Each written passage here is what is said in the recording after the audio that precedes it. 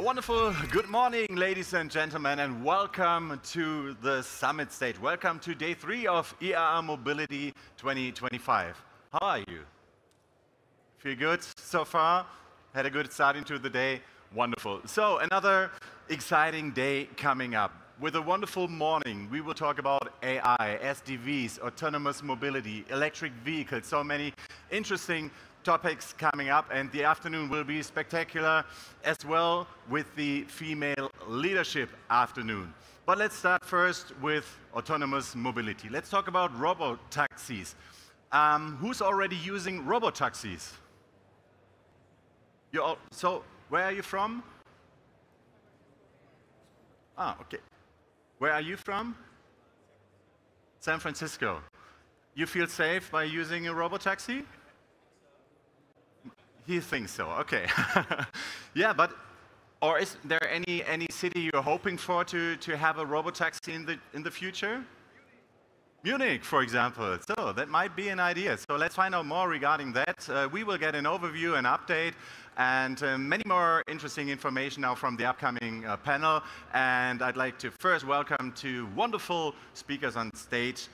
Please give a warm welcome to the partner and associate director, Global Co-Head Center for Mobility Innovation. Wow. At the Boston Consulting Group, Dr. Markus Hagenmeier and Sebastian Pfaffinger. He's project leader, core member Center for Mobility Innovation at Boston Consulting Group. They will guide you through the upcoming panel as well. So say good morning to our next two guests and enjoy your time.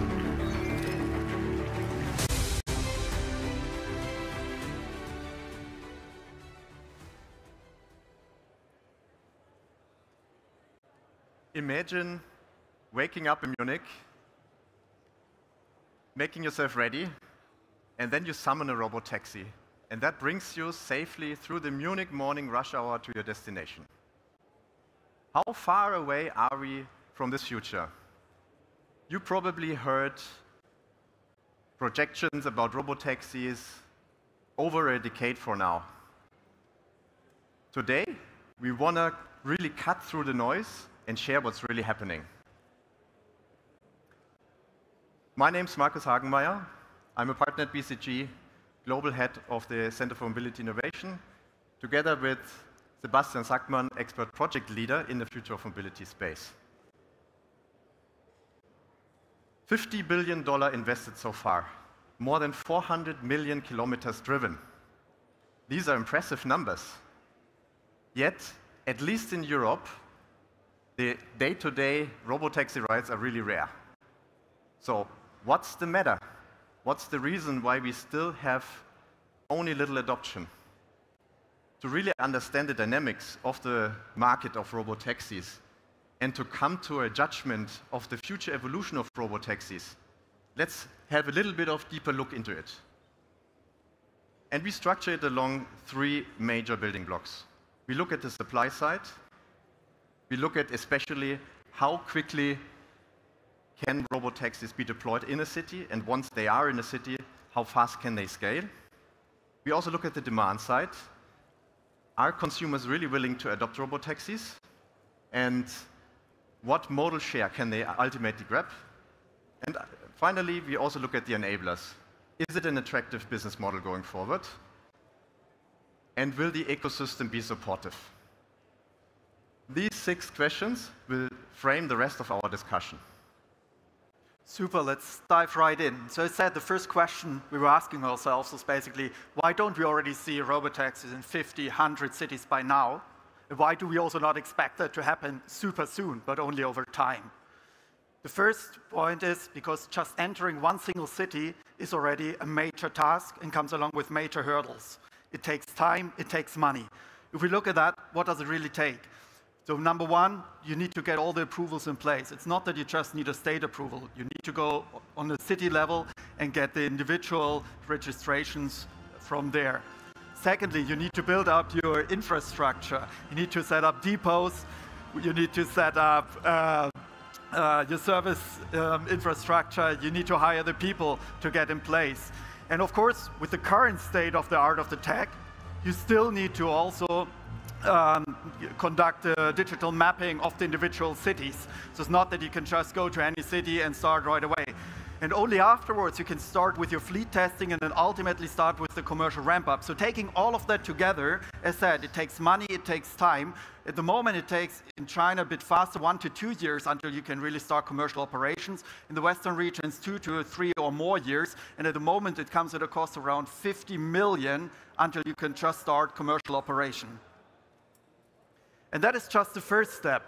Once you are in a city, it doesn't mean that you can serve that whole city right away. Again, it will be a gradual increase over time where you can scale and then only offer your service in that city at mass scale. Maybe 2 points how we were looking at that. Number one, we were firstly looking at what is actually the target service area that robotaxi operators want to operate in. And that's of course not the full urban agglomeration, but it's rather the 20% with the most density, where most of with the highest density, where most of the trips are taking place, and where you can then offer also commercial service at scale. And the second thing we were looking at is, just now we have several operators that have rolled out the operations already. And if you actually look how fast that was happening in the past, you can see that less than 10% of that 20% service target coverage area has been actually expanded per year so far. If you translate it to the future, that would mean at the current trajectory, it would still take you around 10 years until one city can be fully covered. Of course, we expect that this is going to increase and tech is going to get better, experience is going to increase, so we expect that this will shift towards an exponential curve in the future, but it will still take you around 4 to 6 years until a city can be 100% covered, and then you can also get the full demand out of that. So that's it from the supply side. If we're switching on the demand side, we're also asking ourselves, so are consumers actually ready to adopt to the robotaxi usage? And you can see a very interesting pattern coming out of that. In China, people are already now at around 60% of the consumers ready to take robotaxis and willing to drive a robotaxi. If you look to the Western world, that picture changes a bit. Especially in Europe, we see less than 25% of the people currently willing to actually drive in a robotaxi. Of course, this is also something that's going to increase over time very fastly, so we expect already by 2030 that this number increases to around 40%. But again, this is nothing that's going to happen from today to tomorrow. It will be a continuous trajectory, and we need to work together to kind of take away the anxiety and really show the power of robotaxis to the people. Those were a bit more the critical points. Nevertheless, the power of robotaxis is of course enormous.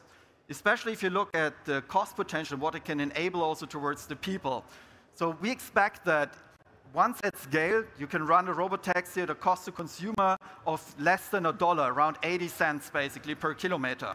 And if you compare that to the traditional ride-hailing, to the traditional taxi modes, what you're currently paying, there's around 50% less. And what you're seeing there is just a single occupancy ride. So once you enable also pooled rides, that figure will further go down, and then of course also enable to cannibalize shares of traditional public transport and really become a powerful mode that enables a new way to move around cities. And because of those economics, we really expect that robotaxis will take global shares, and we expect that robotaxis over the next 10 years will be available not just in the San Franciscos and a couple of other cities around the world, but in more than 40 cities, many of which will be the mega cities, especially in the Western world, where high driver salaries are constantly increasing traditional taxi and ride-hailing costs. So we learned about the supply side. We looked at the demand side. Let's look at the enablers. What about the economics of robotaxis? What you see here are two things: the cost per active kilometer and the cost to consumer. In the beginning of a commercial operation of robotaxis, the cost per active kilometer is of course much, much higher than the cost to consumer. I'm talking about a factor of 100x easily and even more. The further it continues, of course, the fleet rolls out, it scales up, and the cost drops significantly, as you see here. Until year 7, roughly, the break-even of the operational break-even of the robotaxi business will be hit. However, that requires also exponential growth. of at least 15 to 20,000 vehicles spread across at least 10 to 15 cities. And each vehicle delivering about up to 18 trips per vehicle per day.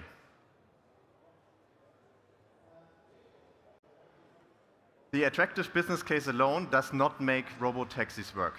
We still need to work on the ecosystem as well. We identified 6 crucial needs that still need to be accelerated. First and foremost, safe, scalable AD tech. The industry made really significant progress, especially also with end-to-end models and the further evolvement of AI. Still, it needs to be commercially applied in the day-to-day robotaxis that we see across the world. And I really want to stress the word safe here. Safe does not only mean to just provide a safe drive through complex multimodal traffic situations, but we also need to ensure safety in terms of cybersecurity risks and physical violations such as blocking sensors, things that the robotaxi industry also already experiences. Secondly, supportive regulation. Regulation has also evolved, but it's still far away from being resolved. If we, for example, zoom into Europe, we have certain countries that made really significant progress, but we are still lacking a unified approach.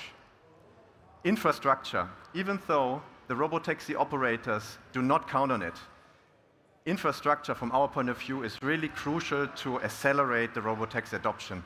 And it can be as simple as providing proper lane markings. Tailored insurance. This is something that the industry still needs to work on.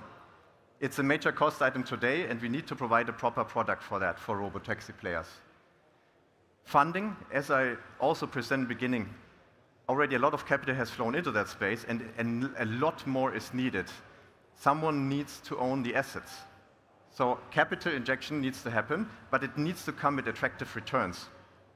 And finally, education of consumers. We've seen the numbers. So there's still a lot to do to better bring the technology to the consumers.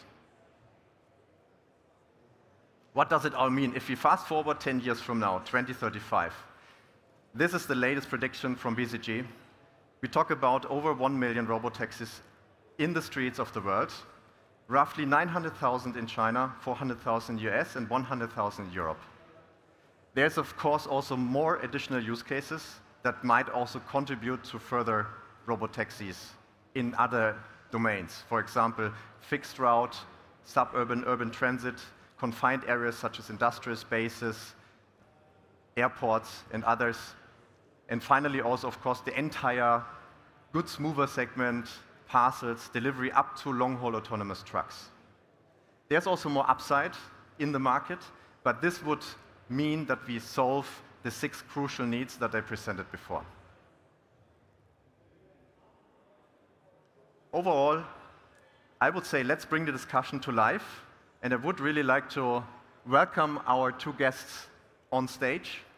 Lena Kleinschmidt, Commercial Director, Sales and Services at Holon, and Chirag Devani, Senior Manager, Autonomous and Emerging Business at Lyft.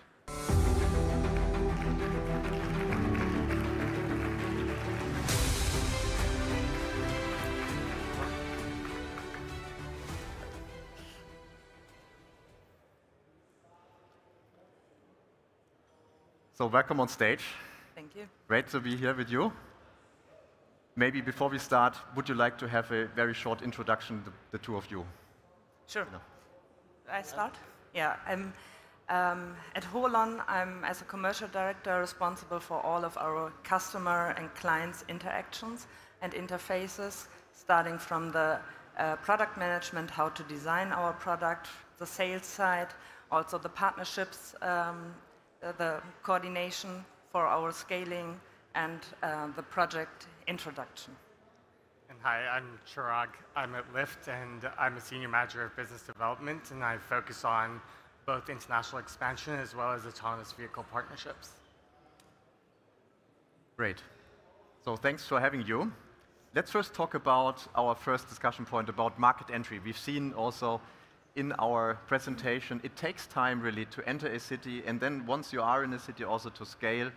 And Lena, the first thing I'd like to ask you is about what has been your experience so far with deploying whole-on movers across several use cases or cities. How tricky is it? What is your experience with that? I think it's all about having the right partnerships and strong partnerships from the very beginning. And if I take Hamburg as an example, we have already for a couple of years a very strong partnership with the city, also with a public transportation authority there, and other partners locally on site to have really made all the groundwork already before we have the first vehicles there. Like, you had all the puzzle pieces in your presentation already. You need to educate the society or the passengers. You need to work with the regulatory side. You need to have all the bits and pieces in place before you start to have really the right acceptance. And this partnership setup, this is in the end crucial for each and every city. Also around the globe, it's not Germany focused, it's the same in the US. If I may add a follow-up question. So you mentioned Hamburg as one example. Is city like the primary use case, or what are the primary use cases you see for Holon going forward? Public transport is one, but also private mobility services is another. In the end, Holon is always a part of a broader ecosystem. We designed our product with open interfaces to existing mobility systems. So in the end, private mobility and public mobility need to work together to have the overall benefit for the society and the passengers. Because as a passenger, you don't care normally if it's a private service or a public service. You just want to go from A to B in the time and the reliability you need. So our aim is to really have this open mobility service offering and being adaptable to different use cases. Lena, you mentioned public transport. Chirag, you're more primarily from the private transport side, classic taxi, classic ride-hailing.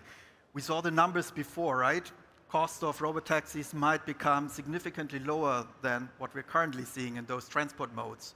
What does it mean from your perspective for a player like Lyft 10 years from now? What share will be really autonomous? And also, what does it mean for the overall business model? Yeah, great question. So we're very excited for autonomous vehicles to continue to evolve and develop over time. On the Lyft platform over the next 10 years, I strongly believe we'll see a significant increase in the number of autonomous vehicles. But this will unlock new use cases, new business models. Our partnership with Holon and Bentel Mobility is an example of, unlocking airport rides, doing AV shuttles. It's very exciting to see how this will change over time. And as costs come down, you will see more and more use cases get unlocked, which will be very exciting for our riders and to provide access in different locations and geographies around the world. And if I may ask, how do you envision that transition phase? We're going to go in a hybrid world where traditional drivers and robotaxis is going to coexist. How do you envision to also take the drivers with you, where I can imagine there might be many questions also out there, how the future will look like? Yeah, so Lyft fundamentally believes in a hybrid marketplace. Drivers are a large part of our ecosystem. We have hundreds of thousands of drivers who give rides on the platform on a weekly basis. And as you think about autonomous vehicles, there are a lot of new cases, new use applications that we can focus on. And robotaxis will have their strengths, drivers will have their preferences. And so we're really excited to create an environment that allows you to complement both the advantages of robotaxis and technology, as well as the service aspect that drivers present. And it's going to be a phased approach. You're going to see us currently in this foundational phase where we're helping robotaxi companies understand the market, understand what use cases make sense, and connecting riders to their first autonomous vehicle experience. Over time, you're going to see the hybrid marketplace become more important. You're going to see riders have the experiences and preferences of when they want to engage in an autonomous vehicle ride versus a driver-serviced vehicle. And so as that happens, the dynamics in the marketplace will come into place. We will see dispatch logic be important. You will see an overall improvement in the quality of service available, which will attract riders. You'll see new use cases emerge, that's also a way the platform will grow. And as both of these cases grow, drivers will become more and more involved in more specific applications that lean into their strengths. And then overall as an industry, we're going to see more and more autonomy baked into how OEMs produce their mass vehicles. And so as that level of autonomy increases and drivers start to use autonomy in their day-to-day vehicles as well, you're going to see opportunities for entrepreneurship and chances for drivers to start to lean into the value chain and sort of participate in an autonomous future as well. Super, thank you. You mentioned also consumers already, I think on both sides. We saw the anxiety, especially in Europe, that is still prevalent. What is your both perspective? How can we overcome that anxiety and also bring it rather on a China level sooner than later? I think this will be unlocked once there is the first contact. We see in all the research we have done so far that it just needs the first contact, and then it's getting normal very soon. And as long as people don't have the chance to experience autonomous mobility, like in the US it's way more than you could do here, then the acceptance increase very dynamically. Once you have sitting in an autonomous vehicle, very soon you just forget that it's autonomously. And this first step with the first contact to autonomous mobility, this is what we need to achieve also in Europe. And I'm very convinced numbers will go up then very soon. Yeah, everything you said. And I would add that safety and trust is a key part of getting individuals to take a ride for the first time. So providing access, helping them understand what to expect when they get into a vehicle, ensuring that during the ride they understand what they have access to, whether that is a safety driver or there's some sort of human connection that they can access if they need help. And then after the ride, being able to provide feedback on their preferences is all going to be part of building that journey and experience for a rider. And once you sit in an autonomous vehicle once, within 2 minutes, that magic is there. You're excited and you feel that. And once an individual feels that, a lot of the concerns sort of go away quickly, which is an exciting part of the journey. Lena, maybe one follow-up question on that one. So how do you actually design the vehicles in a sense that it's also suitable maybe for the skeptical part of the users, like for elderly people or for someone who has really never experienced that technology? So from our overall vehicle design, we had this already in the passenger in the focus, that we need to have a very open and inviting design of the vehicle. Maybe not this super spacey robo-taxi, what you would imagine from films or something like this, but really having a friendly environment which invites passenger and then, as Shirek said, also helps them through the journey. So we have a couple of screens in the vehicle which will give all the information a passenger needs. We have accessible entrance, so with a ramp and also kneeling, also elderly persons can easily access the vehicle, have a comfortable seat, and just feel safe in the vehicle. And then it's a lot about the passenger management, that they not feel alone in the vehicle, but always have the possibility to have connection to a human, or having all the information available through the passenger information system. I think that would help adoption, yes. Yes. Indeed. And then it's also about working with a community where you have introducing the vehicles. If you have a very strong ambassador already in the community who help people overcome this skeptical first nervousness, then it's really a good benefit if you have these people very early in the process. Let's talk a little bit about partnerships. And first of all, I want to congratulate the two of you. I mean, it's Lyft and Holon partnership has been recently announced. I'd really like to hear from both of you how you set up the partnership. Yeah? So what were the deciding criteria from Lyft side, how did you actually choose, Gerard, let's say, the AV provider that is ready for your partnership? And from Holon side, actually, what is the right platform to really put the Holon vehicles onto? Yeah, great question. So, as Lyft thinks about the autonomous vehicle future, we want to be good partners and engage early on with the various different business models and use cases that exist. Holon presents a very exciting opportunity with the shuttle use case. And we also have a partnership with Mobileye and Mobileye technology. And so as we think about our integration with Mobileye and all the different applications we can have with them, the shuttle is almost a natural fit. And when we met the Holon team and the Bentele Mobility team, there's just this instant connection and very mutual alignment on how we think about the future of autonomous technology. It's not just about getting vehicles out there or pushing scale. It's about being thoughtful, building a product, the design, the thought that went into it. It's all these characteristics that truly keep that magic and experience alive through the autonomous journey. And so as we went into these discussions and talked about where we saw the future of mobility going, there's a lot of alignment, which made it very exciting to partner with the team. Yeah, exactly what you just said. One thing to add is really also the scaling factor around it. So we are building not only prototypes, but a serious production vehicle. And Lyft obviously is already has scaled all over the world. So this is also a good fit for us to have both parts together and grow with a market. And one major topic I think we both have in common, the numbers you just showed about the time it takes to scale and to have a profitable service. This is something I think we together will work on to have this shortened a lot in the next years. Yeah, I would also just add that today autonomous technology is just one part of the value chain.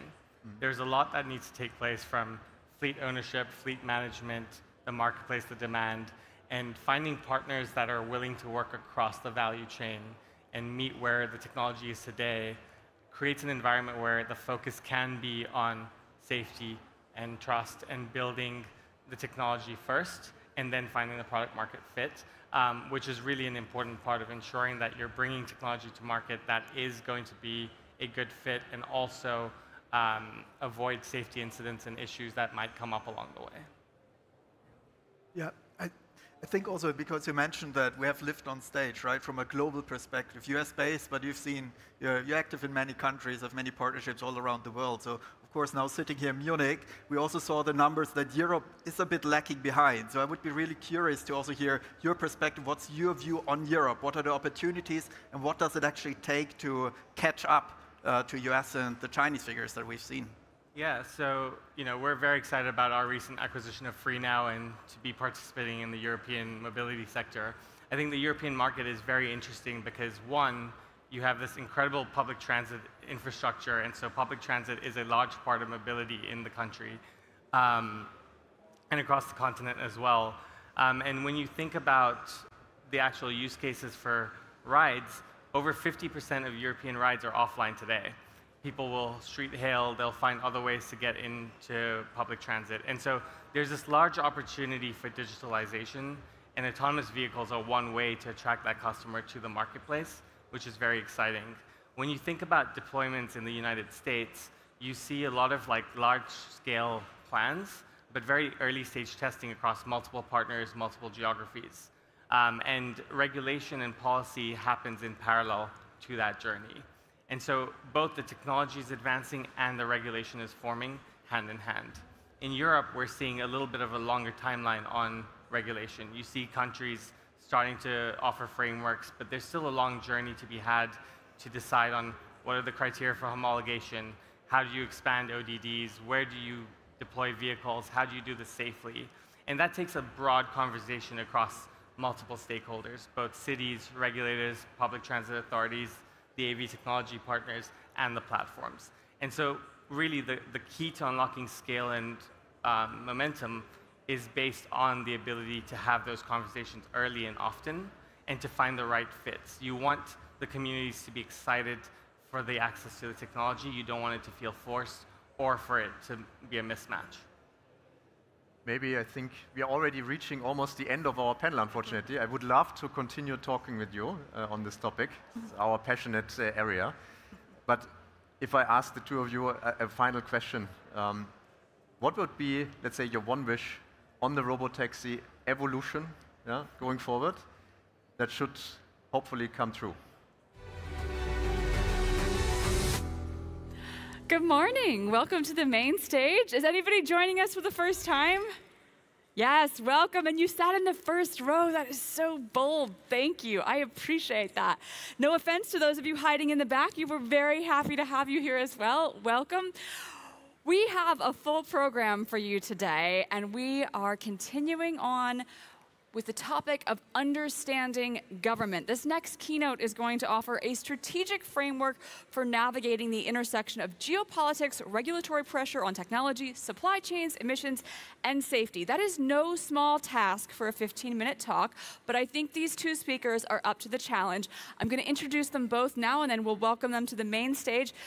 Global Managing Partner for Sectors at Hogan Lovells, Patrick Ayad, and Global Director of Thought Leadership at Hogan Lovells, Lance Bultina. Please welcome them to the main stage.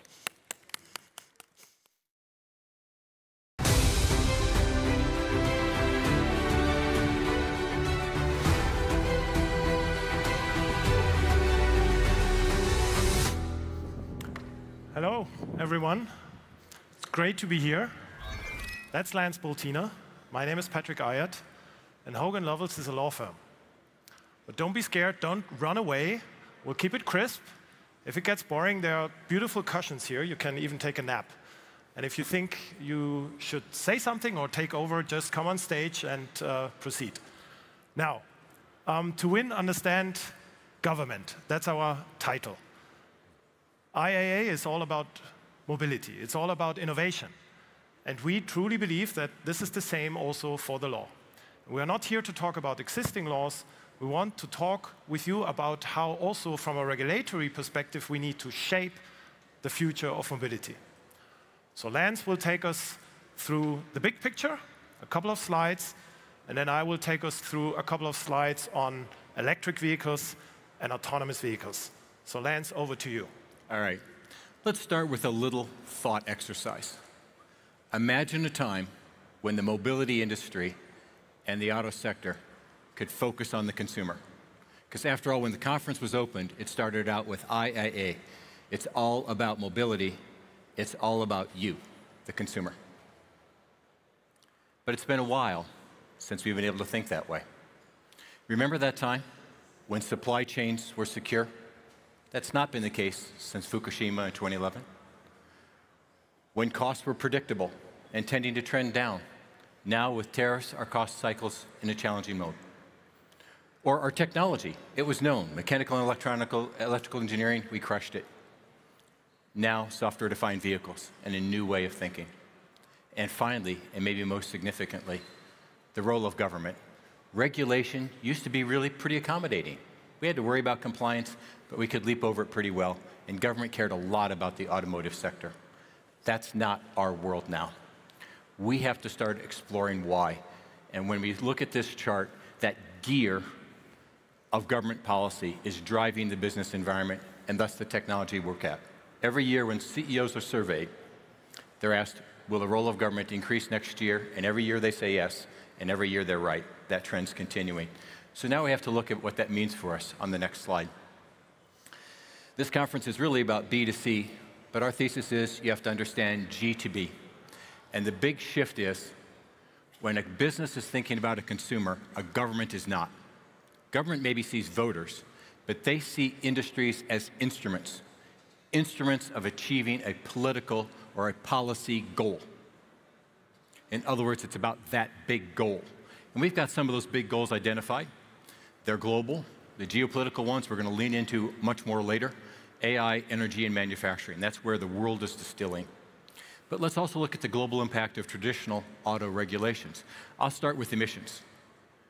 That used to be about relatively local issues, energy security. Then it became about what? Global climate change. Safety. software-defined vehicles. That new technology is of governmental interest beyond this sector. And Patrick, I think you wanted to talk about consumer protection. Yeah, just to stress the point of consumer protection, because, I mean, there has always been safety. That's the most important thing if you bring vehicles particularly on the market. And then, of course, in the last 10 years, particularly in the automotive industry, it was very much about environmental protection and emissions in particular, because of the diesel issues. Now we can see a shift more towards consumer protection, and Europe in particular is regulating a lot in this space. So if you look at cars, what was the thing about emissions, the protection of the environment, if you now look at electric vehicles, it's about the driving range, for example. It's about making it clear to customers real driving range. And it's the same discussion as we had with emissions. Like the emissions on the test bench and the real driving emissions, we have exactly the same discussion now with electric vehicles, but it comes from a consumer protection perspective. All right. So now let's think about what's really driving government. That's a complex topic. We can focus in an area and get most of the topic covered. We've got competing industrial policies. These gears, they're not grinding, they're grinding. They used to mesh. But the world's changed, and we need to focus on why. After 15 years of negotiation, China entered the WTO on December 11th, 2001. And now I've got to throw some numbers at you. At that time, China had 6% of global industrial output. It had 2 5-year plans, Made in China 2025, the 13th and 14th. They've succeeded spectacularly. Right now, China has 27% of global industrial output. To understand the scale of that significance, that's a bigger slice of a bigger pie. The world economy's gotten bigger, and China's gotten a bigger slice of a bigger pie.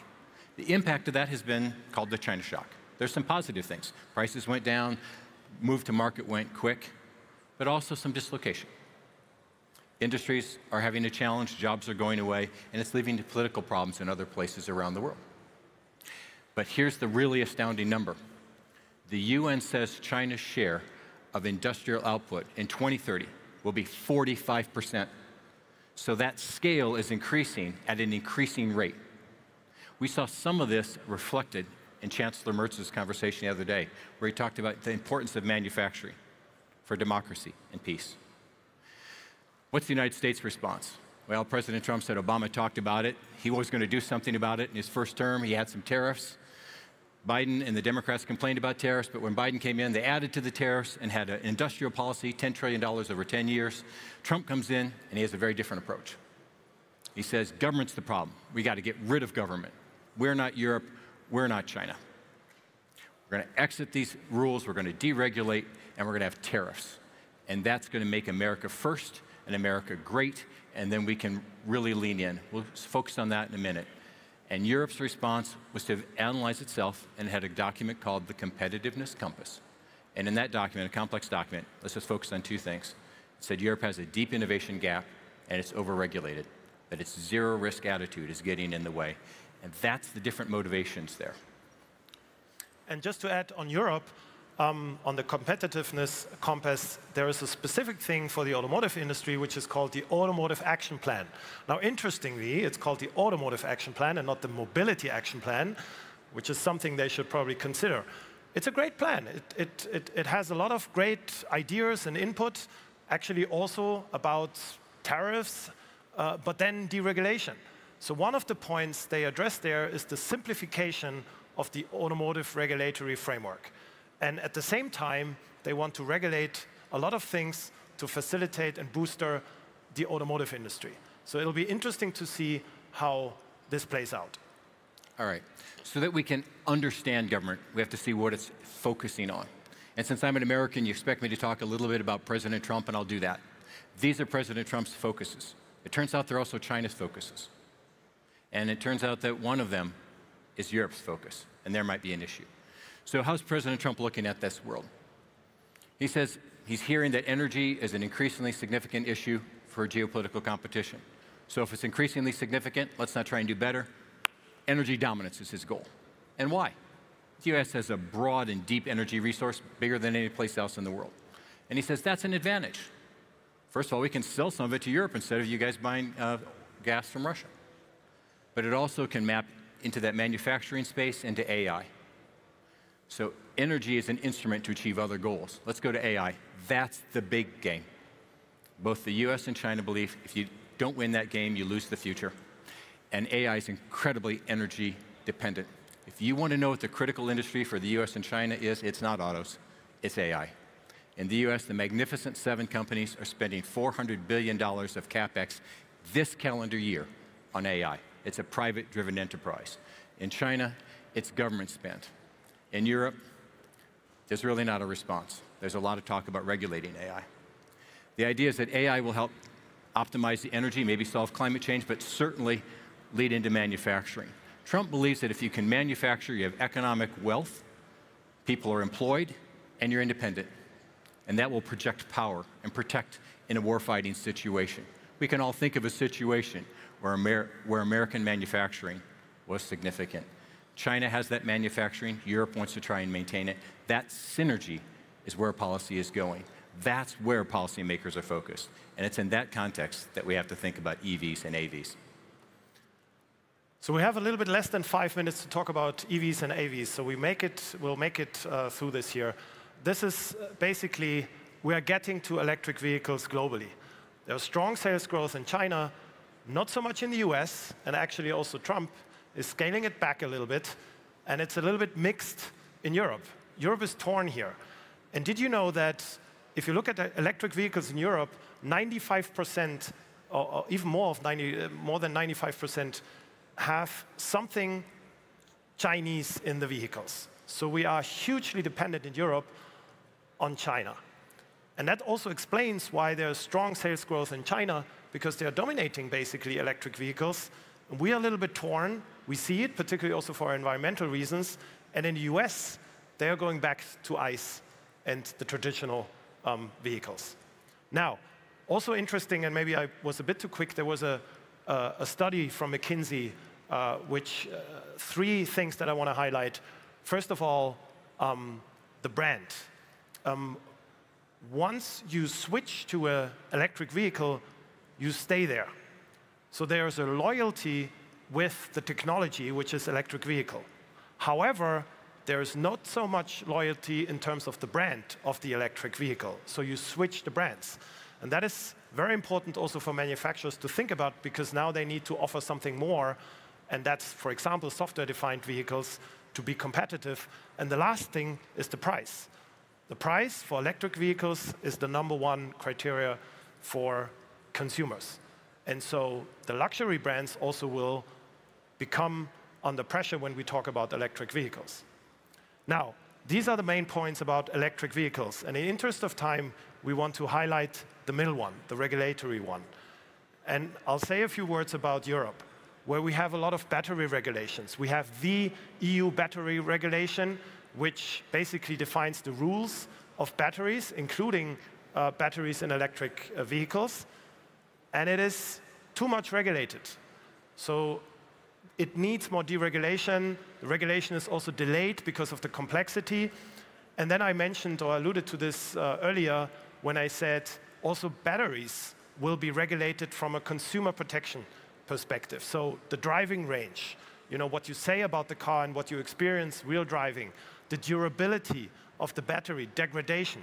This will all be heavily regulated, and you need to understand that if you bring electric vehicles on the market. At the same time, and Chancellor Merz was not that clear, but I think Prime Minister of Bavaria, Söder, was a bit clearer. What about the ICE ban? Will we have it in 2035 or not? And that's another topic for regulation. Tell us a little bit about the US. Well, in the US, President Trump campaigned against the EV mandate. He said consumers don't want it, so why are we requiring it? And by requiring it, we're just forcing a product made in China onto the American public at a government-subsidized cost. He sees it as part of his deregulatory agenda to get rid of EVs as a mandate. Now let's talk about AVs as a final 2 slides here. These are probably the main challenges if you want to introduce AVs into the market: regulatory, technology limitations, public acceptance, safety concerns. We could do a poll now, what you think is the #1. But let's focus a little bit on regulatory developments again. From an EU perspective, we have a type approval system, as you know, but it gets a little bit complex here when we talk about AVs because you have basically 3 layers. You have the normal type approval for the vehicle. You have an additional type approval, so to say, for the ADS, so the system.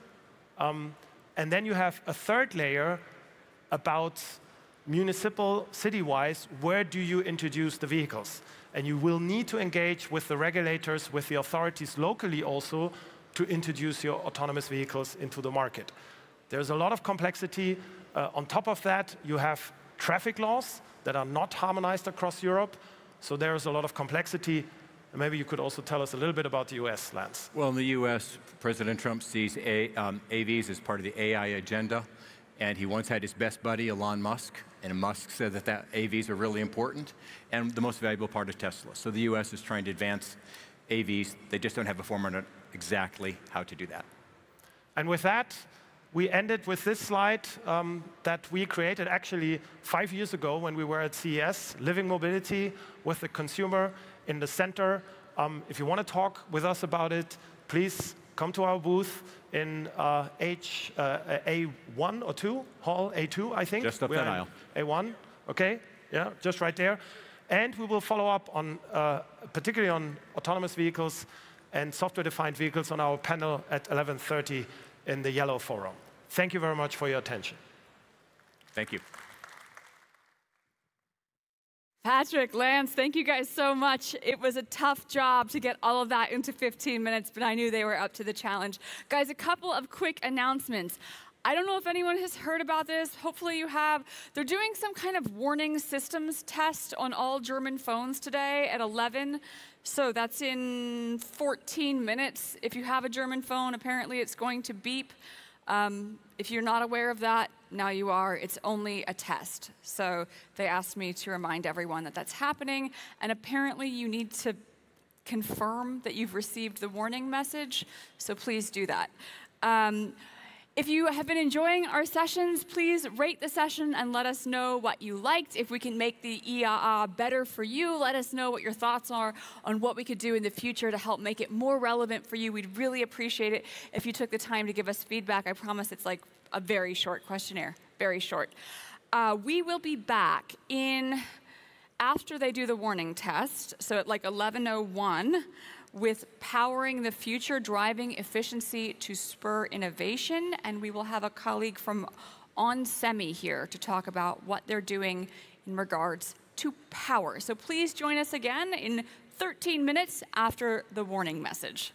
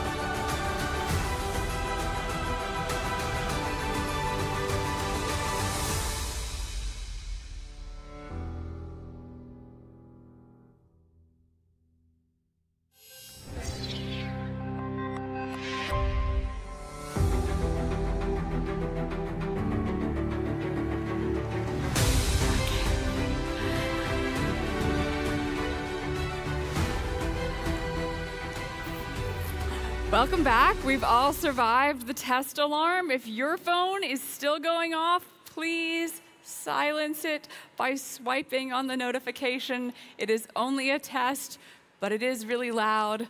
So if that's your phone, please turn it off. I imagine a lot of folks have left their phones like in their backpacks or just not right next to them, and we're going to be listening to that for a long time. It's good to know that the emergency services and test systems work, so thank goodness for that. We're going to forge ahead despite the slightly annoying background noise. We've been talking a lot over the last few days about the move toward electrification, and one thing is clear: for that to happen, semiconductor innovation is indispensable. This next keynote is going to explore that strategic shift that is going to be required, looking at the importance of tech partnerships, but also the path toward a sustainable, electrified future. I'm really pleased to welcome the president and CEO of onsemi. Please give a warm welcome to Hassan El-Khoury.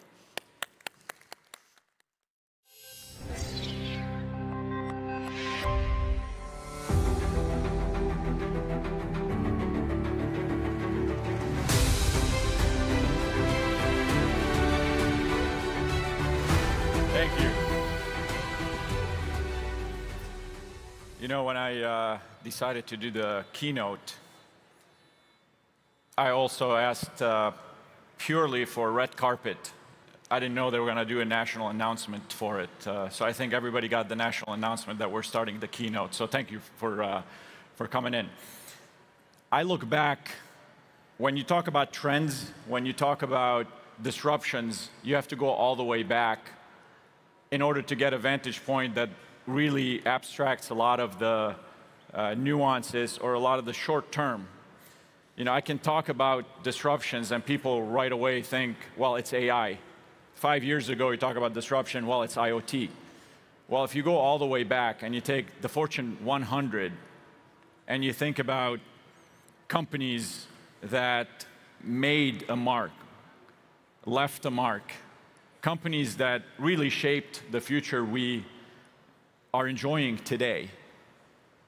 And you look at those names, but you fast forward and you start thinking, how are these companies, how they evolve? How did they go through the changing atmosphere that we've done? So much disruption happened in the last few decades that you start getting this pattern that is a little scary.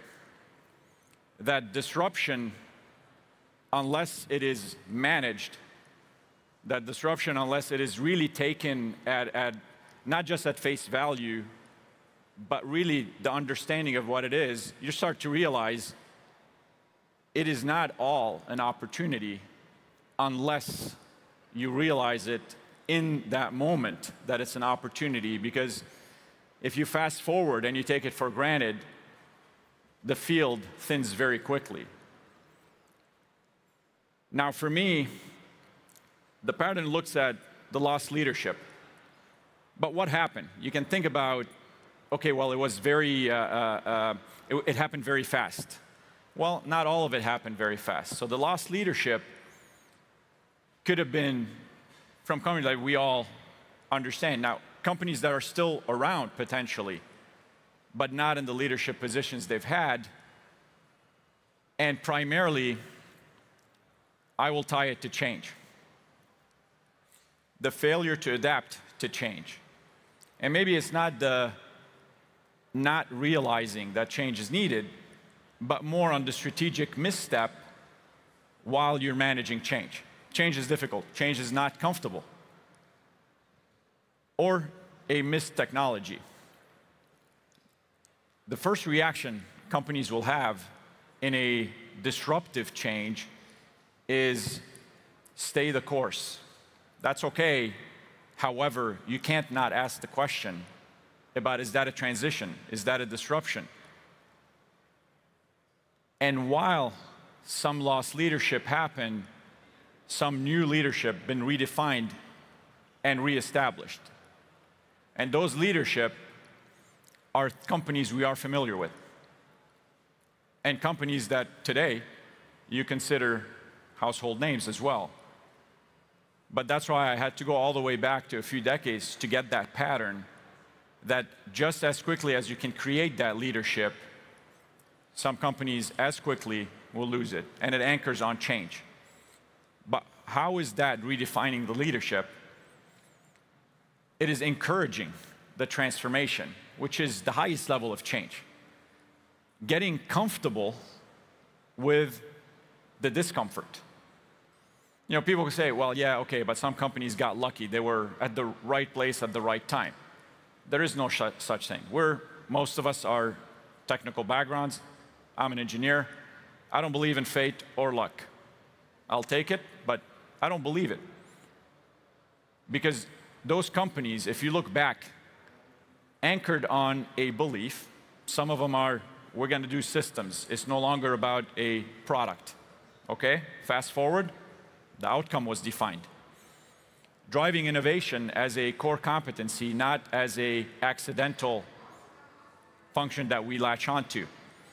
And then delivering that strategic results. So being able to execute through. So defining it and capturing it is not even close to delivering it. And that is where leadership is lost and leadership is defined. Now let's look at the area we're in today. If you look at the companies I looked at earlier, you can say there was a disruption, which is the internet, the tech. A disruption that is the phone. Disruption that is a car. Well, look at where we are today. Just look around this show, walk around. The disruption is across every domain, and it is no longer an isolated disruption. For example, automotive, e-mobility. We can talk about electrification and electric vehicles, but you can't talk about cars today without talking about the disruption that AI is creating for the e-mobility, for the vehicle experience. And that is not just how we experience the vehicle, but it is how we are creating this vehicle. So it's no longer a siloed disruption. It is a single across advanced manufacturing in order to deliver the AI, in order to deliver the data center, in order to deliver the vehicle today, you need the manufacturing disruption. So as we start looking at the pattern across where we are, it gets even more complex for how do you manage that? Now, if we look at across, again, just pattern recognition on where we are and how do we navigate. There are two types of outcomes. One is you get paralyzed. How are we going to navigate through it? A single company, how can you expand? Wouldn't you get thinner and lose focus?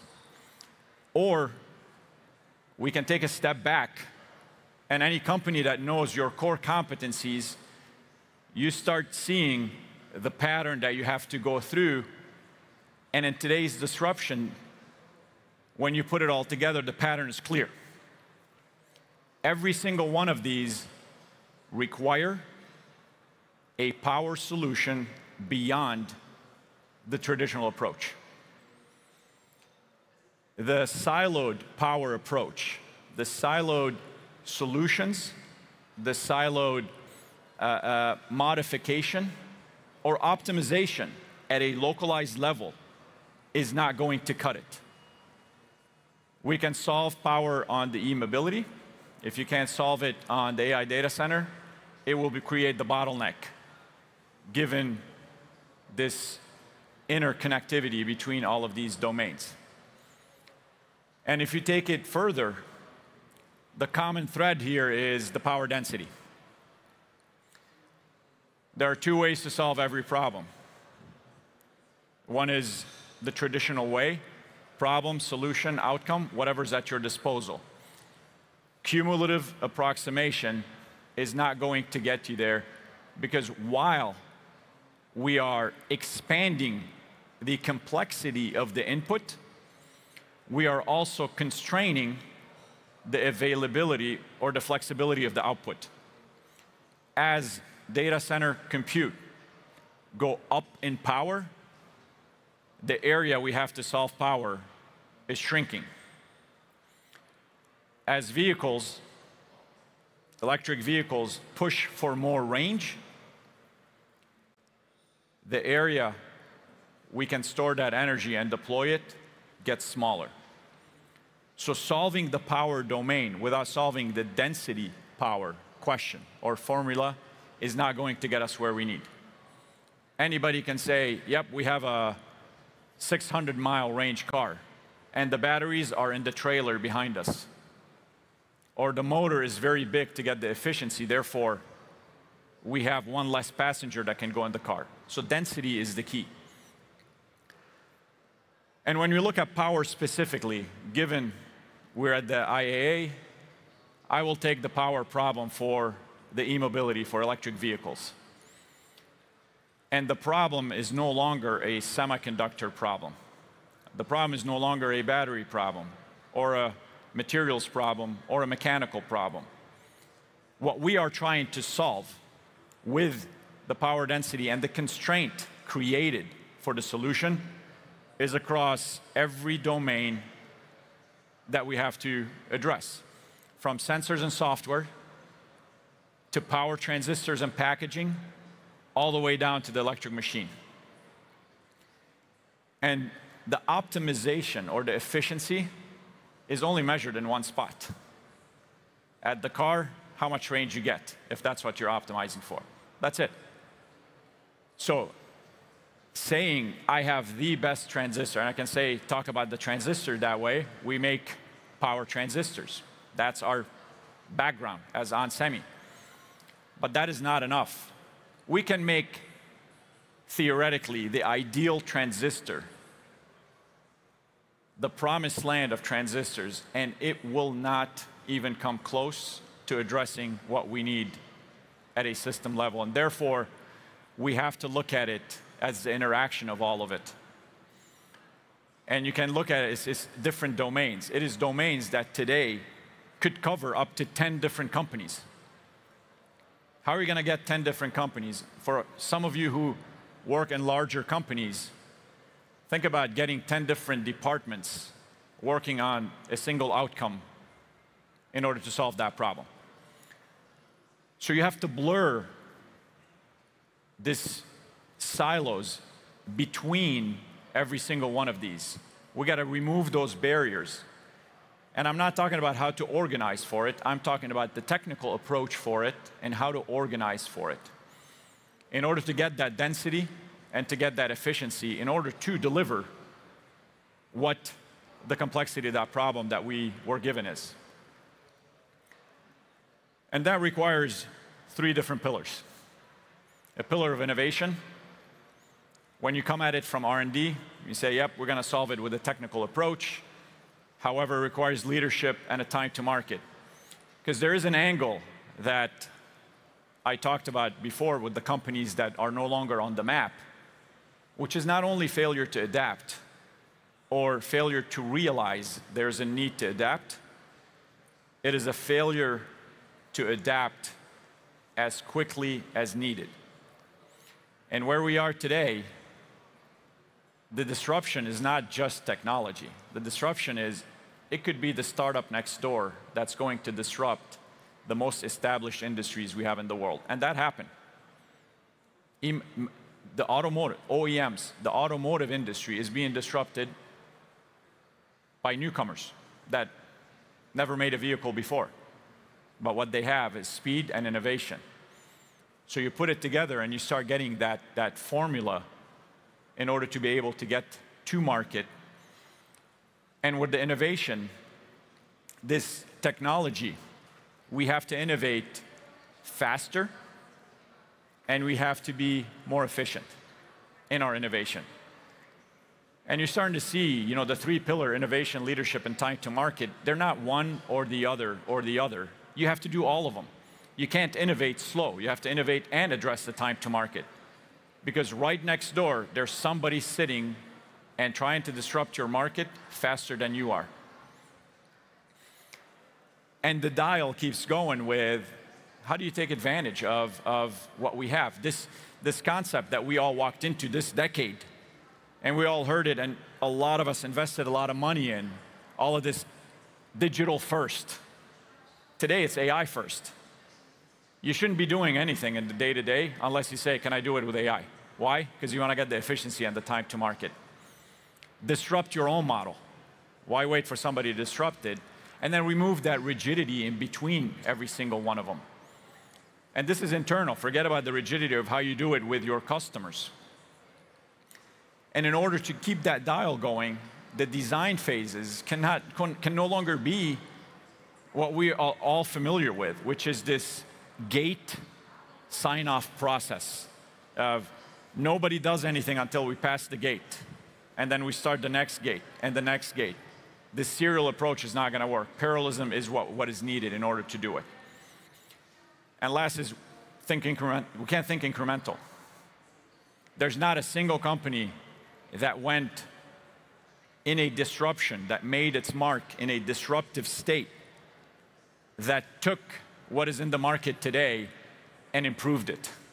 They actually took what's in the market today, and their fundamental assumption was, this is not going to work. Let's start with a blank sheet of paper, and that's where the disruption, no more incremental. And looking at the leadership, it's the same way. How can we have leadership without change? But I would differentiate leadership with a sustainable leadership. Getting leadership when the things are going up and losing it and not being able to sustain it is not going to work. That's the fundamental approach that we, including at onsemi, are having. And this is the fundamental approach we as an industry must have. This need to adapt our mindset and the willingness to change the traditional ways. And that is where discomfort comes in, but that's where leadership also will come out of. And the self-challenging.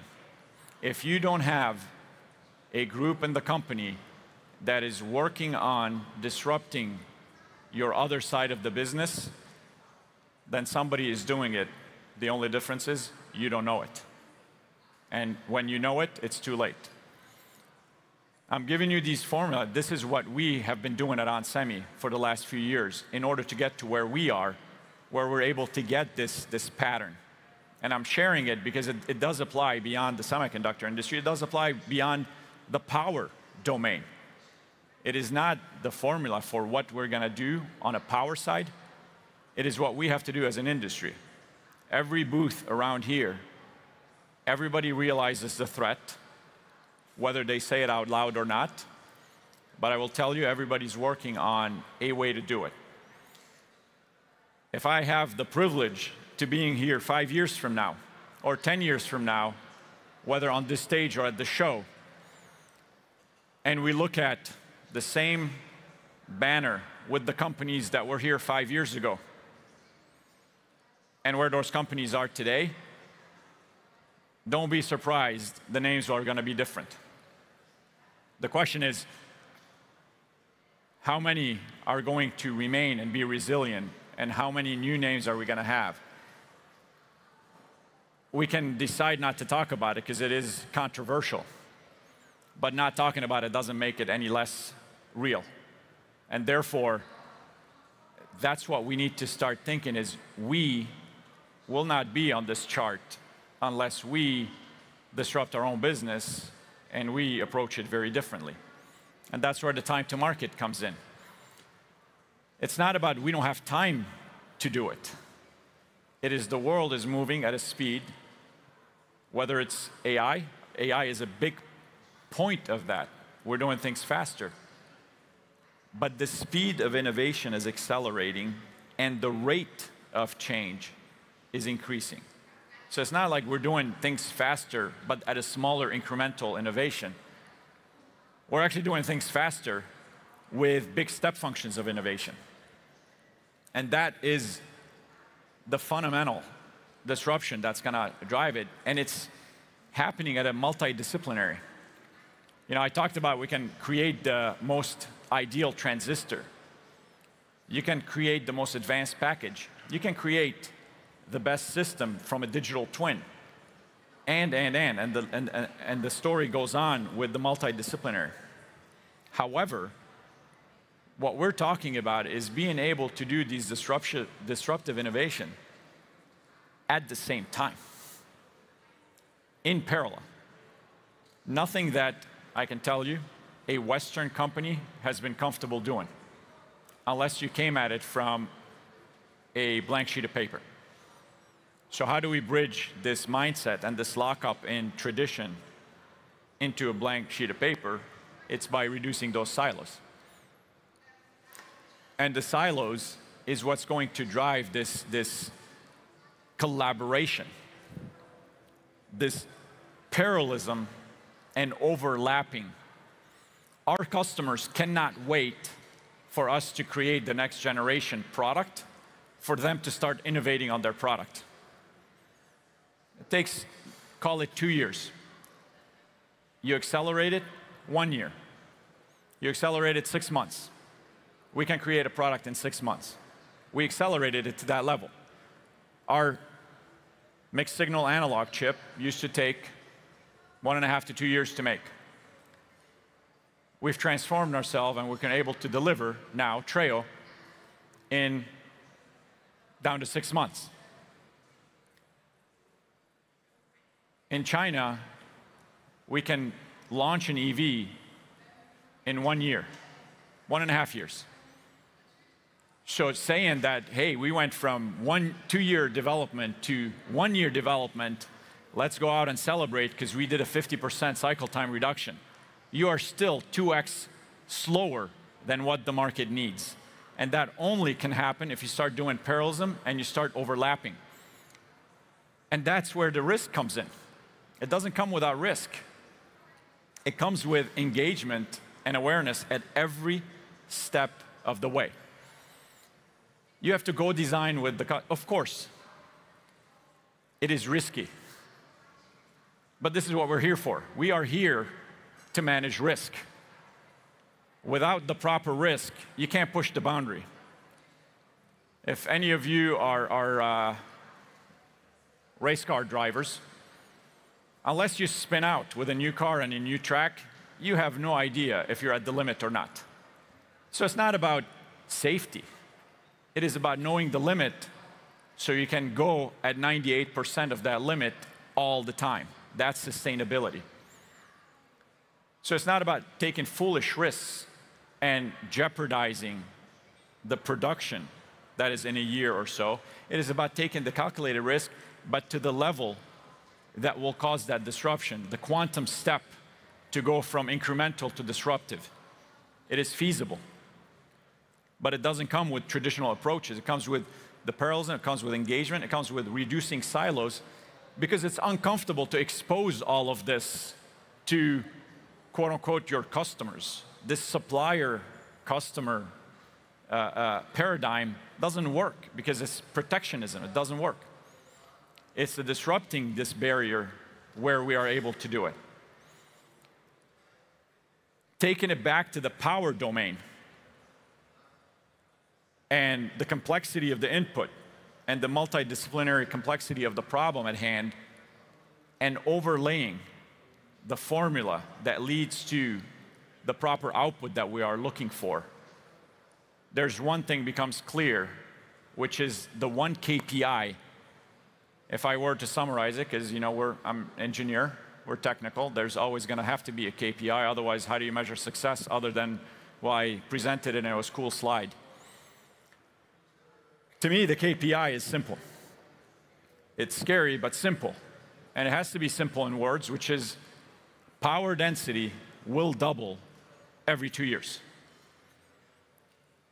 The concept of incremental is no longer there. The concept of what we used to be, we improved 10%.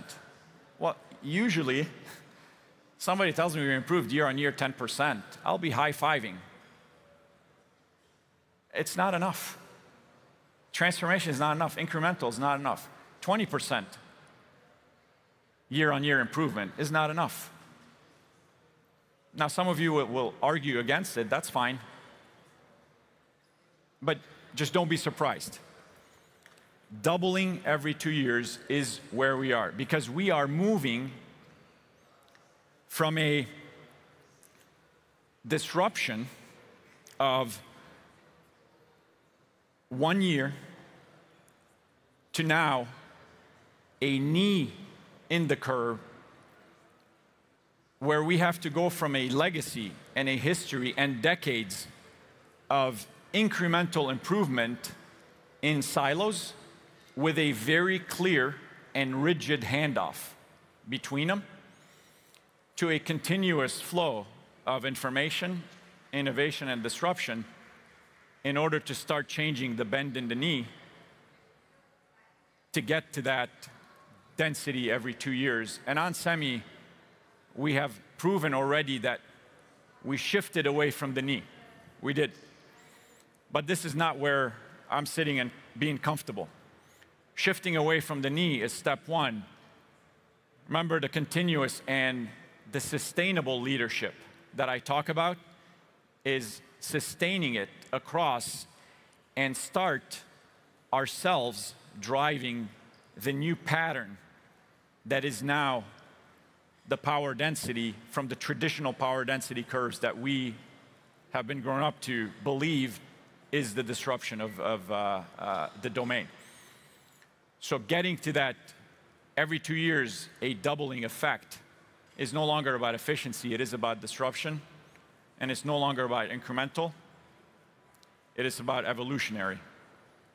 And that is not a semiconductor approach, that is a system-level approach, a car approach, an AI data center approach. It is the new approach that we have across the disruptive markets that we are all trying to navigate. Thank you.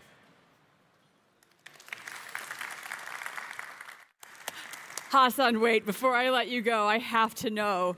I have never seen someone with 2 watches. What's the story? What's the story? So I travel about 80% of my time. Yeah. I'm in different time zones. Okay. I like my watch, but back to the efficiency, I tried to optimize how much time I spent to get on the real time zone. Come with me this way so we don't get hit with chairs. So what I decided is I'll just get this watch for all my sleep, my steps, and all of that. And this is automatically set to the current time zone. So I don't even have to spend time winding a watch anymore. I have to optimize my own time at that incremental level. So when I'm talking about doubling every year, I'm optimizing at micro level every day. Wow. Now, see, this is putting your money where your mouth is. I have one follow-up question, then I promise I'm going to let you go because I know you have a flight to catch. How did you come to the decision to put them on different hands? Because that would be too nerdy, having 2 of them on one. We've been talking about it backstage, and the assistant, who's in his early 20s, assured me that that's what the rappers do. So do it, yeah. I'm going to use that from now on. I wouldn't know, but apparently... Because it's way cooler. Yeah, you might. Okay. Hassan, thank you so much for being with us. Much. This was great. Big round of applause for Hassan and his 2 watches, putting his money where his mouth is when it comes to efficiency. Well, we've heard about how driving efficiency can spur innovation. Up next, we have a panel from the World Economic Forum. But first, I'd like to invite you to pull out your phone and to rate the session. Getting your feedback helps us make the stage program as compelling and relevant for you as possible. So please share your thoughts with us. I promise it's a really short questionnaire. It won't take up too much of your time. Good, bad, tell us what you thought. We really, really appreciate it. It helps us make the stage better each year. So I think we've got the chairs up here, so without further ado, I'm going to bring up our next panel. It's about the next decade of private vehicle intelligence. Please welcome Maria Alonso of the World Economic Forum and her panelists.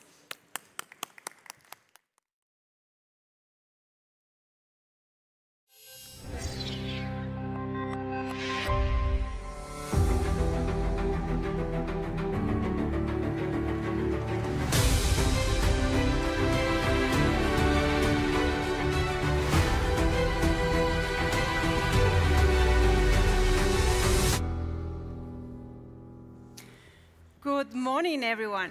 It's a pleasure to be here with you this morning and to discuss about the future of vehicle intelligence and how, in particular, L2 and L2 Plus are going to make our roads safer and more comfortable.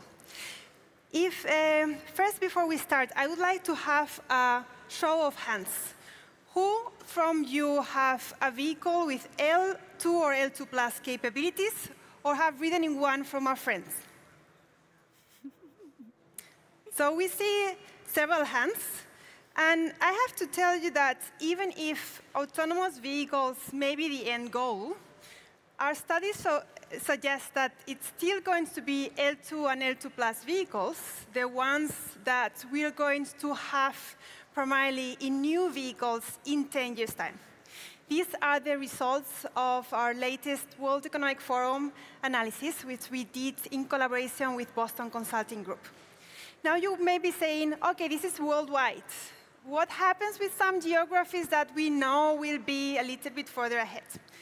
We also looked into specific geographies, and what we saw is that in the United States, in Europe, in China, in Japan, still L2 and L2 plus vehicles are going to be the ones that are going to dominate new passenger vehicle sales in 10 years' time. So here we see similar trends, still with China being at the forefront and really having a larger share of L2 plus. So with that in the background, I want to introduce my lovely panelists. So here we've got Edgard Andersson. He is the CEO of Senseat, which is part of Volvo Cars Group. Senseat does car safety software and AI for autonomous driving and advanced driver assistance systems. Additionally, Edgard is member of several boards, including Triathlon SE and Chalmers University, and she has held senior roles at Volvo Cars and Ericsson. Welcome, Edgard. Next, we've got Susan Poymore. She is Global Head of Mobility at Allianz Partners, where she focuses on insurance solutions for electric, connected, and autonomous vehicles. Susan brings deep automotive experience and is leading innovations at the intersection of mobility and insurance. Welcome, Susan. Yeah. And last but not least, we've got Dr. Angela Wang. She's Senior Vice President and Secretary of the Board of Directors of Newsoft Corporation, Chairwoman and President of Newsoft Europe, and Chairwoman of Newsoft America.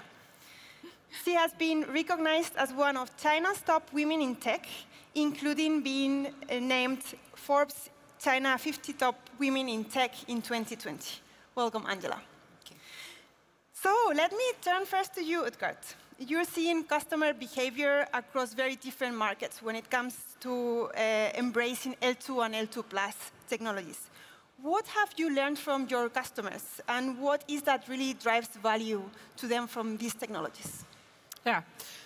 Thanks, first of all, for having me. A fantastic set of people to join here on stage. I would probably divide it in two different categories. Most of what we see is that customers, I mean, we're all human beings, and we all have a lot of basically the same needs. We want our cars to be super safe for the people we love. For us, that's at the core of our mission, is to create safety through automation. We want the convenience you can get and a lot of stress reduction. A lot of people spend a large portion of their lives in congested traffic, and you really want that. Those are global needs, and those are global values we can deliver. When it comes to the different markets, I think that the differences we see are like mainly things like the traffic situation being quite different in a large city in China versus a rural city in Sweden. So of course, we have to make systems that cater for that. But also, we see quite a lot of the car, unlike what we in automotive industry like to believe, is not your prime target as such. It's a part of your larger ecosystem of things, and you want it to fit into that. And those ecosystems are growing a bit differently in China versus the US, or in Europe versus South America, for instance. You want the car to be embedded in your digital ecosystem and work seamlessly. And for that, we see some variation happening. But I firmly believe that when it comes to taking care of the fundamental needs of protecting the people in the car and the people around the car, creating safety and creating stress relief and excitement around being in the car, those are global, and we should always make the global effort to learn from all the regions and make the product better for everyone. Thank you, Edgard. Susan, L2 and L2 Plus going to bring or are bringing safety benefits, but they also have new challenges, like, for example, phantom braking. How are you taking this into account in your insurance models? So phantom braking is a really good example how, as Oetker was saying, we're bringing safety to the roads, but on the other hand, there might be some new accident patterns that we have to deal with. So in this case, it's a really good technology because, first of all, you have the emergency braking, which will bring down for us as an insurer the major severity cost. On the other hand, we have these new accidents, potentially a rear-end collision, and we need to deal with this. As an insurer, we look at vehicles with and without driver assistance systems differently, and they have a different risk factor to consider. In Germany, we actually use the real claims data of these vehicle driver assist vehicles, and it's in the German type classification. So we can already consider this in our risk model. But then moving forward, as it becomes more dynamic, we also are working now very closely with different OEMs to consider using their data. This is especially important then in the case of an incident, we can find out what happened with the vehicle and learn more about the behavior of the vehicle. Yeah, thank you. Angela, when we think, and everyone here has seen that at IAA Mobility this year, there's a lot of Chinese OEM, Chinese momentum, and everyone's looking at China. So my question to you is linked to what happened earlier this year, where there was the accident of Xiaomi, and from there was a swift change in regulations about what can be or cannot be sold or advertised as autonomous. What can other geographies learn from this swift approach in the Chinese market towards safety? Yeah. Recently, China regulators has been launched several regulations regarding ADAS. So not only the bans of using the term autonomous driving for the L2 ADAS, but also several mandatory regulations for make sure the safety and also the control the quality of L2 ADAS.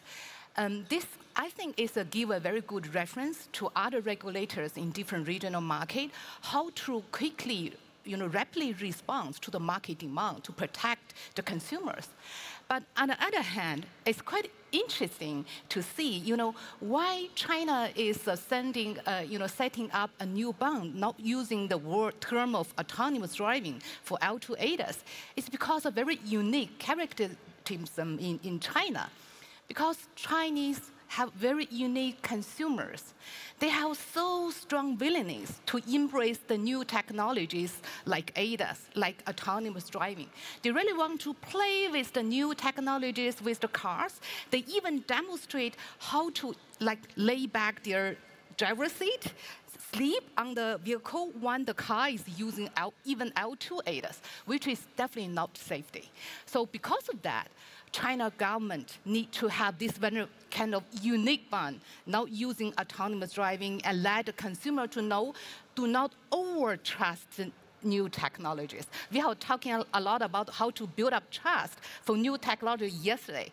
But in China, sometimes the consumers over-trust these kind of new technologies. It's quite interesting. Do you feel that they do not over-trust technologies in other markets beyond China? Yeah, sometimes it's a quite unique phenomenon, in China for that. Yeah. Fantastic. Yeah. Edgar, so we see different ways of standards, different ways of trying to ask for requirements across different geographies. But at the end of the day, the products that you build, you want to ensure that they've got a certain level of quality or of safety linked also to the values of Senseats. How do you manage to balance those local requirements with the global approach of the company? I mean, first of all, it would be great if we had a more global approach to the rules and regulations. It would make it easier for everybody to align and do something that's good for everybody. And basically, where we come from is that we now have the opportunity with the machine learning and the modern systems we have to take every single accident one of our car is in, every single incident that might have become an accident where we get trigger signals, collect that data and put that to use in training our algorithms and make sure that we push out new software with new machine learning algorithms that take care of that safety scenario. So if there are new types of road users, like electrical scooters came a few years ago, if there are new types of traffic scenarios that we haven't seen before, we learn and we push it out over there, so even the fleet that's out there is improving. And we don't want to improve in Europe for Europeans. If we find an accident in the US and it can help people in the whole world, we want it to help people in the whole world. So we always try to look for real life safety, and the regulations and the standards and the ratings for us come more as a, obviously we always follow the regulations, but if you look at the ratings, they come more as a consequence of always focusing on real life safety. We actually always perform in the ratings, and I mean, the latest ratings we did in Euro NCAP, we came out top of all the cars we have ever, that have ever been tested in that part of the system that we make in the ADAS. It's because we focus on the real life, and we focus on the global real life and take all the information, all the knowledge from what happens and put it into the system. So we want to globally improve. And of course, we have to follow all the rules and regulations, and we want to do that. Sometimes we cannot be as global as we would like. And then that's, we have to find ways to adapt. So obviously always following the rules, but wanting to make sure that every accident helps us learn and become better globally. And we could say that you're lucky enough to be able to get that data and be able to improve that. And when I look at you, Susan, there's the big question of insurance, right? You do rely on data for your models. You do rely on data to understand what is the safety of the vehicles, the people in them. But how do you make sure that you have access to reliable data and data that you can compare across different car manufacturers?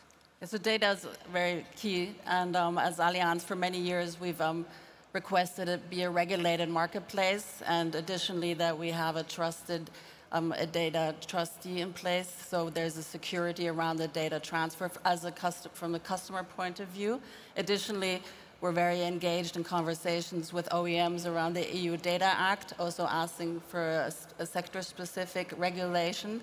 And what you mentioned is really important. Right now, the data protocols aren't very harmonized. So this is something we're pushing as well. Many of the OEMs, it's a very fragmented data landscape. But also, let's not forget the customer, right? We talk a lot about regulation. What's the benefit for the customer? And one being, we talked a lot at the IAA here about affordability. How can we make the new vehicles affordable? And as an insurer, we can help with better data to make individual pricings and better offers. And let's not forget claims. It's the moment of truth, yeah? So we have two elements around claims. One is predictive claims. So with your technology, as you mentioned, let's keep the people safe. And here the data exchange is really important from a customer point of view. And then once an accident happens, this is where we help you as an insurer. If we have more data, we can send it directly and start the claims process. So let's remember why we're managing the data in a secure and safe way. It's for the customer at the end of the day. And remembering that insurance really plays a key role when we've got new technologies to make sure that they are able to scale, right?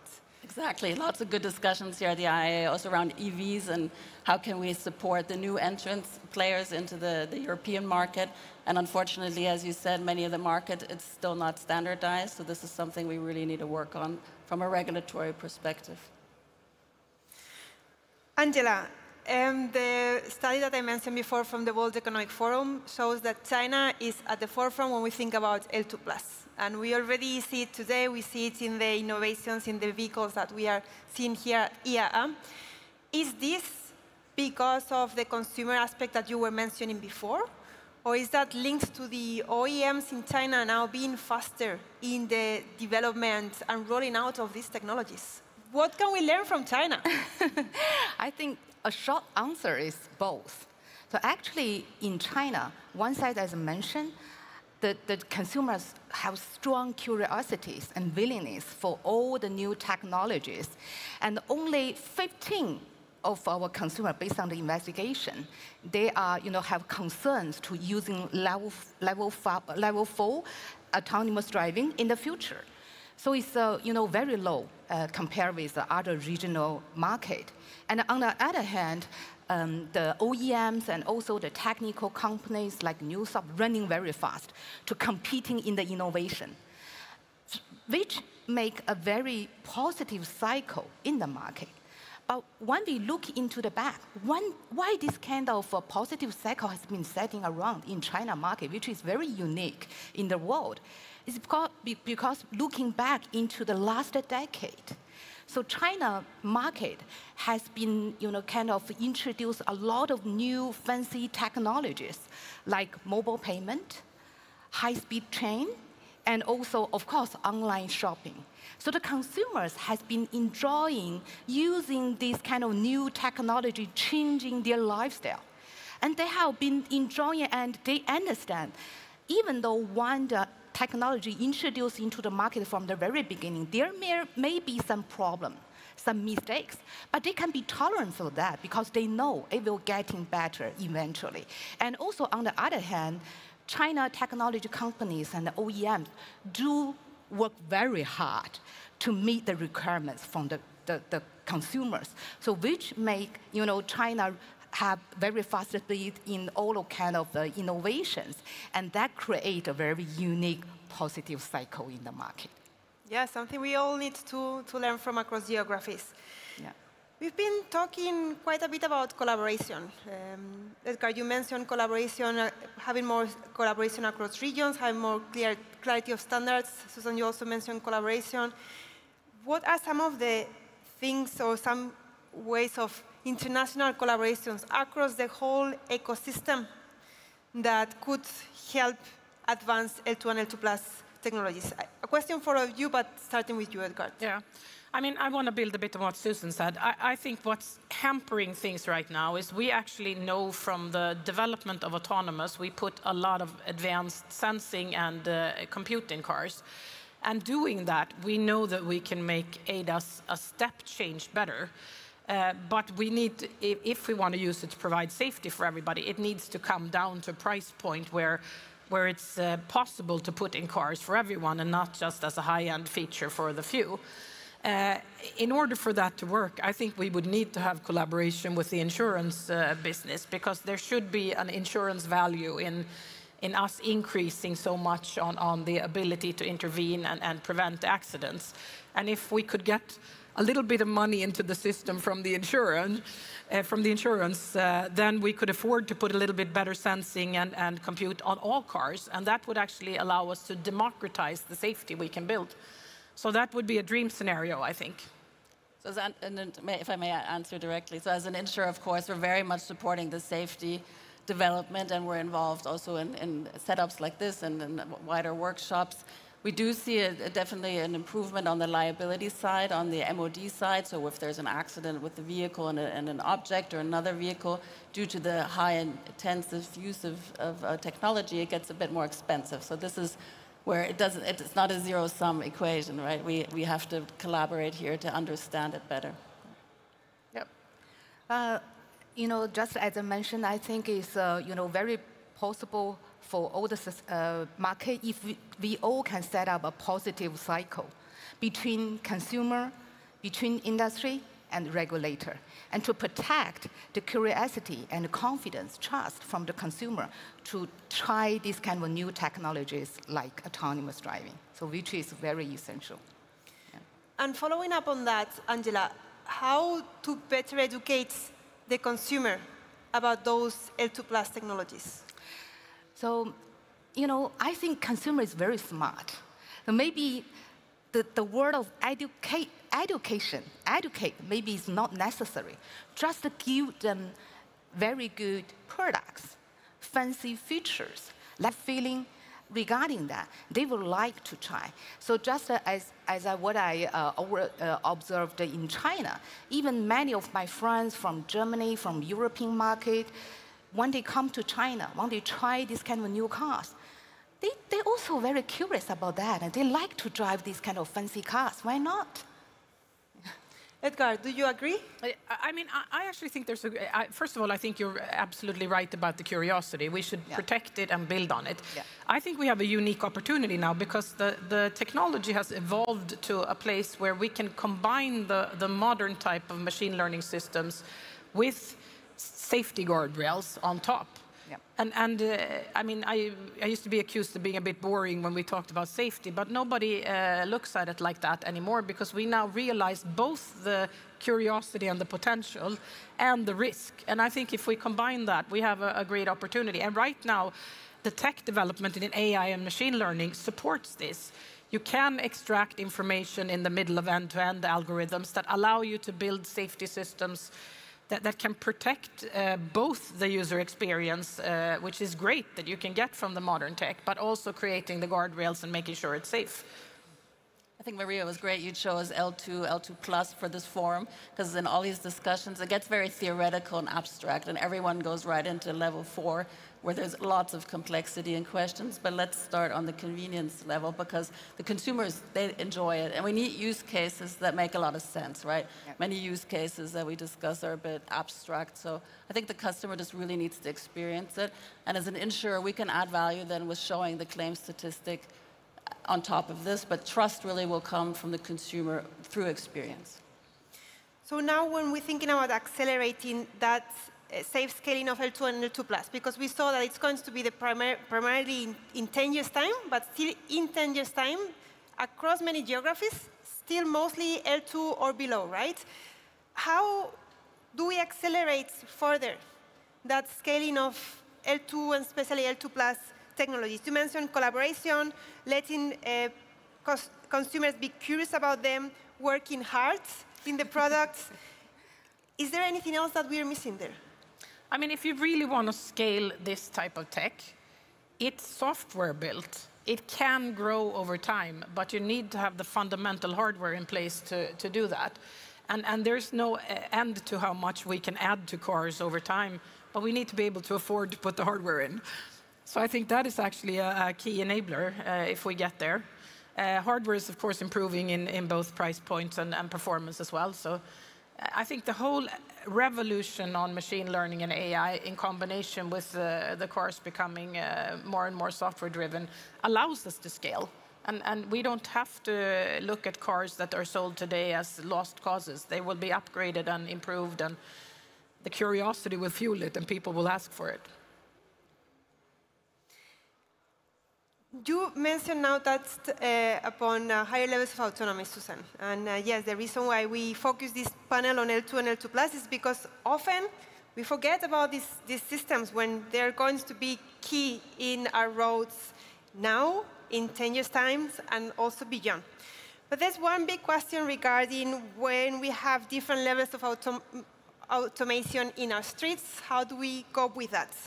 So how do we prepare as an industry for the wide range of levels of autonomy that we are having?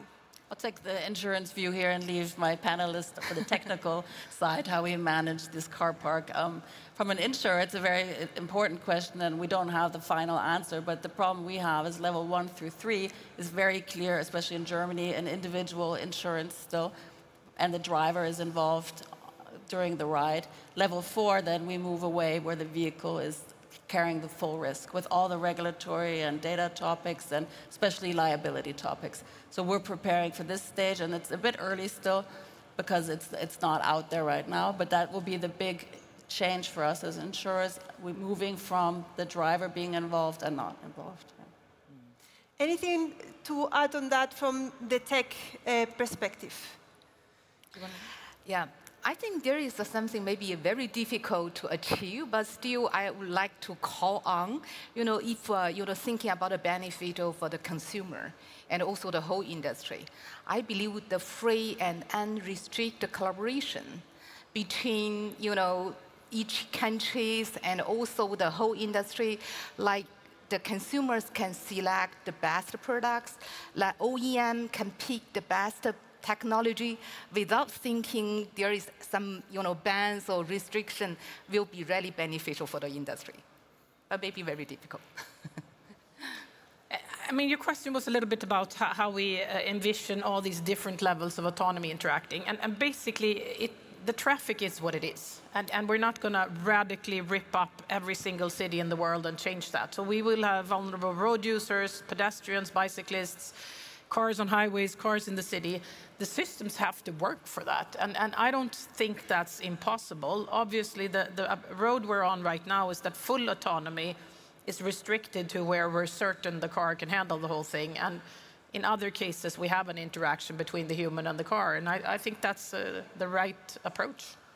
It gets better all the time, and it's not impossible. Obviously, if everything was autonomous and there was nobody else there, it would be much easier to manage everything from a central function, but that's not our world. And as human beings, we probably wouldn't like to live in those cities, and this is the world we have. Our cars have to work for it. And we need to trust the technologies. And yesterday, we were together in a workshop looking into the trust aspects. How do we make sure that we trust the technologies? How do we make sure that we earn the trust as the industry? Angela, starting with you, which are some of the things when you think about the trust of these technologies that we need to continue working on to ensure that we've got the full trust approach? So actually, I remember yesterday during our seminar, I didn't share that much regarding trust, topic.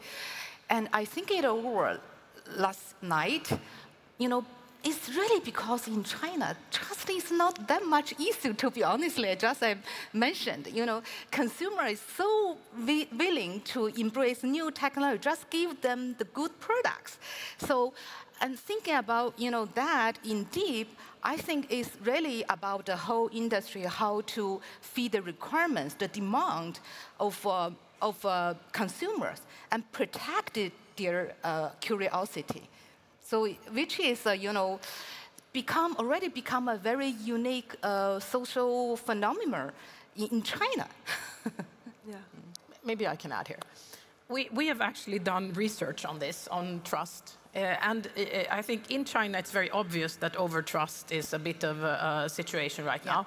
It's actually a global thing. If you ask people, they might say that they don't trust the system, but we have actually tested with numerous groups of people in test tracks, telling them you need to supervise the system, it will not work on its own. After 2 laps, people fall asleep and run into things, and I mean, the over-trust is everywhere. And I actually think we have to be responsible about building products that don't get people into those situations. You cannot ask every single consumer to understand exactly what the car is capable of or not. The car has to be safe, and it has to help the human do the right thing. So to wrap up the panel, very briefly, which would be one key action or key takeaway that you would like the audience to leave with? Edgar, starting with you. The tech is helping us protect lives, but we need to use it responsibly. So don't be afraid of it, don't be against it, embrace it, but look for safety and ask the questions when you buy your cars. I'd like to take the industry on point of view, so let's continue to collaborate. We need full transparency and access to data. Not everyone commercializing their own little business model, but really working together to find a framework that will work for all and most importantly, protect the consumer. Angela. Again, I would like to call on a free and unstrict collaboration between countries, between markets, between consumers, industries, and regulators, and to be together to create a safer driving experience to consumers. So Edgar, Susan, Angela, thank you so much for this panel. And thank you also to the audience. Please join me in giving a big applause to our panelists.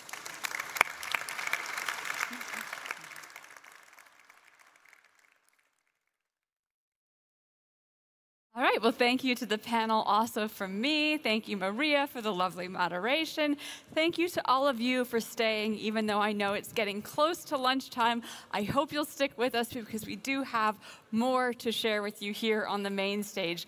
If you haven't done so yet, please consider sharing your feedback with us. It really helps us make the stage as relevant and compelling for you as possible. We have this QR code where you can rate the session, tell us what worked for you, tell us what you would love to see in the future. We would really appreciate getting your thoughts as we build our future programs.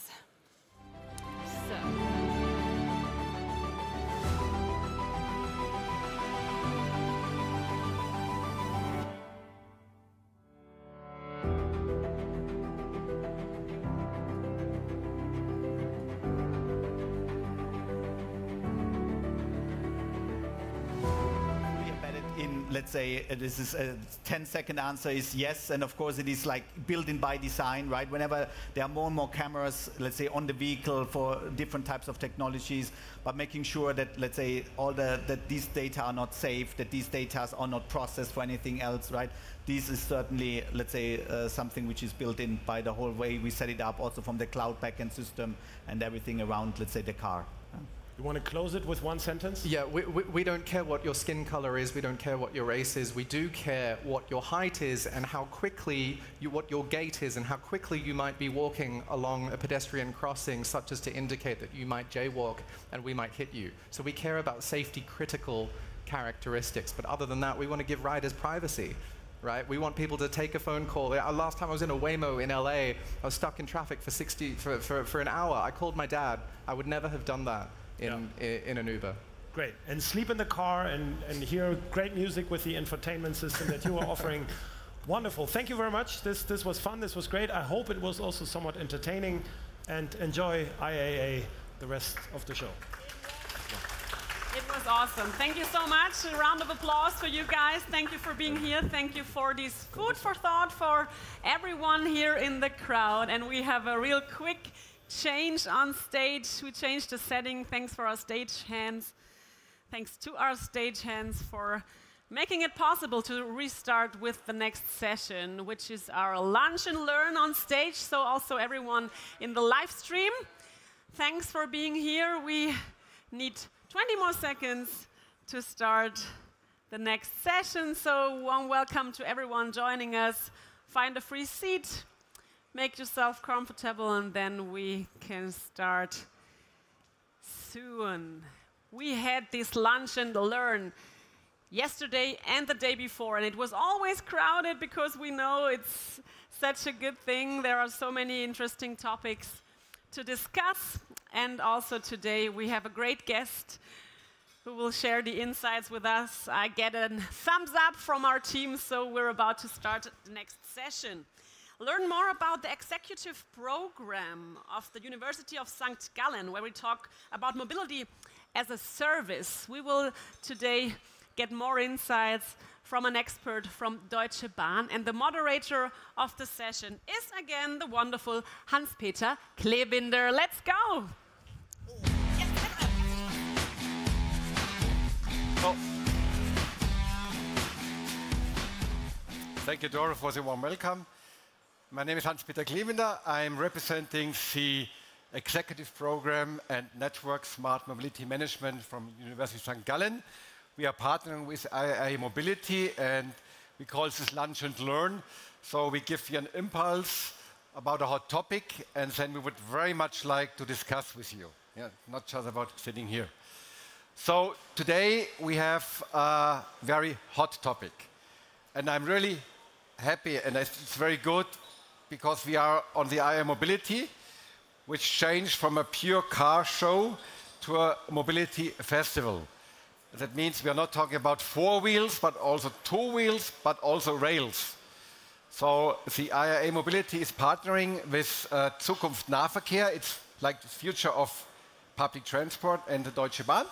And so today we have the privilege to talk about the Deutsche Bahn Navigator. And we brought an expert with me, Lukas. He's going to introduce himself shortly from your background, which I found it very interesting. You are the manager of integrated everyday mobility. So I think it's a big thing. It says a lot.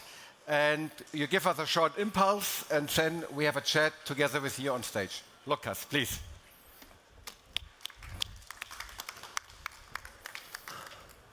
Well, thank you, HP, for the quick intro. Let me just add a couple of words about myself without now boring you too much about my vita.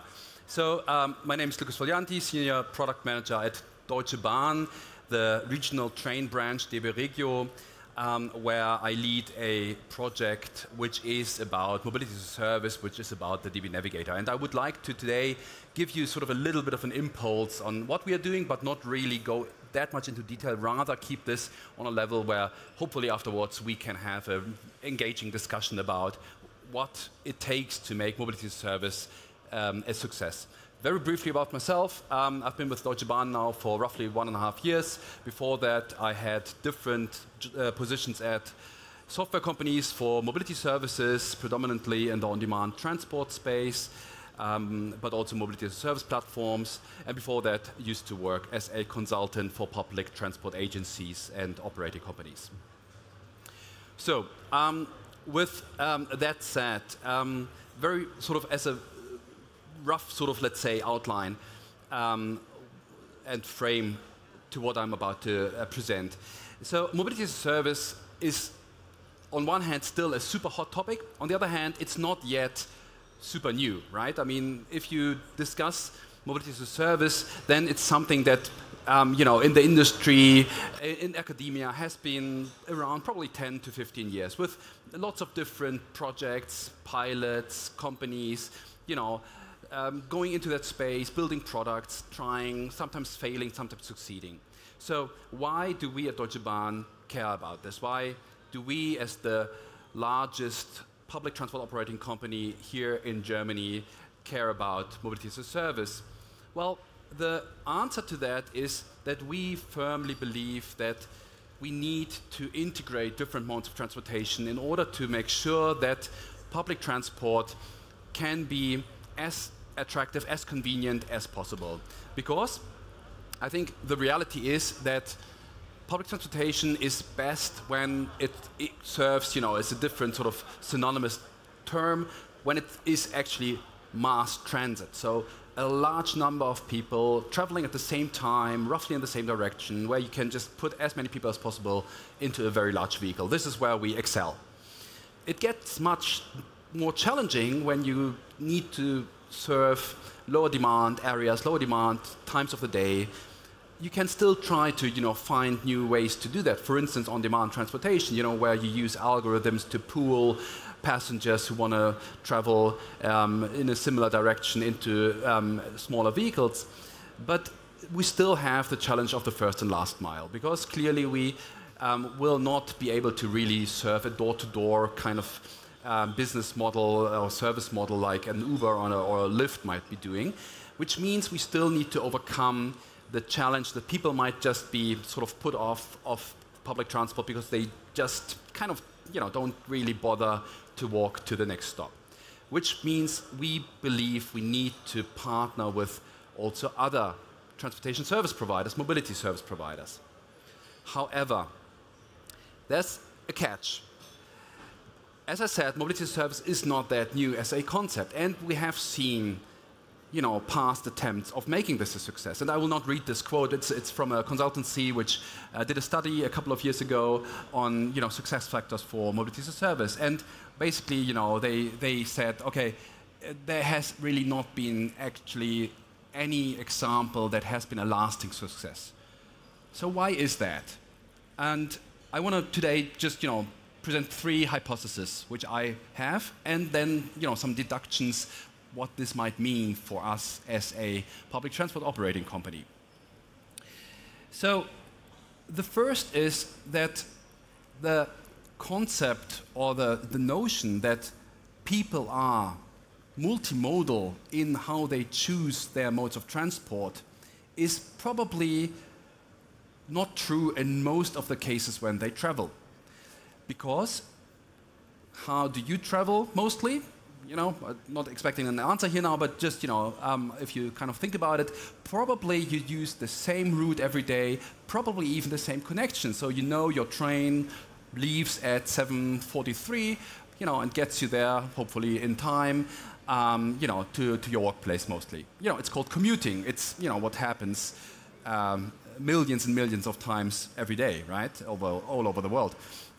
So I think the building a business model around a multimodal persona will be very challenging, because the demand for people who really are that spontaneous and say, okay, you know what, let's check my app and see, you know, where I need to go and how I get there, is not that big, at least as a routine. When I'm abroad, when I'm traveling, you know, business trip, vacation, then I think it's a different story. But for the everyday use case, it's probably not. Which leads me to the second hypothesis, which is very closely tied together in my mind, which means which says that customer acquisition, building a user base for mobility service as a platform, as a business, is very hard to do economically viably, because you will need to invest a lot of money into really kind of getting into sort of a flywheel effect, where you really see the uptake in usage, which then would justify also the spend you have on building the product, maintaining the product.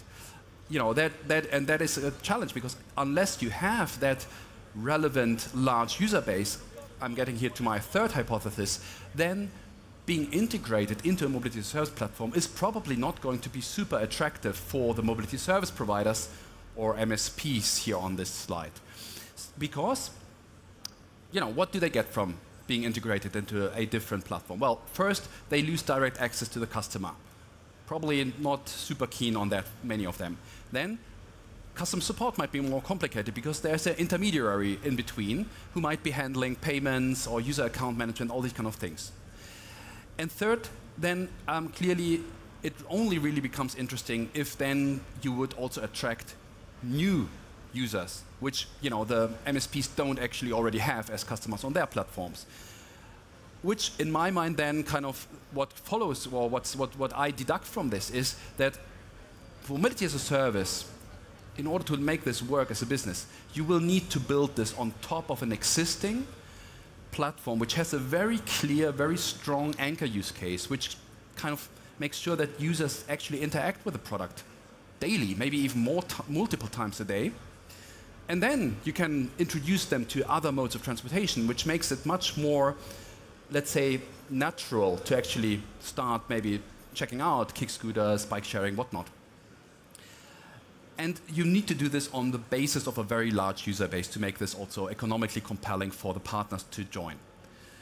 And then, what are we doing about it? I'm not going to give you specifics on what we are actually doing at the moment on this front, but as food for thought and sort of the, maybe start into our discussion, let me just give you sort of an idea of what we already have at Deutsche Bahn. We have the DB Navigator, and I'm assuming that everyone German in this auditorium knows this app, but probably even people from abroad if you've traveled in Germany, because it's just by far the largest mobility platform in Germany. So, I'm not going to read all these KPIs here. I think, they stand for themselves, but just maybe let me point out this one. Anchor use case, what I just said earlier, 171 million trip searches every month. And that, I think, is the foundation which just creates this level of user interactions, because we do that Germany-wide for all kinds of public transport, long-distance trains, regional trains, buses, ferries even, and whatnot, right? And so, food for thought, and opening the discussion here, what if this would become the MaaS platform? Is that going to finally crack the nut? Are we going to make MaaS finally a success if we do that? What do you think? And also maybe, what do you feel would need to be sort of product-wise at the heart of this to really become something you would like to be using as well? Thanks for your attention, and then looking forward to the discussion. So thanks a lot, Lukas. We want the one smart mobility at your fingertip app. We are waiting for it since years. The discussion about why MaaS doesn't work as it was hoped, I think you made it clear. Before I start, I would like to look in the audience and look please at your mobile phone, and how many mobility apps do you have now? So I give you 10 seconds, or just you guess. We talk about flying, rail, car, bicycles, so really the whole ecosystem. So who has more than 10? 20? 30? Okay. So I counted 38, but I'm a nerd, so this really is.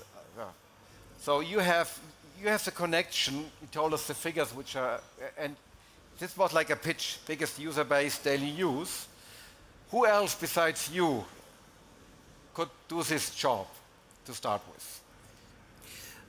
So I think if we look at what other big platforms out there. Clearly, the likes of Google Maps come to mind, Uber maybe comes to mind. So again, I would say apps or platforms which already, again, have a very clear anchor use case, and the user base clearly as well. But I think the anchor use case is, I think, the key point in my mind, because it just creates this continuous recurring interaction with a product. And so I think for us, this is probably what we would look at from a competitive standpoint, but at the same time, when we think about the likes of Uber, then there's also, of course, another thought that comes to mind, which is, hey, actually they might be a super relevant partner for us, because if I'm traveling with lots of luggage and need to get to the train station, then Uber might actually be a good choice there for just making, again, the whole system more attractive, because I think that's ultimately our goal.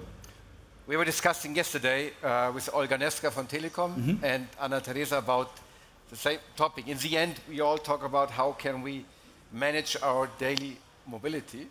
And one other example was, if you already have a relationship on a base, like a billing relationship, that is one thing which could also help.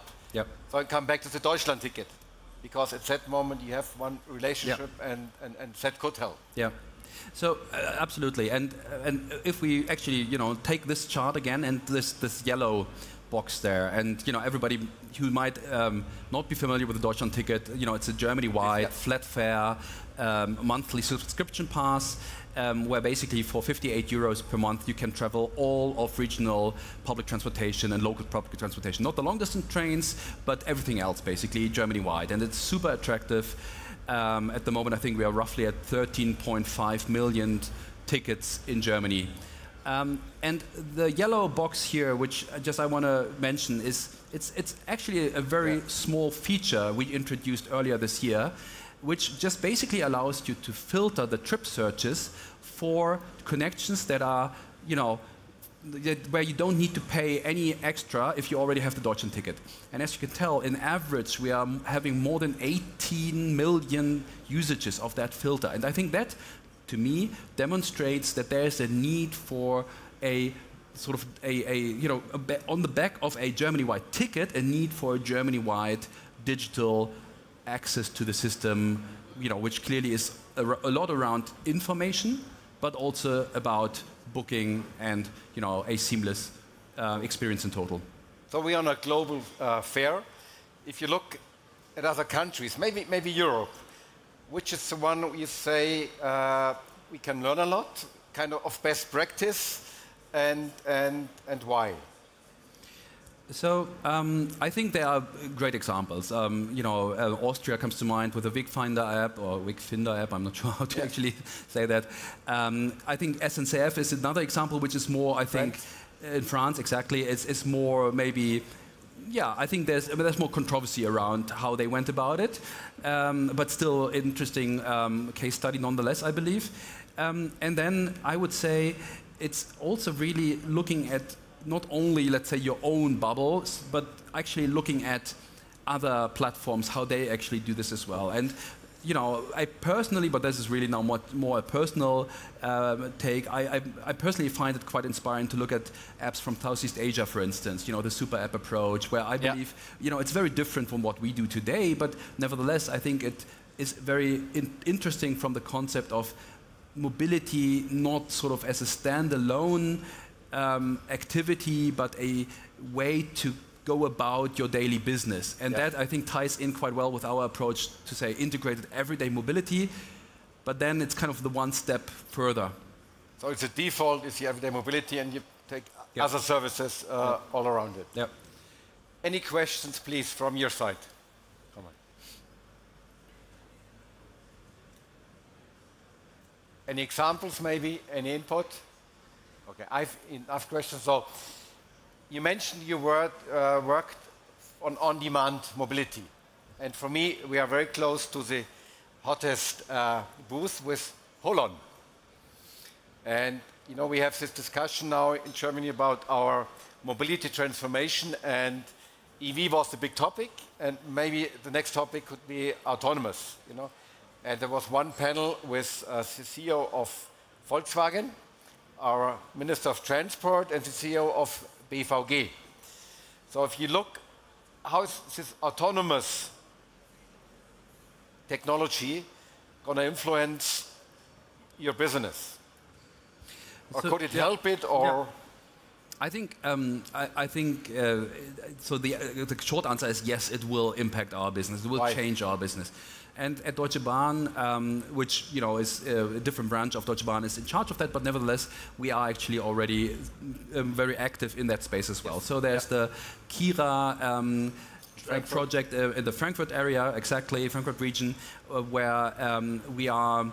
Already also with sort of a public, with the public, you can actually test ride autonomous, on-demand vehicles, which are very much around the concept of having this more as a public transport type of service. So not maybe the sort of ride-hailing approach, where this would be your individual, more taxi-like trip, but really as a pooled service where it's much closer to, what public transport is about, right? To, have more people share a vehicle. And I think here, clearly for us, for first and last mile, but maybe also beyond that, maybe even to some degree really to the point where, especially in lower demand areas, lower density areas, rural areas, where suddenly, the challenges of operating a fixed route scheduled bus service might actually be overcome at some point through, having autonomous vehicles. So yes, it's very relevant for us, and I think it's also something that has the potential to truly change public transportation. But clearly we are also, of course, still in a phase where there's a lot of things happening, where I think we also need to, it's very important that we as a player are part of that game, just because there's, of course, the alternative route, which might also say, okay, Robotaxis at some point might dominate everything. That was ahead as Deutsche Bahn. If you look specific on your Navigator, and the discussion was a lot, who is going to be the operator? Who has the data? Who has the connection? So could this be this step to a super app? Because it's a lot about digitally organizing, getting transport, scale it. How would you integrate it in here, and what could it mean?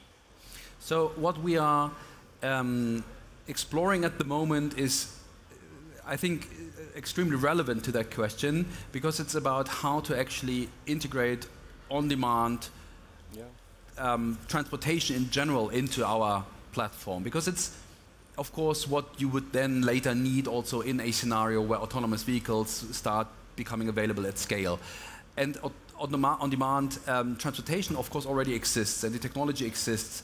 But it's actually less. Which one? Which example? Well, the closest. Which is the closest to? Well, I mean, we at Deutsche Bahn, we have a subsidiary called IAA, which is one of the technology providers in that space, where of course we also have lots of experience in as an operator of these kind of services as well. And so, but nevertheless, the challenge there is not as trivial as you might think. It's not just plugging in a sort of API and then your trip search engine just takes care of that, because sort of fundamentally, on-demand mobility is of course more flexible, right? That's the design concept behind it. Passengers maybe have more convenience by being picked up closer to where they come from and where they want to go, but the other side then being that they still will need to accept there's more flexibility in when the vehicle will come, how long will the trip take, because it might be a detour.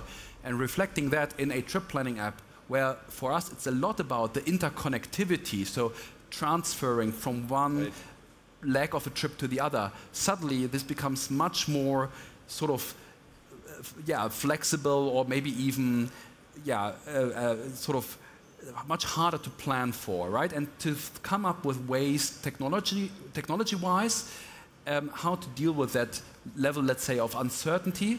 I think that's a big, very interesting challenge that we are embarking on solving. Our former transport minister, Volker Wissing, was once stating the main reason for the Deutschland ticket, which is the flat rate, is to collect data about mobility and how this will change. So you're the treasurer of the biggest treasurer of mobility data if you look at your figures. Can you share maybe some insights, maybe also some things which didn't work, and take us on this journey? Because I really think that's most spectacular if you look at those data. Yeah. So I think just important to emphasize that we are not creating user profiles in that sense that we know where you were traveling as a person. But yes, we of course have lots of insights into the trip searches that are happening on our platform. And I think one interesting fact and figure is that of these 171 million mobile trip searches we see every month, around 65 to 70% are actually in public transport, so local and regional. So it's a lot about actually people looking for what's my option in more or less my surrounding. Of course, long-distance trains for us as a business is, of course, one of our main pillars. But purely from a digital product standpoint, and therefore also data standpoint, sort of the more local, more regional mobility is actually what is, what is kind of core to the data we see on the platform. And then clearly, with regards to the Deutschland ticket, this is something where we definitely can see, for instance, changes in mobility behaviors as well. People, for instance, traveling more on the weekends, that's something we definitely can tell. We do also see some level of shift in between regional and long-distance trains. And overall, I think that clearly is more than a political question of what's the impact of Deutschland ticket in total on the modal share. I think that's something where I don't actually want to get into that much now, but it's still something where I think we can definitely see that Deutschland ticket has been extremely successful in this in giving people much more freedom and choice in the mobility, for different use cases. I think freedom of choice is a big thing. Yeah, we are quite dependent as a car nation on our cars. 70% live in rural areas and need their car. So I don't think it's the easiest place to reach this target of seamless as your fingertip. If we look again on the Navigator app, I'm missing, I love to be driven by chauffeurs from Deutsche Bahn. So for me, really, I'm a heavy user. There's one use case I really miss and which would help me a lot. It's international and even night trains. Why can I not book my night jet train from Zurich to Vienna on the Navigator, but on some other platforms from Deutsche Bahn? So I think the one thing where I'm also then able now to give you, let's say, some hope there, I think what's changing and what's I think a super important step there is the so-called OSDM standard, which is the open sales and distribution model between European train operating companies. And this is what we are going to implement, and therefore we are getting very close to that. So yes, I absolutely agree. I think that is one part of the integration of European train networks, which of course historically have not been very integrated. Historically, one train operating company ended on the border and the other one had a completely different standard on the other side of the border. And this takes time to overcome. But with regards to digital ticket sales, we are going to see that happen very soon. Because to mingle with 3 different apps, it's quite important. Yeah. Again, in your round, any questions now? Please, here.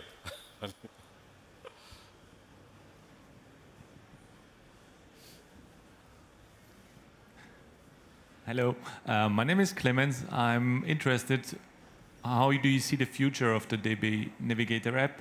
Do you think there will be, instead of 600 ticket types, will there be more like custom-tailored ticket types, or with the success of the Deutschland ticket, will it get more simplified? So that's a great question, which I think it's something where I can just give sort of a half-baked answer, to be honest, because ultimately it's a political question, right? The Deutschland ticket, I think, it proves that people are very happy with having just this one type of ticket. Maybe explain, because we are international, how the system works, because it's quite unique, this federal approach. So the Deutschland ticket, what we said earlier, right? Germany-wide, flat fare, you pay 58 euros, can travel everywhere. But we have, in Germany, many public transport associations, let's call them, where basically on a regional level, we have municipalities and the public transport operating companies sort of join forces to, on one hand, have harmonized timetables. That makes total sense. But then also have their own integrated ticketing and fare structure, which also made a lot of sense regionally for a long time before, of course, the Deutschland-Ticket, because the Deutschland-Ticket kind of overcomes that. And so now the question is, do we actually still need those regional tickets, which I think is kind of your point there. And I think the answer is sort of yes-ish. We still need them because there are still plenty of people still buying a single trip ticket, for instance, here in Munich, when I just want to go today from the Messe to the open space, where, as HP said, we with Deutsche Bahn have a very nice and big booth, which I welcome you to see. So I think there is still a need for, let's say, more the occasional type of users. Nevertheless, having 608 ticket types, I think, is not what we probably think is a great, actually user-friendly scenario. We, of course, try to make it as easy as possible for passengers to get the right ticket, but nevertheless, just maintaining and managing this many different tickets and fares is already something which, from an efficiency standpoint, arguably is something where, if you would reduce the number, would help a lot. So, any more questions? One question, if you have a wish, or let's say, we looked at autonomous, but if talk about really multimodal, which is the one mode which has most potential. You have bicycles, you have cars, you have scooters. Which one of them is best working together with traveling by train? Yeah, it's a great question. So the way I think we look at it is kind of use case specific. And if I think about everyday mobility, I'm mostly thinking about commuting and sort of a very sort of last mile. Yeah, first last mile. And there I would say bicycles and kick scooters make most sense. While clearly for the more long distance travel, where I actually plan ahead, maybe where I have my own luggage or want to go with my whole family, then clearly car sharing or also taxi and ride hail would make a lot of sense. So we're kind of looking at this from different angles, from different use cases. Ultimately, I think it would be great to, at some point, get to the point where you can serve all these use cases just from this one place, this one platform. So great mission. I wish you best luck to fulfill this mission. We need it. One last thing. At the Königsplatz, in the center of Munich, there's a Zukunft Nahverkehr stage. They have a great program until Sunday. So if you want to deep dive into all issues around public transport, go there. Great place. They even showcase the next generation S-Bahn. Yes. So they're really not only software but hardware to look at and to sit in. Thank you very much and have a nice day. Thank you. Thank you. Thank you so much. Also on behalf of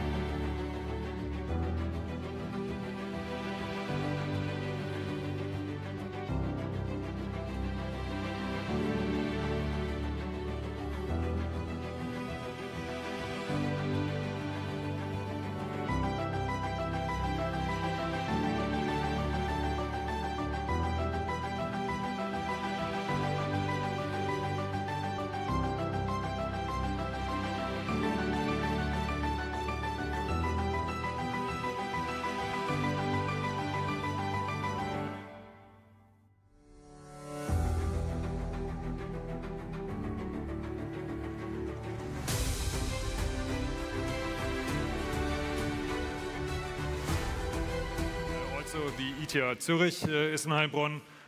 We have a 42 programming school, which is a real cool concept, how to learn coding in a very profound way. So we also get talents from there. And last but not least, in Heilbronn, there's coming up the EPI, the Innovation Park for Artificial Intelligence, which claims itself the ambition to becoming the global home of human AI.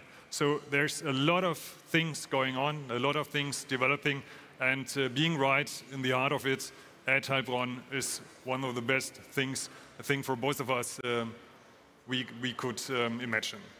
So, and when you combine all these with our collaboration with AWS and their ability to bring in world tech and global best practices, we are able to bring the best of all worlds to our clients, to Audi and the VW Group.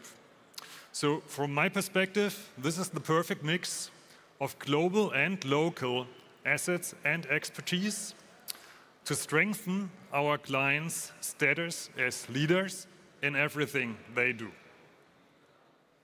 And this is the reason we feel at Audi the power of the ecosystem, and that's the reason for the red pillar in the end. Our Neckarsulm site is just 8 kilometers away, giving us direct local access to this vibrating ecosystem. That's why we launched the Automotive Initiative 25, shortly AI 25. With this framework, Audi created a platform that fosters the joint research together with the ecosystem, pilot projects, and collaboration. Here in Neckarsulm, all activities and partners come directly with direct access together. And as in every strong ecosystem, all partners benefit. We gain know-how and expertise as Audi, while institutions and startups especially gain direct industry access and opportunity to test and commercialize early-stage products and technologies. From our Reallabor in the Böllinger Höfe to DeepRacer and AI25, the common denominator is clear. Innovation grows when people, technology, and partnerships come together. This spirit is what drives Audi Sport forward and keeps our ecosystem strong.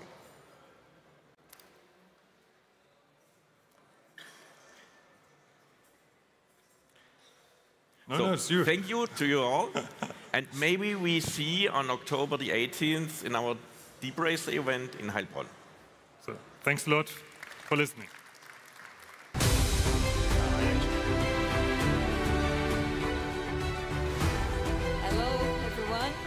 Again. And now I have a new leader here from Capgemini, Gemma, please. Hello, everybody. So I just have a quick time to show you some examples of our collaboration with AWS. So Karen, if you want to.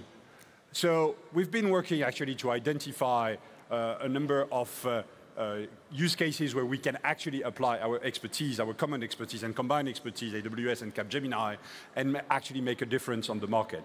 3 examples. The first one is the one you see, is the SDV software factory.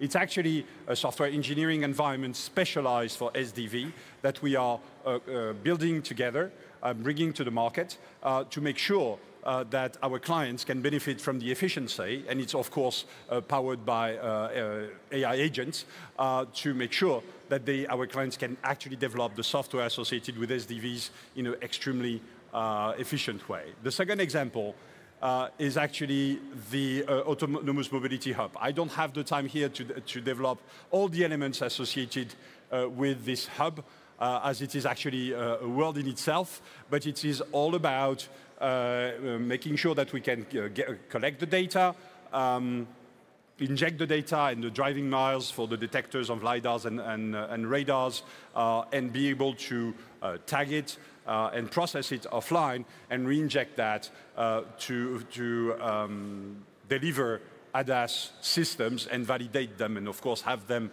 completely certified. The last example, of course, we cannot not talk about the gigafactories and the production of batteries. So we've been actually focusing our energy to deliver a data solution to improve the quality of the assembly of battery cells into battery packs, because they are very, very difficult to scale. So we are actually bringing the power of data and AI to actually deliver solutions to our clients on this topic. Karen, any comment on this? Yeah, this are examples of solutions we developed together, working backwards from our customers. And as you can see, collaboration does require orchestration as well to help our industry to progress. And I think Capgemini is working here as a strategic conductor by bringing the industry expertise together with the technology. Thank you, Karen. So I actually invite you to come and see these solutions that we are demonstrating on our booth, the AWS booth here, just here, and on the other side at the Capgemini booth, where you'll be able to experience and you can ask questions and deep dive into these solutions. So thank you very much for your attention. I'm glad we were able to do this, and thank you for the collaboration, Karen. Absolutely. It was a great time. So thank you, Capgemini, XL2, Audi for working with us to advance the industry. And thank you, everyone. Thank you very much. Well, thanks to both of you for sharing that fruitful partnership and collaboration. We love to see it at IAA. You can check it out in the booths yourself. We are moving right along with another guest today, a keynote that is coming to us from the city of Shanghai, but he is a frequent visitor here in Europe. A safer and smarter approach to human-machine interaction. This comes to us from the president of Giraffe Vision, Zhang Tao. Please give him a warm welcome to the main stage.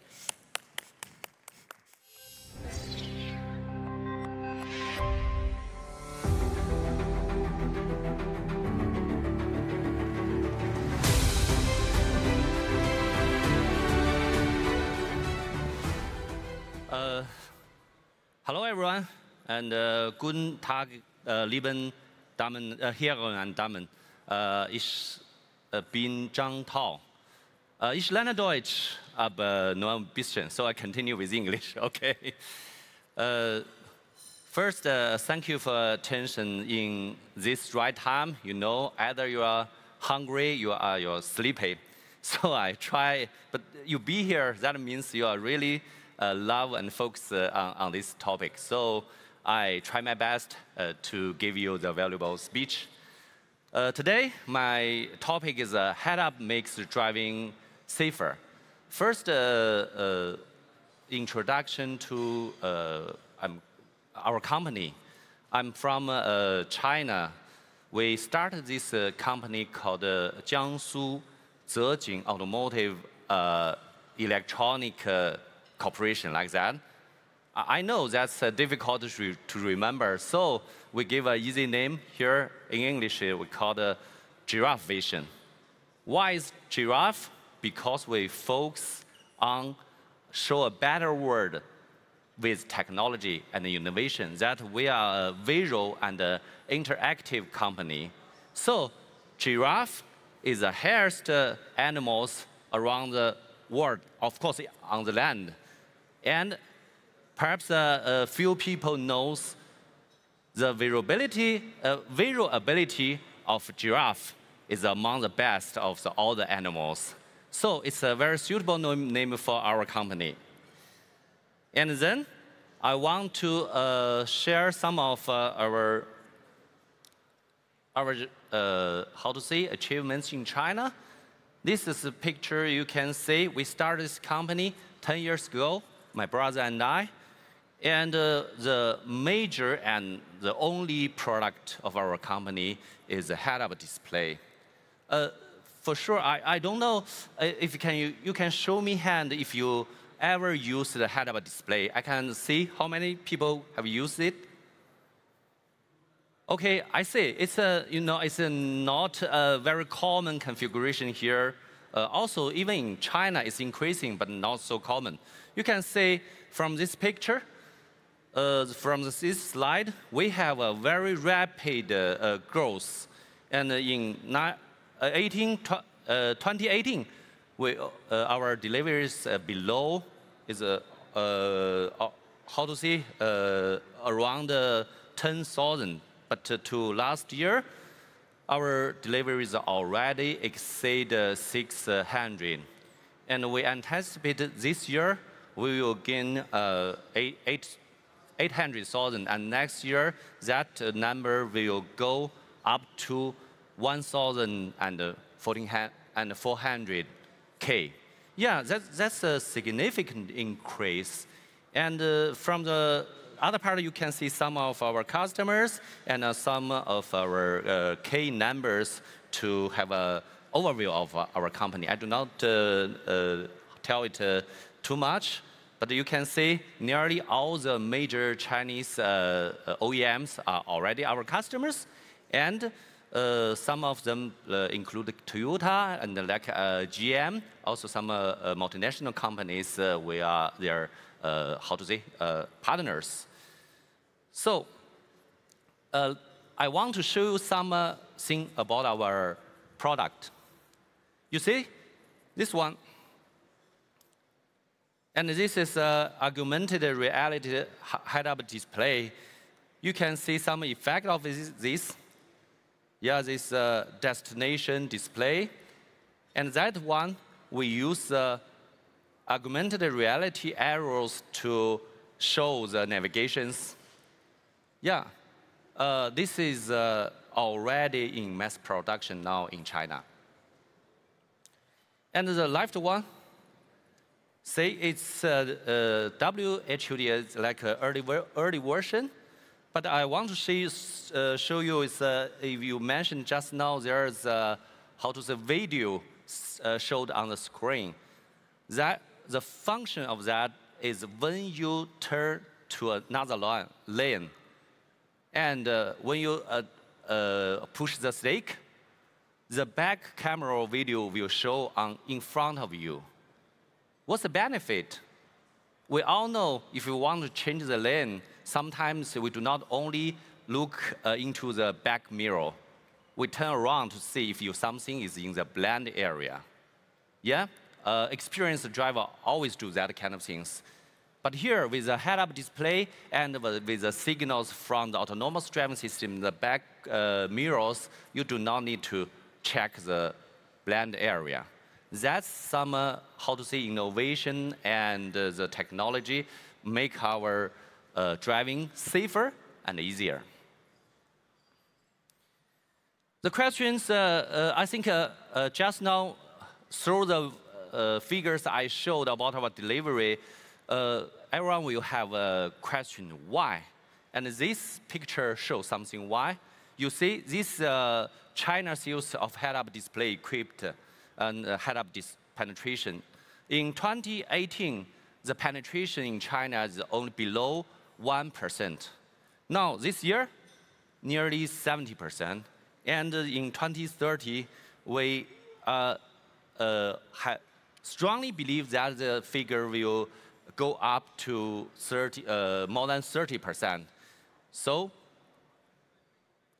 and another reason why head-up display is going so fast, in our opinion, there's three major factors or causes. First, enhanced experiences. This one, I think I do not need to introduce more because you have just seen the video clips. I think it's shown directly. And the second one is significantly reduced applicable cost. Because in China, the electrical cars, the intelligent cars going so fast, and the enhanced experience going so fast, the scale of the market increases significantly, and with that, we can make the cost, down much, much cheaper than before. And you know, the Chinese supply chains, we can always make things cost down. And the last one is about the replacement of instrument clusters. This is very interesting because the head-up display was wanted to driving safer. And from the first day, the function can replace the dashboard. But in China, from last 2 years, a lot of OEMs, they use this, how to say, head-up display to replace the dashboard. First, the experience for end user is better. Second one, because the cost is came down and replace the dashboard, make the system cost, use cost come down further. So now, for example, in China, some vehicles, the price is about $20,000 US. They even use this head-up to replace the IP cluster. And the funny thing is, if you are a traditional guy, you want to install IP cluster, you can pay extra money to order it. Yeah, it's very interesting. And then I talk about something about what will go on in Europe. The situation in China is very clear, but will it be the same in Europe? For our opinion, the answer is absolutely yes. Because these some figures, I will not show it so much, but you can read it from it. The trend is in Europe for electrification, and intelligentization is also a big trend, I think. What we care about is the time. It's not about the trend. So we have electrical cars, more and more electrical cars. We have the more and more software and operating system, smart operating system in the car. And I believe the consumers all around the world is the same. They want more convenience, more safer, more interesting with much cheaper price. And then I want to tell something about the future of head-up display. And we believe it will be a standard configuration or major configuration in the cars.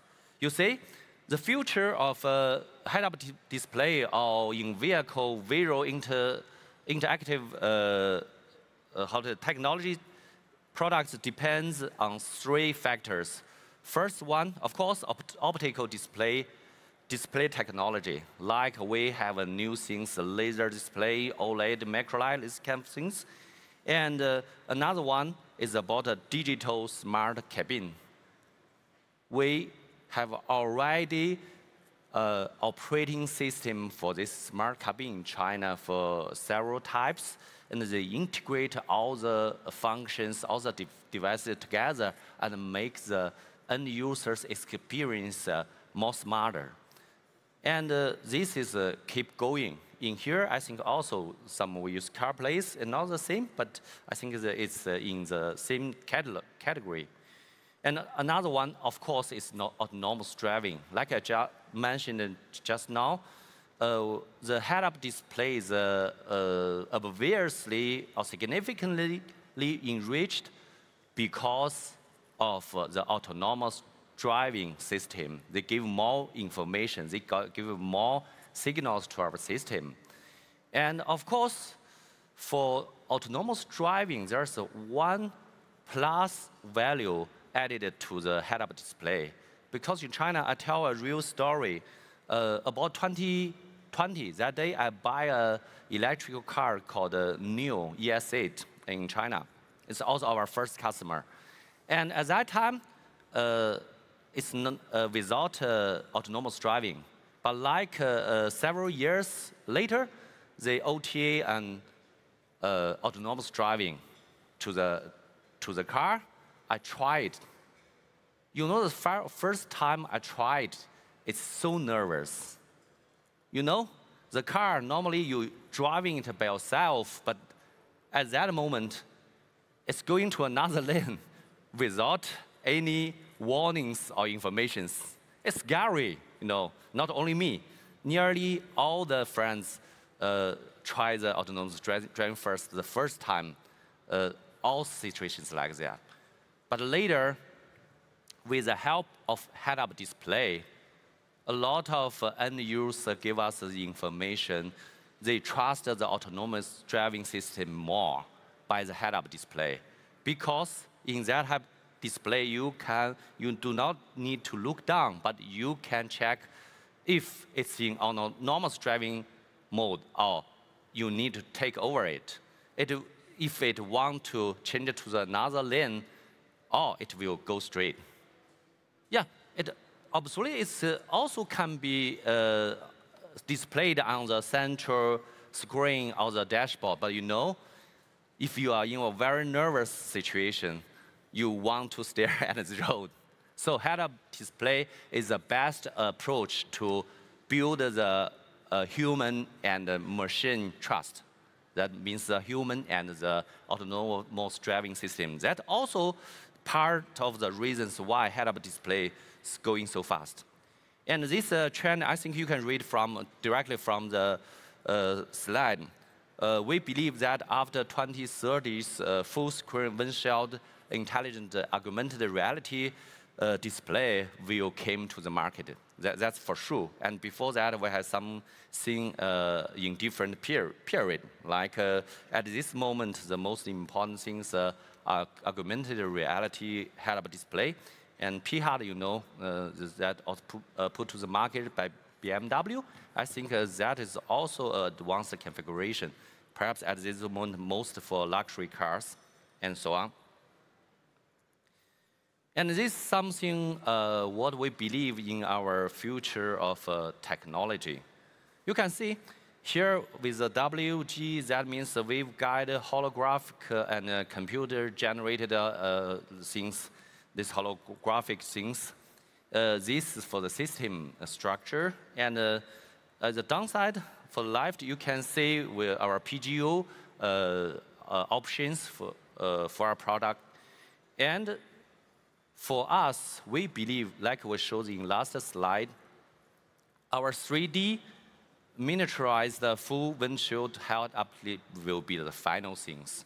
But before that we achieve that, we need to solve a lot of our problems, including how to make the 3D display and how to miniaturize the full windshield head-up display. It needs a lot of efforts. And after the introduction of our companies and our products, I want to show our commitment to European market or to the overseas market. You see here, we start as a Chinese company, and for the last 10 years, our business mainly focused in Chinese market. And we have a lot of branches there in China. You know, we headquarters in Yangzhou, very beautiful city, and we have management headquarters in Shanghai. But from last year, we decided to go to the overseas market. The first step is the European market and the Japanese market. So we started the office here in Germany, near Stuttgart, in this year. It's already open, and we decided to open a factory here in Europe also. Our prefer Hungary. We plan to start the production in 2027. And also we'll open an office first in Japan. It's very near China, you know. So for us to do business here is not only to bring our product here.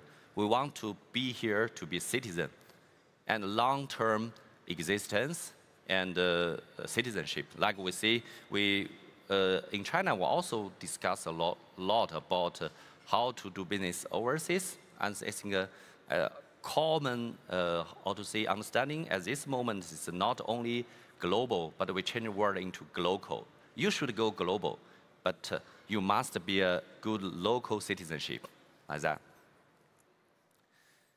So at the end, I should say for the after my speech, I think if you can remember two things. First is please remember the logo of us.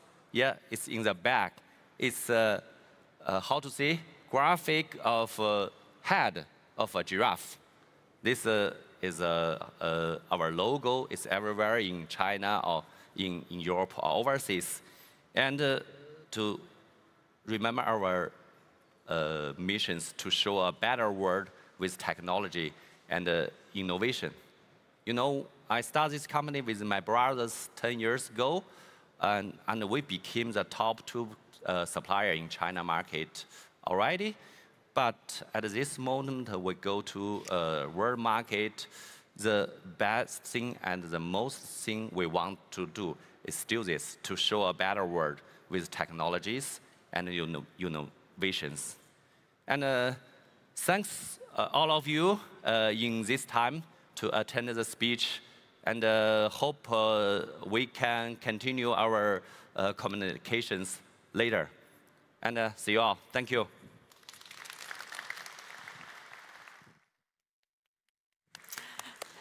I'll take that. Thank you very much, sir. We really enjoyed that talk. I hope you enjoyed it as well. We're going to take a very short break here on the main stage. We will see you back at 2 o'clock. And in the meantime, if you'd like to rate the session, we would really appreciate getting your feedback. I'll see you at 2 o'clock when our program continues.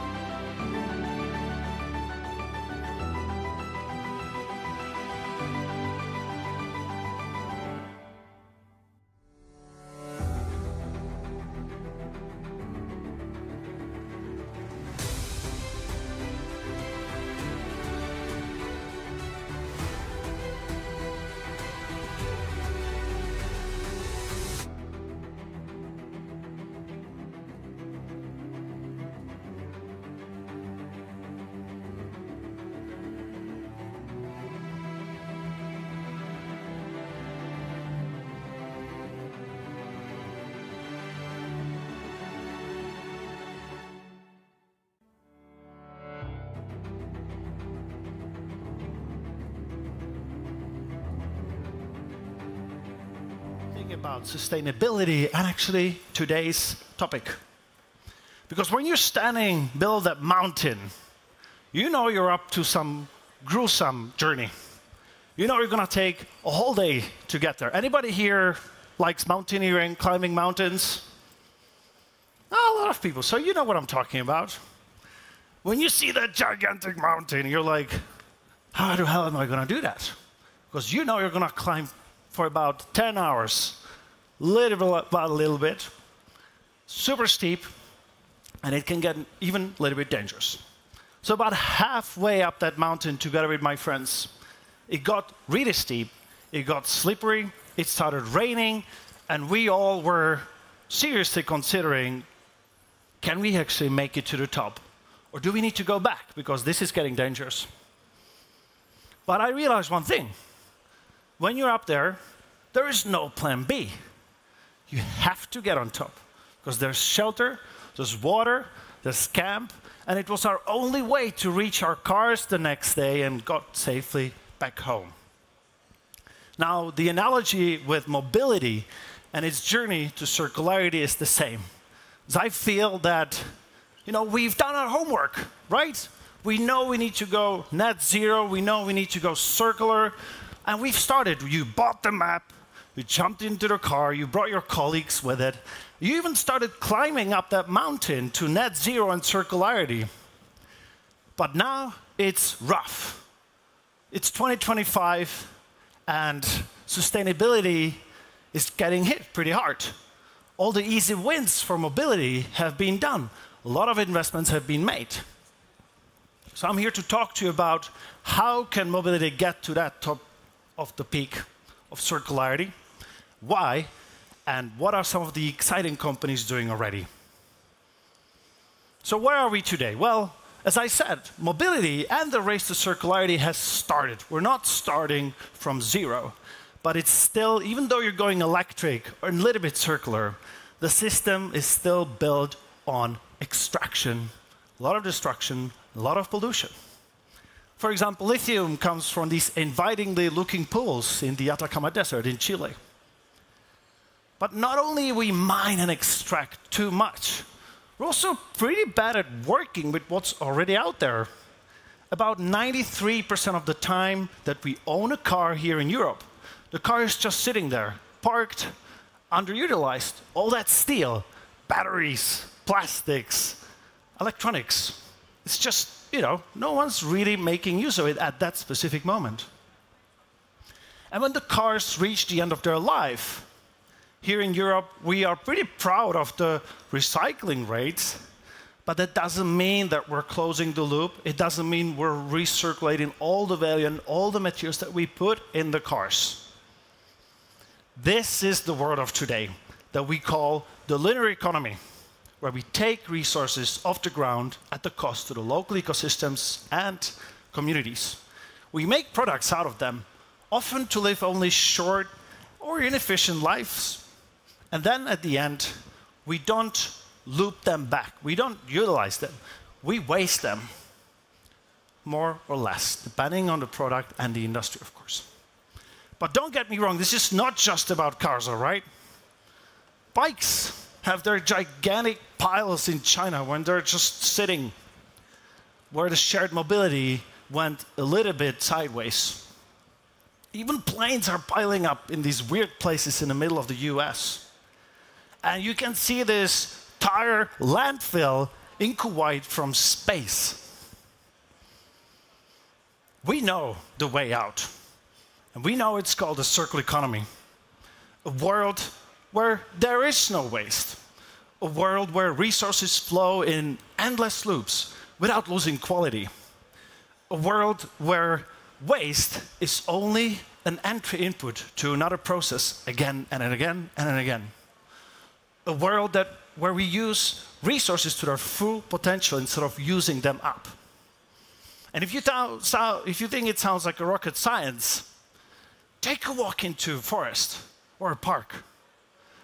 Because what you will see is that there is no waste in nature, right? Everything flows in these harmonious cycles. Everything serves a purpose. if a leaf falls down or an organism dies, it's just an entry input for another journey. It's these harmonious cycles that have been going on for billions of years that we, as humans, have to replicate in terms of how we design our products, how we build factories, how we build the whole cities, or even how we feed continents. And one more thing. It's important not to confuse circular economy with the so-called recycling economy, okay? Because recycling is just one out of many, many tools that we have in our circular economy toolbox. But we can't recycle our way out of this. Not everything is made to be recycled. Not everything is collected. And even if it is made to be recycled, even if it has recycled content, even if it is collected, and even if it gets sent for recycling, it's a pretty heavy process on energy, and there are a lot of losses. We need to think bigger than that, and we need to do better than that. That's not to say we should completely ignore it. I'm going to talk to you about the other things that we should be doing first. If we get it right, circular economy can be the missing link to solve climate change, and frankly, maybe even a lifeline for the European car manufacturing and other European industries. And here's an example about the climate change and the missing link. Think about it this way. Let's say a phone, right? Or take this little thing, or this screen. It's not only if it's powered by renewable energy, and it's not only if it was made in a factory thanks to renewable energy, but we have to ask ourselves questions like, how long am I going to use this? Do I need to buy this every 2 years? Can I fix it? Can I reuse it? Does it have any recycled content in it? And can we make a new screen out of this again and again and again? Even if the whole mobility was electric and powered by renewables, we're still solving just half of our issue with carbon emissions. It's great, but the other half is hiding in the materials that are locked and embedded in all these materials and in how long we're using them and where they came from. In other words, electrification is great. Shifting to low-carbon electricity for the use phase, also great, but only the circular economy innovations can finish the job of going net zero. And it's also great for business. Not only we're doing these little things like, having a livable planet, but according to McKinsey, going circular can unlock up to 1.8 trillion euros in net economic benefits by 2030. So how are we doing in Europe? Well, the best way to find it out is to figure out how circular you are today. Because if you can't measure it, you can't manage it. So what we did together with Bain at Circular Economy is that we looked at the European passenger car market. And the answer might surprise you. Because despite the high recycling and the high collection rate for passenger car market, the circularity is actually only 41%. There are a lot of losses, as we established already, but also high turnover of new car production, while the limited market for reuse and remanufacturing of car parts is basically non-negligible. It's basically like 3 or 4%. We're really, in my opinion, not at the beginning, but definitely not in the end of our journey to circularity. I would say that we're around the point 2, okay? This slide is a bit older, from 2021. And I think, and it makes me hopeful, because I don't think we're at the low circularity where we're thinking silos and sales. I think by working with some of the leading brands in the world, that the product improvements, large investments, new startups, and new scale-ups have been established. And we're entering the phase of moderate circularity. But it's just the third of that mountain. We're not done. And now it gets interesting. Now it gets tough. And now we can reap these full economic benefits that everyone is talking about. I've been in the field for almost 12 years, always working in circular economy, always in many different roles.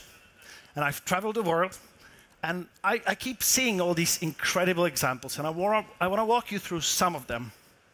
And the best thing about them is that they all start with a letter of R. The first strategy that I think we need to implement the most is rethink. Before you do, before you design, before you manufacture, rethink. How are you doing things? And phase out the bad linear incentives. And batteries for micromobility are a great example, right? The demand for batteries for micromobility will go up by 30% every year from here on till 2030. It's a large curve. But there are a lot of bottlenecks. Cobalt, mined in horrible, horrible conditions. Lithium, nickel. And in some cases, if one fuel cell breaks from the whole battery, you could throw the whole thing away. That's why I love Gouache, or Le Gouache, a French startup, winner of a French Tech Startup Award in 2023, that fixes those broken fuel cells at bulk, provides repaired, refurbished batteries to mobility or micromobility providers around France, keeps ownership of them, so they're incentivized to keep these batteries in use for as long as possible. The second R is reduce. Reduce the amount of resources, waste, or energy needed in production and in the use phase of our products. In other words, we need to do more with less. We're going to be more people on this planet. We're going to have less and less resources available to us, right? And standing here in Munich, I have to say I could not mention the launch of the new BMW iX3 Neue Klasse, because in many ways, this car is different. It goes beyond recycling. It's designed for disassembly. It's going and focusing on certain monomaterials to increase the recyclability. It has about 1/3 of recycled content across all its materials. The battery has recycled cobalt, lithium, and nickel in it, and more. It's even produced in a factory powered 100% by renewable energy. The third R is reuse.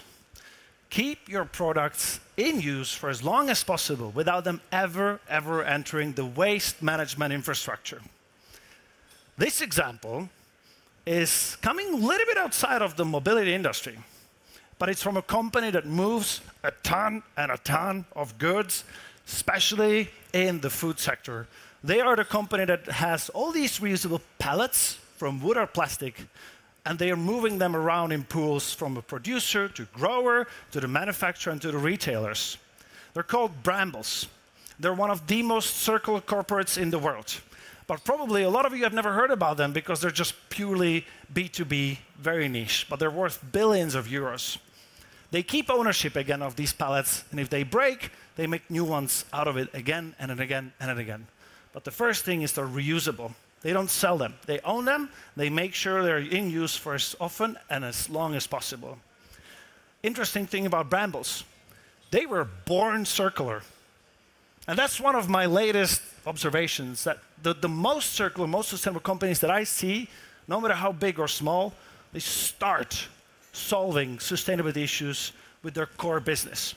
Brambles started in Australia after the US military left after the Second World War, because in the Pacific there were a lot of crates and a lot of pellets just left to rot. They came to pick them up and build an empire that's the biggest corporate in the world today. And last but not the least, when we have rethought, when we have reduced, when we have reused, it is time to close the loop and recover. Volvo Trucks makes engines that can last up to 1 million kilometers. But it's a very valuable product, right? Sometimes it breaks, but instead of it going to waste or recycling, they have 5 circular remanufacturing factories producing value of up to 3 billion euros year on year when they're remanufacturing engines and other car parts. They're bringing them to the as-new quality. They give you the same warranty. They give you the same guarantee of performance while reducing the investment for the customer by up to 40%. All these examples are just a small pool of what I could come up with. Unfortunately, I'm out of time here today. But I just want to leave you with this. The journey to circular economy has started. We're kind of in the middle of that mountain. We know that the peak is there. We know that the benefits are waiting. And we know that there is no plan B. So my advice to all of you would be, keep climbing, and we can make it. Thank you.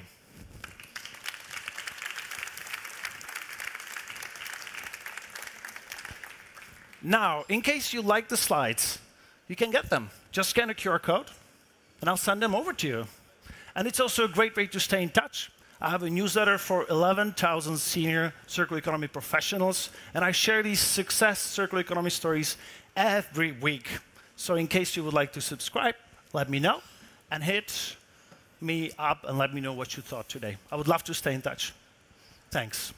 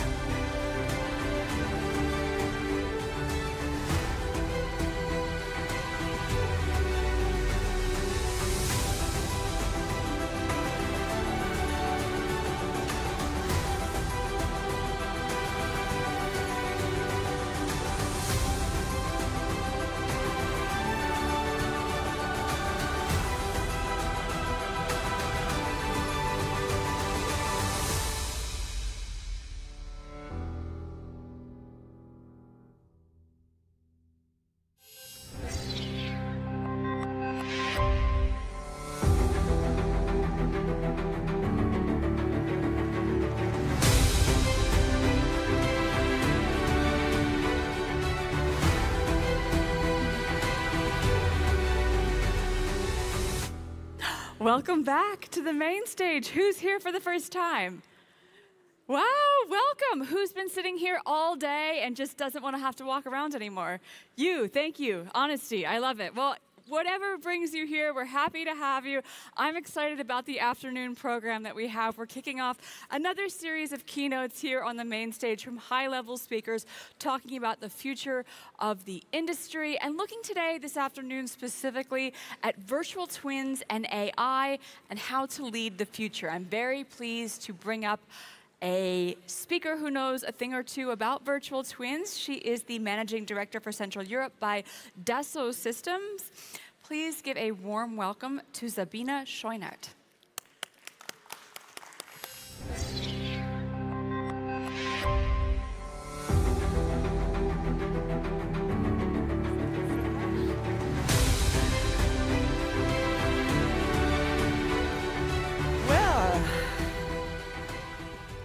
Is it Pult Holding? So directly after the lunch break, I hope for many of you, and I'm super glad being here today at the IAA 2025 to talk about virtual twins and AI. And I have no idea whether you would now start in opening your mobile phones and asking ChatGPT or whatever search engine you're using. Let me just rather show you a film what virtual twins really are.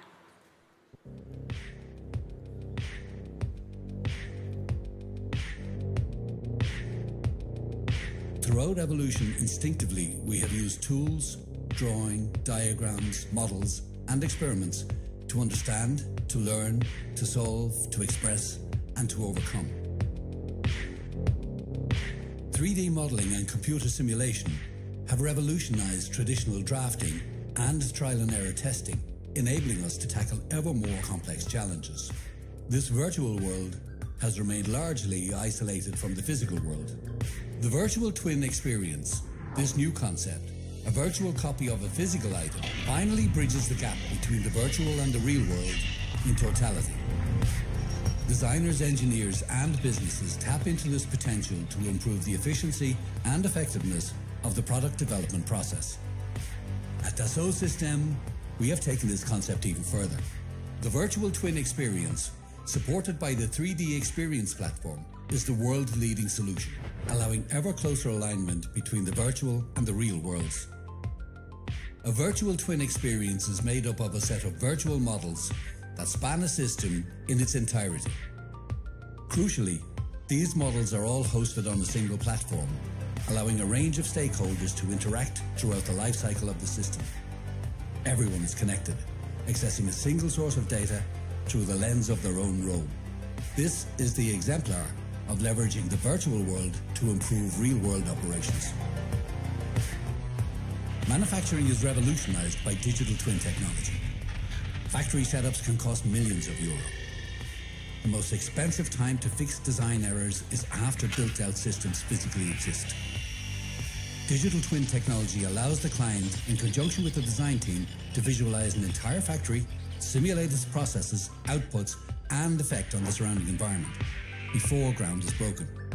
Thanks to the virtual twin experience and the opportunities it affords, sustainable business innovation is realized across the full product lifecycle, allowing new business models to be explored which reduce risk and improve productivity. Unite the virtual and the physical world. Imagine and realize the future. A world of new opportunity awaits with Dassault Systèmes virtual twin experience. I hope at least that this was more informative than the ChatGPT search. And as you know, we are a company, the biggest French software company, the second biggest in Europe. We are working since more than 40 years, enabling the engineers primarily, dominantly in the beginning, in really creating what we call the latest innovation. So for more than 40 years, we have been key stakeholder partners of the automotive OEMs, but also the entire tier 1 suppliers. You see here the evolution of cars, and I mean we have to reflect that this came in always decades, and the more and more engineers worked on integrating customer experience, new technology, new safety features, also you can imagine the demand grew. So what we did is we created a portfolio over these 40 years, which is really extremely dense. And we are super lucky having CATIA, Delmia, Simulia, our really bread and butter applications and solutions today fully integrated into what we call the 3D experience platform. We are serving cross-industry, and we are really known in the transport and mobility sector, but as well in the aerospace and defense. I could continue with the life science and health. And if you imagine, and I come to it in a couple of minutes, what this is going to bring when AI hits now a platform, it's going to be magical. So for us, it is absolutely crucial to mention that we are not just a partner since more than 40 years for so many car manufacturers using CATIA. We also already lifted and upgraded many into that 3D experience platform, being a full SaaS automated platform. Today, every 8th car that you see on the road was designed and engineered by one of our solutions. We have 100% nearly coverage when it comes to the Tier 1 and Tier 2 suppliers creating that innovation for OEMs. And what is super crucial, I think, in particular as the IAA Mobility is placing here in Europe, is that we are primary partners for the entire Chinese OEMs, serving really the top EV brands coming from China. So together, we are saying we are driving also that next mobility revolution, and you have heard about it. The VDA talked about it, even our chancellor talked about it. I mean, this industry, since many years now, is under huge pressure. We kind of stapled even crises, and again, the demand increased steadily. New customer experience, electric came, connected, autonomous. In particular, also the regulations didn't do it easier for the engineers. And you can imagine this over a while created an extremely high gap. Decades ago, the engineers worked on the mechanics. It was about blech. It was about safety, and it was about robustness. Then the electronics came more and more, and we even have today, as you know, with software, an additional discipline to handle. And this, as we are seeing here, created an enormous gap, which we now need to handle and to tackle. So for us, it's important that this challenging time, there are solutions which are right-hand available for the OEMs and the engineers, and that's exactly what we are trying to bring with our virtual twin technologies. It's about breaking the silos. It's about not letting individual engineers working on something and then being surprised if something clashes, and then they have to go back. It's costly, it's time costly, and it's not at all the way of how we try now to gain speed when it comes to the future development. So this is what we have in mind, and thanks to that very early decision, where we took the decision integrating our individual solutions in one SaaS platform, we can benefit today from a unified data model. What we think and we believe is that the V model is going to stay. It's going to evolve, that's for sure, but the disciplines that you had before in terms of creating a harmony between mechanical, software, and electronics, this has to break. We are breaking the silos. We are capable in an end-to-end process view in accelerating extremely the way of how we are developing cars in the future. And this is in a continuous loop. So the physical and the virtual twin is constantly working permanently together, creating the best intelligence possible. And this is what is going to revolutionize and what you have been seeing why China is such as a fast speed. Now imagine that AI comes and we integrated our first large language models and also some other solutions into that unified data model. And allow myself, being the CEO for that wonderful Geo, in saying what we are having seen so far with our partners is absolutely mind-blowing. I thought that it's the best that I leave it up to our software engineers, so please apologize that probably it's not a marketing film, but what I brought with me today is a unique film which has never been shown in Germany. It's the way of how we think about a future program lead in the car industry.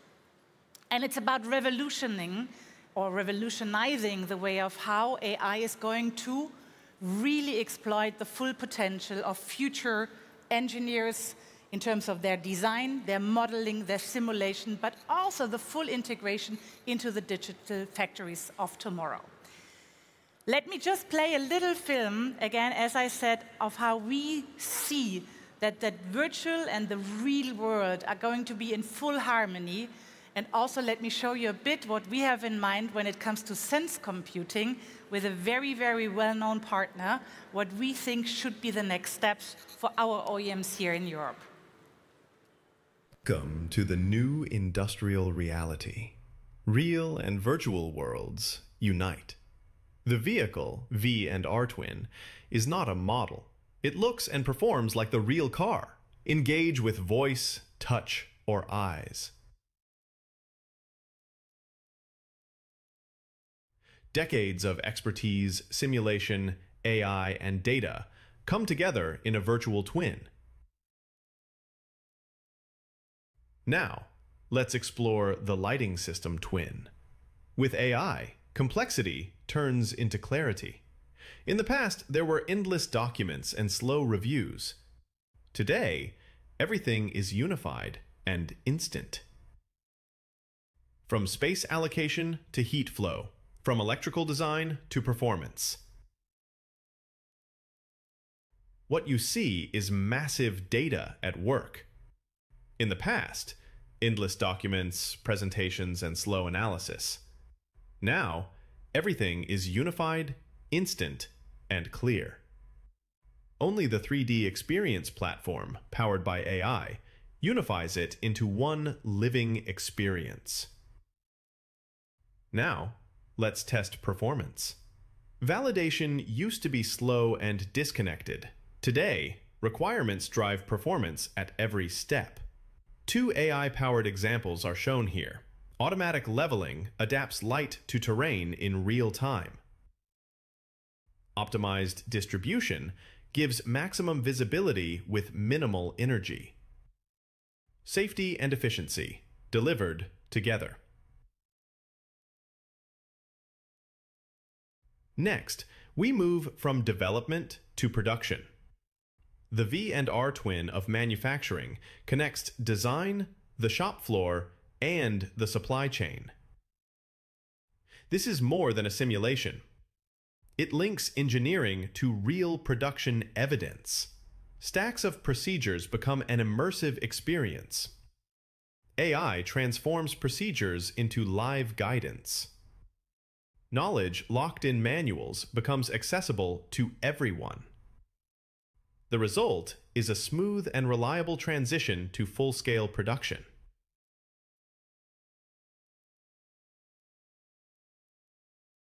In this 3D universe, product and production come together. It integrates daily operations across functions, processes, and teams. Programs are redefined. Product and company stay in perfect alignment.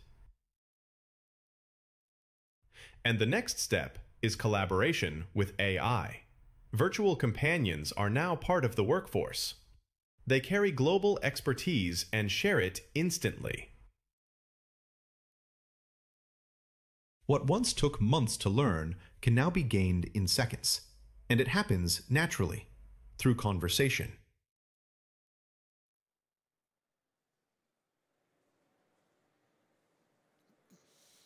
And I will bring you again a couple of examples on the companions, but I hope that those, and maybe you just quickly raise your hand, yeah, who has been working in program management, who has been an engineer the last decades, you know, working in OEMs, in the Tier 1 and Tier 2 suppliers. This is dramatically going to change, radically changing the way of how we are going to see programs in the future.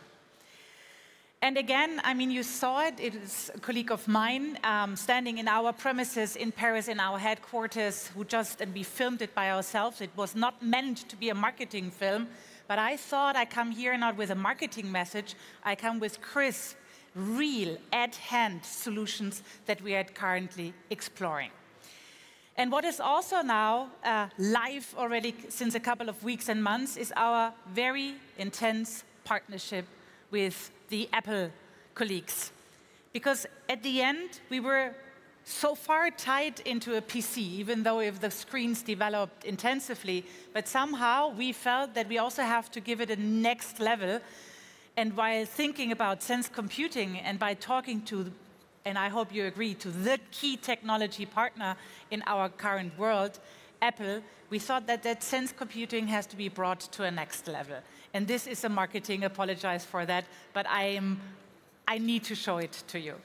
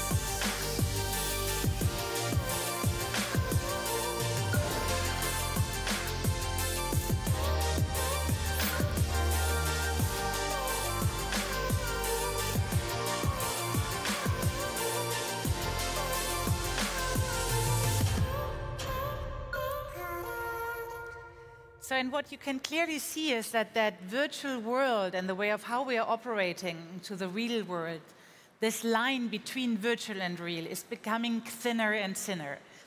And we were able to, in presenting this cooperation already beginning of the year in Houston, and I can tell you we are starting to collaborate and to explore that with some very key customer, and it's absolutely amazing what kind of things you detect that you had no idea, what kind of possible efficiency we are able to create additionally where we had no idea, and the retour, so that's kind of a return to the insights that we are gaining is absolutely amazing.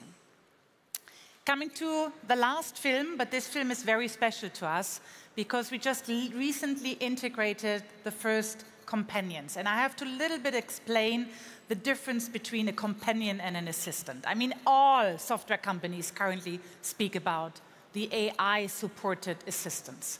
What is the difference between an assistant and a companion?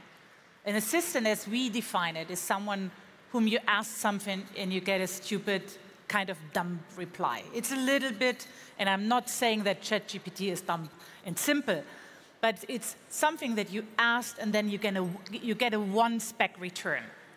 When we thought about our potential that we have inside our platform, we immediately identified that there's something more that we can offer to our customers. And that's the reason why we call our assistant a companion. What makes him or her so different? And where is the differentiation factor? We can say that we have received or achieved to develop an assistant who is a companion because he identifies, whilst you work in the system, what you are about to seek for, what you might intend to do. So it's not a stupid, I ask you a question and something goes back. We have that as well integrated already in our platform. We call it Aura.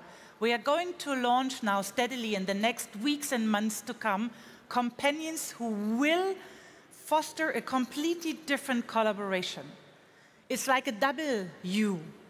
You are going to have you with all your knowledge and all your experience working in our platform, and you will have someone accompanying you as a companion who can, by the impulse of what you are doing inside this system, has an intuition of what your next step, what your next question even should be all about. And that's the difference of how we describe it between an assistant and a companion. And also here again, not a marketing film. Yeah, it is something that we filmed internally with our colleagues in development in our premises. I would like to show you really fresh by opening a bit that secret box of what we are currently working on. Hi, Aura. What does it take to design a car lighting system? Designing a car lighting system is not just about creating a light source. It's about integrating multiple engineering domains into one cohesive system, such as styling, optics, electronics, thermal management, software, and mechanical design. A systems engineering approach helps ensuring it works reliably as part of the whole vehicle. What kind of regulations do car lighting systems have to follow?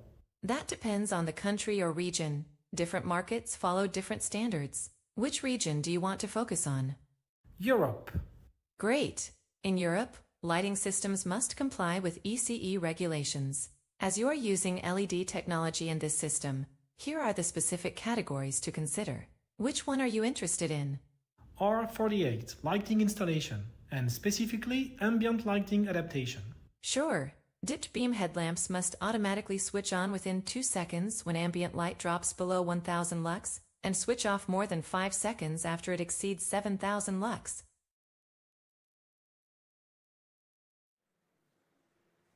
I think the film interrupted, but anyhow, you have seen that the Aura is our large language model based on our investments into Mistral AI. They were just recently in the news because someone else also invested heavily into that. But what you also have seen a little bit were these companions around, a mechanical one, a regulation one, and this is exactly what we are currently testing out. So bringing in the companions in a sequence, more and more, also what we see that engineers are needing, yeah, and then giving you automatically, doubling you in a way as you have never explored it as an engineer.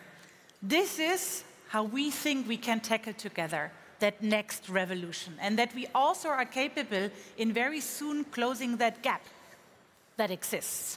So we think that we have very, very strong partners, in particular here in the European segment, and we are absolutely happy in not only working together since many years with BMW and developing their Neue Klasse, it is also that latest partnership which was announced a couple of months already ago, and we are hosting here, or our OEM is hosting a full software day today, the Volkswagen Group. It's about gaining speed. This typical, what we have all over in the press, this China speed. But by still remaining what we think will make, again, the European car manufacturers so strong. Because we are sitting on an IP which is at least 40 years on cut models. So imagine that we are capable very soon in integrating all this knowledge. We are going to have an enforced IP where I think we will have the unique opportunity in our hands in bringing not only the OEMs of Europe, again, back into the game, but also bringing them there where we think we should belong. That means that they are starting to lead again the innovation process. So this is what we have in mind. Not only being together strong partners, reducing development times, creating additional efficiency.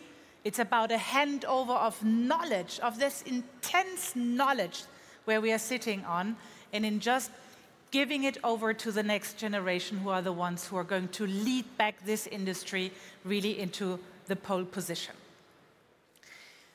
We have some first analyses about the true impact of an AI which is going to develop, and it's really enormous what is currently happening. And we think that we can state that the faster cycles might not only be cut by half, we might even see a potential by a multiple of 10. So there is a window of opportunity when it comes to artificial intelligence. And again, this train is going faster and faster, and we see it. We think that it's absolutely crucial and important in Europe that we are not making up our minds and we are becoming again the Erkenntnis champions about what is currently happening in the technology world. It's about acting. And therefore, it's so relevant in understanding not only the figures, but in particular, understanding the urgency of stepping full in. It's about having decision makers, leaders in that industry who dare to jump and to understand what is on stage. So for us, again, we think that something that costs you 10 months of development time, around what we are estimating here, around 100 people, and from time to time, even 10 million euros in terms of integration layers, the way of how you work with your partner collaboration system. We have seen the first result, and it gives us an indication that there is a multiple of 10 on the, or inside the game. So for me, important to see how we are now capable in jumping full in, benefiting from solutions that are made in Europe. We have even that opportunity in finally exploiting that IP and data, not by shipping it out again to a different geopolitical nation, which became, unfortunately, in the recent years, more and more unstable. It's about understanding that there are partners in the technology sector in Europe who will make this a new race, but again, who are also going to push and bring all the passion and enthusiasm, that this German car industry, automotive industry in Europe is going to lead again when it comes to innovation. This is our vision, and I would like to say thank you very much that you came today, that you heard me speaking about virtual twins and AI. I hope it was not only informative. We brought a couple of films. I said it, they are not used to be for marketing purposes. I wanted to show you real things where we are currently under the hood working on in our development premises around the globe. And this was important for us. We as Dassault Systems, we stand as the technology leader, the world leaders when it comes to 3D design, CAD, simulation, in a European sovereign, even SaaS offering. We are full in, and I hope that you leave that presentation as enthusiastic as we are globally around the world. Many thanks for having listened to me.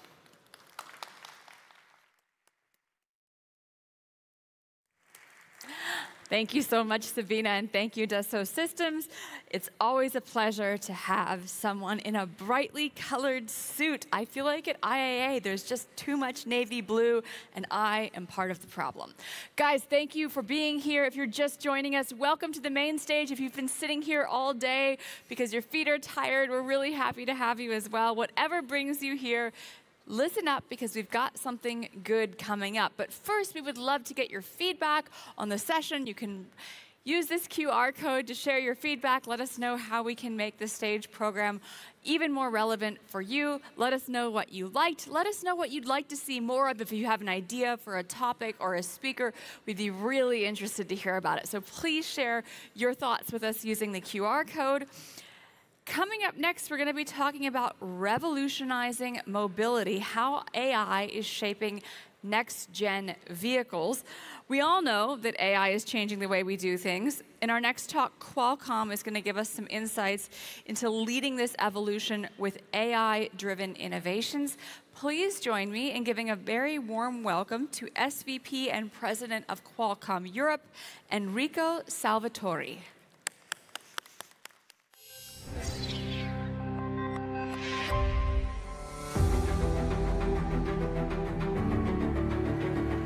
Hello, hi.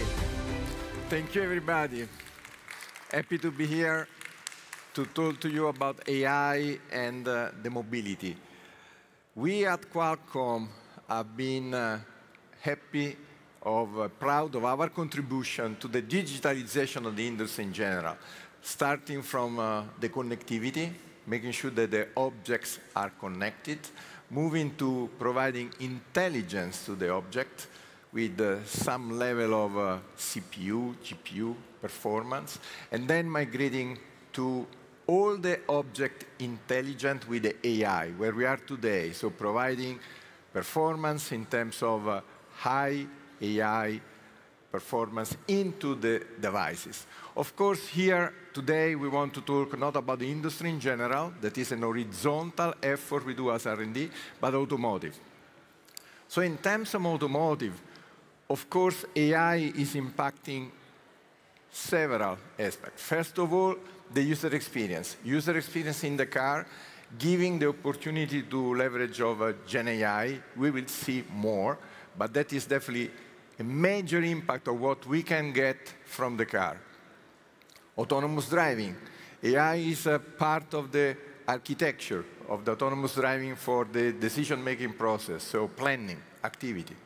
But the AI is revolutionizing also the way we design the products, because we can leverage on digital twins, we can accelerate the design phase, we can do testing on the cloud, on the model.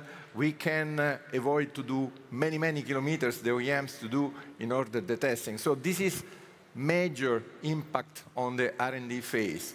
But also the architecture of the product.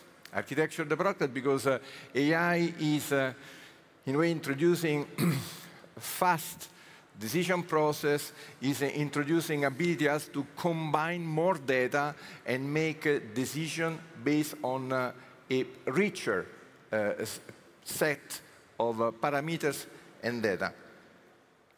But this is happening, first of all, because we are in the era of the hybrid AI. What does it mean, hybrid AI? It means that we are combining the classic traditional AI on the cloud, on the servers, with the AI at the edge, in the device, specifically here in the car. So it could be a smartphone, could be a PC, could be a car. That is happening because of two reasons. First of all, because we, on the hardware side, our platform are increasing more and more in CPU, GPU, NPU performance. So more TOPS available at the edge. On the other side, because of optimization of the models, moving from the LLM, large, to SLM, small language model, that we can run in terms of inference into the edge. Of course, the training of the model will stay on the cloud, but more and more inference is moving into the edge, complementing what we are doing on the cloud. In this context, let's talk about really what is the news in terms of the architecture of the product. From one side, we can create more development done on the cloud, having the digital twin, so we can see exactly where we are going.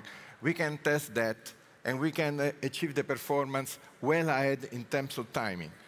On the other side, we create new performance, so mixed criticalities, the ability to interact between the ADAS performance with the IVI cockpit performance, sharing data, using the same sensors to achieve the performance.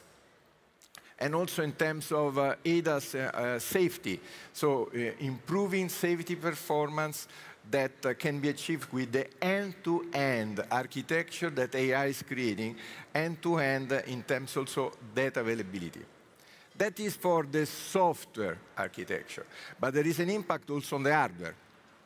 On the hardware, we provide an architecture in the SoC, in the chipset, in the system on chip, where we combine, in order to achieve the AI performance, the GPU, the CPU, the NPU, the DSP, all elements that are contributing to the AI engine at the edge, into the car.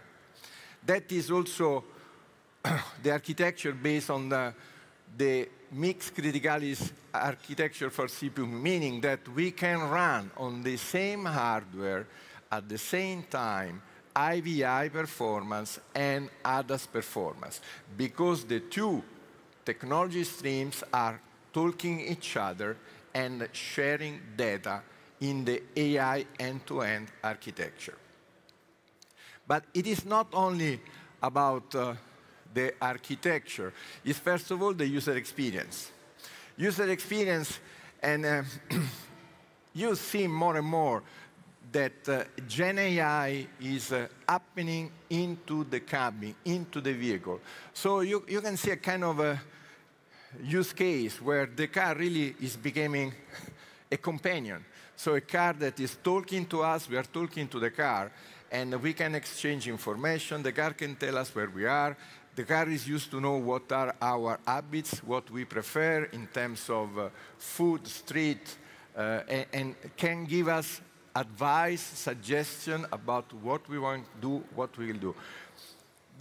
This is already reality today. So there is a partner like Mercedes-Benz launching the GLC here at the show that is using already hardware from Qualcomm that is providing NPU performance able to support some of the features that we are, in this slide, trying to picture as the Gen AI and the user experience based on AI in the cabin.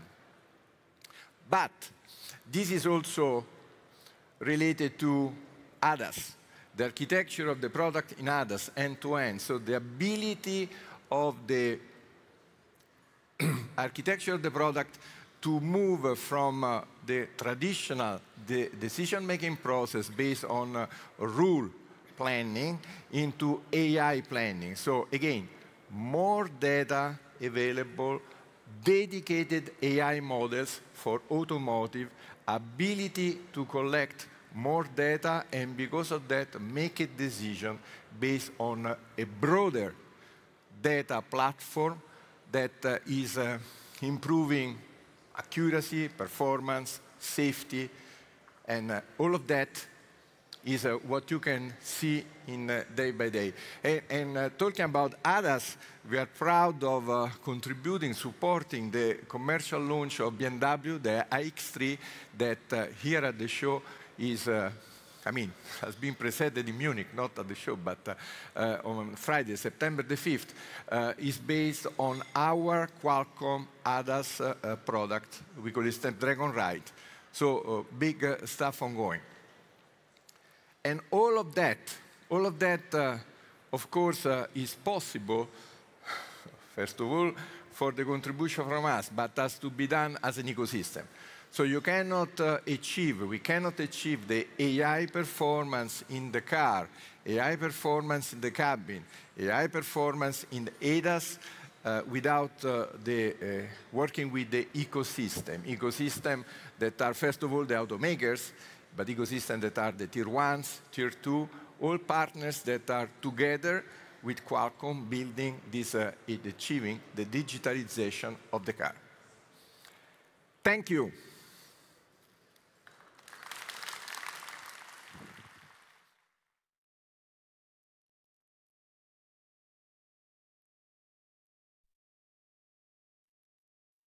Enrico, thank you so much. That was faster than I was expected. I had to run a little bit.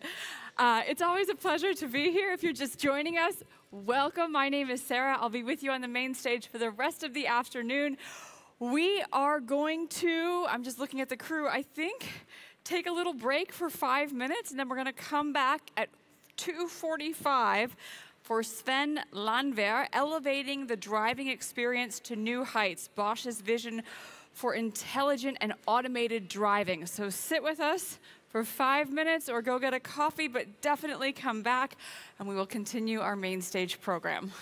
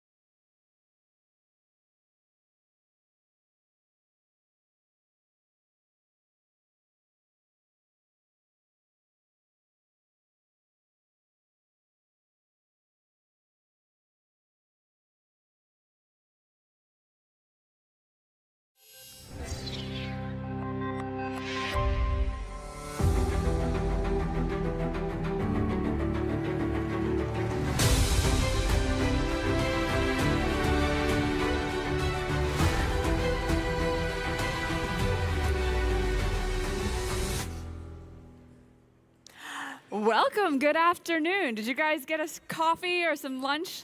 Are you ready for our program to continue? Everyone's settled in for an exciting presentation because we are continuing with our keynote series. We're going to be looking this afternoon at elevating the driving experience to new heights and specifically looking at ADAS and automated driving. I'm very pleased to introduce the head of the business unit for ADAS Systems, Software and Services at Bosch, Sven Landwehr.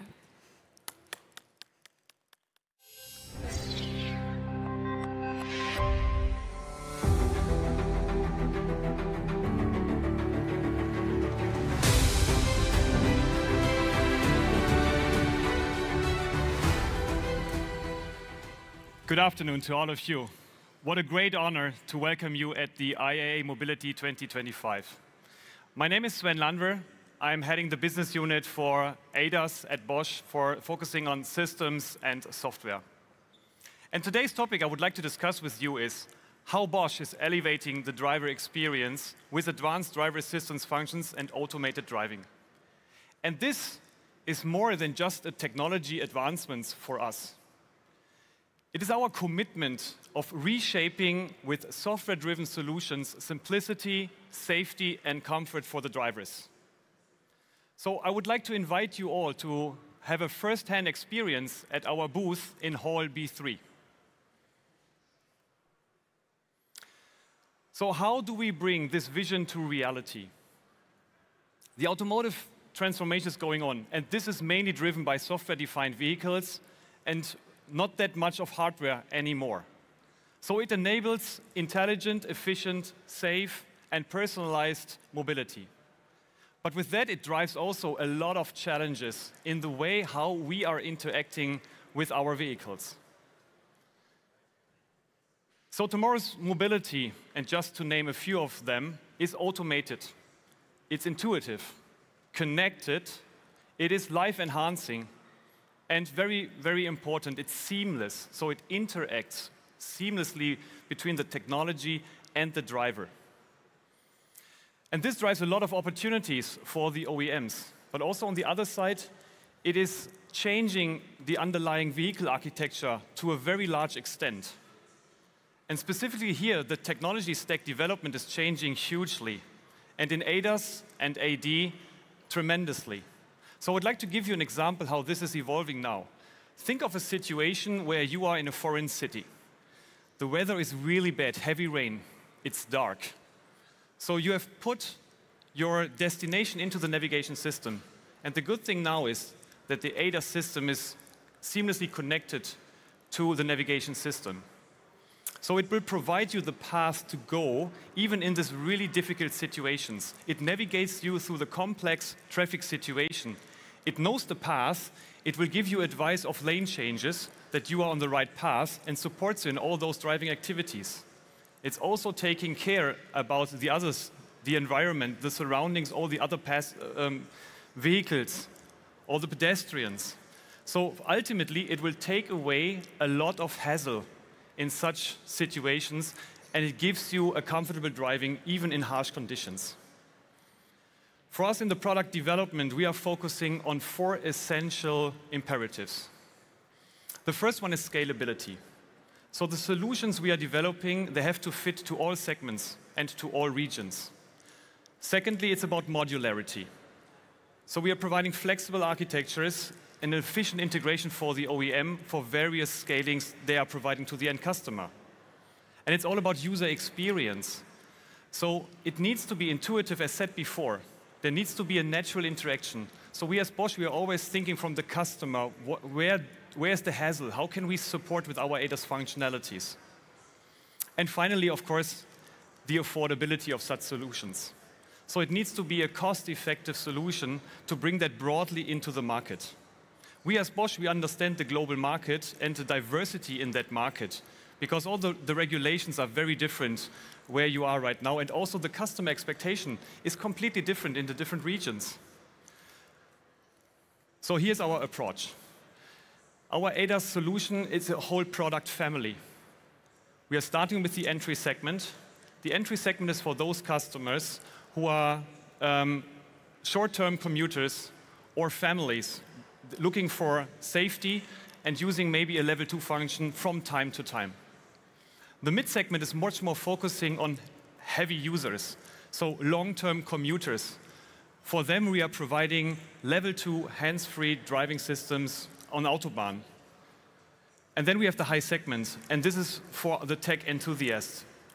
The persons, the users who always want to have the latest technologies and want to have the highest ADAS capabilities in their vehicles. But now, let's take a deeper look into the machine room.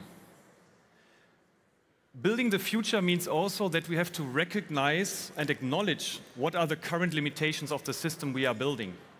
And for the last 10 years, utilizing AI from the very first beginning in 2015, roughly, most of those AI are focusing on video perception right now, or has been, and it sees the world very basically. So we have used bounding boxes and a line presentation. So these AI systems, they can identify the objects, but it lacks a true understanding of the context they are in, and also lacking an intent comprehension. I would like to use the analogy like looking on a chessboard. You see the chessboard, you see the figures, but it's not an understanding of the strategy.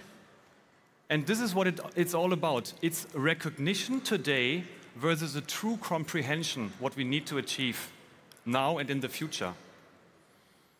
So we want to solve current AI limitations, and we need a breakthrough for that. And the breakthrough is generative AI, because it gives a true environmental understanding of the situation we are in. We are evolving from specialized AI, for example, AI for perception, AI for fusion, and later then AI for planning. We are going to more generative AI-powered ADAS with a human-like comprehension and a reasoning of what the system is doing. And at the heart of this is the vision, language, and action model, in short called VLA. So it's a combination, and it's fusing all sensor modalities from radar, video, LiDAR, ultrasonics, and others, fusing together, and also understanding the language, and finally also decision-making in one large model. So you can think of it is kind of from the pixel it sees to the gas pedal in one large model. And we as Bosch, we are focusing on optimizing such for automotive-grade hardware, system on chips, to provide this scalable and high-efficient solution. So let's take a deeper look now. So the VLA will bring us a lot of world knowledge on the one hand, and on the other hand, natural interaction. So there are three main advantages I see. First of all, it's a deeper understanding. So it gives us a full scene interpretation, recognizing the intentions of the other vehicles around us, and gives a true contextual awareness of the situation. Secondly, it can handle the unexpected. So it could react to unforeseen events. With today's technology, we cannot do that because we are using training data to train a model. If we use, in the beginning, a foundational model, add on top of it the training of the sensor data, then we have huge world knowledge already incorporated into that model. And this is preparing us for this really rare unforeseen events. And the last thing, and this is ultimately also important, that ADAS will get much, much more natural, interactive with the driver. And here we are lacking today in Europe specifically those flawless integration of it. In China, I think the users are already much more adapting to it and using it. This is something in Europe what we have to really work on, so that the ADAS system is much more utilized by the customer, because it's feeling much more natural, and the system is interacting flawless with the customer. So here you see some of the examples I brought to you. This is a scene, or these are scenes what we have captured in about April to May timeframe. And you can see here that we have used our vision language model, and you see that it is generating out of what it sees a text. So it describes the scene, what it sees, and then further down on the right box, you see what is the derived action out of the context. And what is the reasoning the vehicle should do now? So it gives a very high-level situation interpretation and also using or focusing what the system should do next. We are doing this with about 1 Hertz. So every second, the VLA is running to give this high-level commands. Here in the scene, for example, it indicates already to the left, making the lane change, because we are in the right curve here. There could be something coming up. This is a dangerous situation. Let's change the lanes. And then the system is doing this. Or here we have variable lanes in China. Coming to a stop now at the traffic lights. The system is detecting now the pedestrians, yeah, and the reasoning there is, okay, the pedestrians are utilizing the crosswalk. Let's stand still here and wait when they've passed. So using this large language models, of course, needs a lot of hardware. So this is the foundation of it. We have created this ADAS integration platform, which processes this complex AI system in real time, as I said before, 1 Hertz, embedded. So we are not longer utilizing the clouds for it. We don't need it. We can run these large language models on the edge. So what we have done on our unique approach is here that we have pioneered the model distillation for those massive foundational models to highly efficient versions of it. So this is the key breakthrough that brings generative AI now into the vehicles without the connectivity, without the data exchange. It's all happening in the vehicle. Bringing this technology to markets require much more than just innovations. It is our global reach and local presence and expertise we are bringing as Bosch. So we have a worldwide engineering network which we are using. For example, we're using rapid technology advancements in China with our team in China. But also we have a team in US and in Europe where we are having much more regulatory compliance and data sovereignty. We cannot do all this alone. So these complex technology advancements can be done with partners. We have decided to partner with 2 companies. The one company is Rewrite in China, where we are bringing already solutions on the streets for the local customers in China.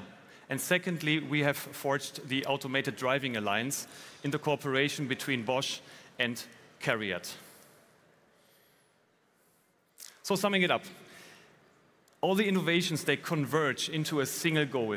This is making advanced mobility safe, comfortable, and accessible for everyone. On the one side, this is for the OEMs. They have a cost-effective path to implement premium ADAS functionalities into their vehicles.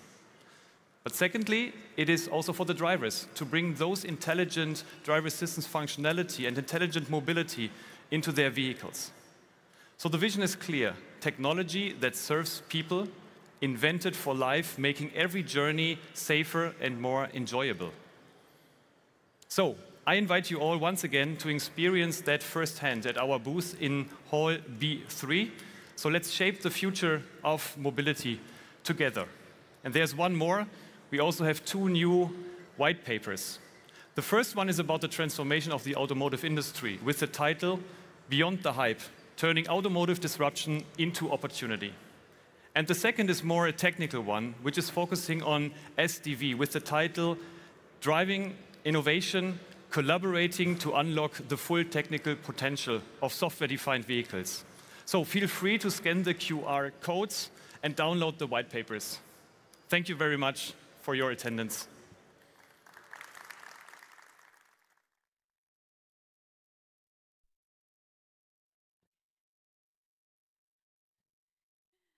Thank you, Sven.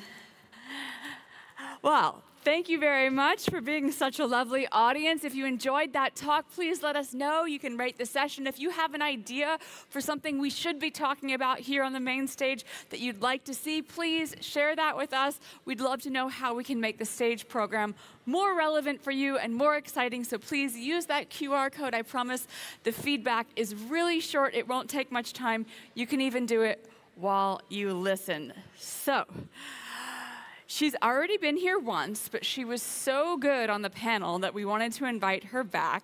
She's going to be speaking to us today about inspirations from the dynamic consumer experience in China, looking at future new mobility.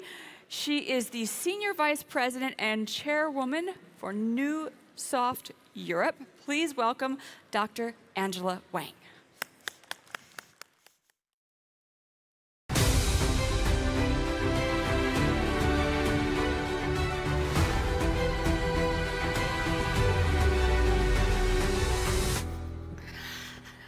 Good afternoon, everyone. I'm so happy to be back and to share about inspiration from the dynamic consumer experience in China market.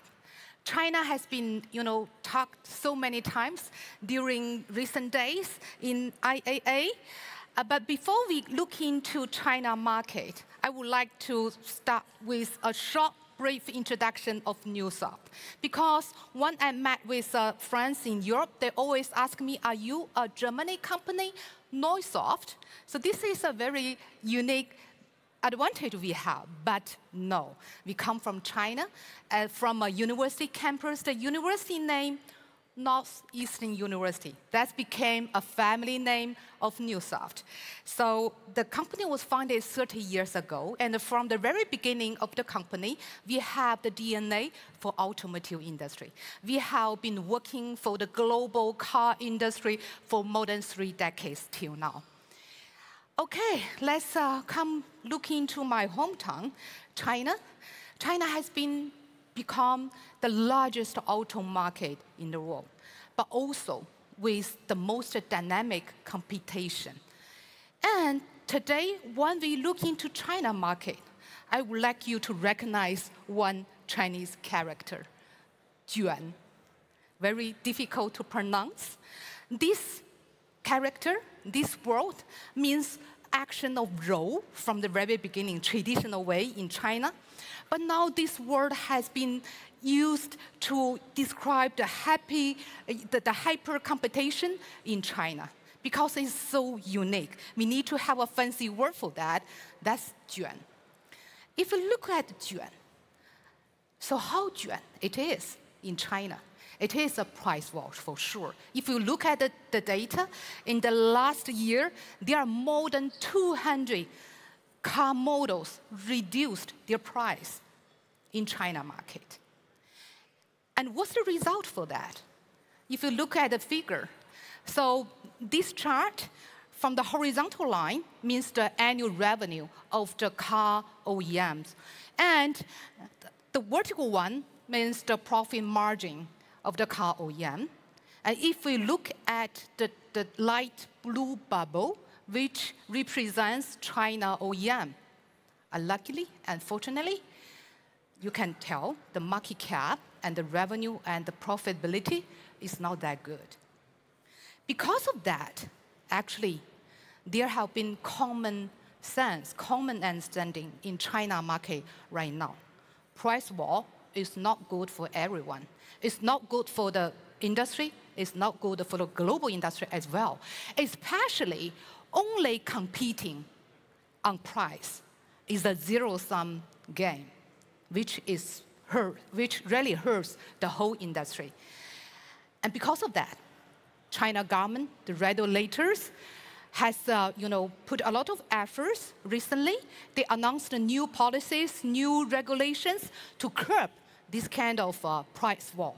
Not only they are kind of stopping the irrational competition, even they monitoring it in a very detailed way to say prohibit the payment delays from the car OEMs to suppliers, which is really create a healthy industry for a healthy growth. But does this kind of yuan in China only means price war? No. This is a triangle for this kind of yuan. Not only cost, but also speed and innovation, which has been mentioned many, many times during these days for China's speed. And what does that mean? If you look into this chart, actually, you can tell China OEMs in the last 5 years, their R&D investment CAGR is much higher than the other regions' market of the OEM. So they do compete not only on price, cost, but also on innovation, on its attack rate. Especially right now, the competition is more about scenario-based deep innovation. This kind of innovation, we believe, really benefits not only for Chinese consumer, but also for the consumer in the global market. We can provide superior digital experiences for the global customers and with unparalleled value with competitive price. So this is really the deep meaning of this kind of Juan. Okay, we talk about speed. Then, how fast is the speed in China market? Look at this data. So you can see in China it's the same thing. Almost 5 years ago, China OEM need around 3 years, 33 months to launch a new car model. And tier 1 players will do their job. At least they need at least 1 year, 2 years to do the hardware and software integration. But now, not only decoupling the software and hardware for the SDV for the car OEM in China, when they develop a car model from scratch, it only takes 1.5 years to 20 months at most for a brand new platform for a car. And also the software players like Newsoft, we also need to run very fast to fulfill the demand of the car OEMs. For instance, this is a real case. We developed a car model for the intelligent cockpit for a Chinese OEM. This is a brand new platform. We developed it only within 6 months. And this car model has been ranked as one of the best sellers in China market, and now is selling in almost 50 countries, in different languages. So we also upgrade the software monthly through OTA after its final launch. Okay, I believe you can now understanding what China speed means and what's the driving force behind this kind of speed. We are very lucky to have maybe the most curiosity consumers in global market. Chinese consumer, they are really, passionate about change. They want to take the car as a lifestyle, not only to drive car, but also play with car. They want every new fancy features, and they even willing to pay for that. And they know for every new technology, maybe there is a mistake. They are tolerant for this kind of mistake. This really is, how China industry grows. This is the driving force. If you look at the data, you will see a significant difference with other markets. More than 90% of the consumers in China, they are willing to buy an EV car for their nice car. And only 15% of consumers have concerns for level 4 plus autonomous driving. So which is really different with other market.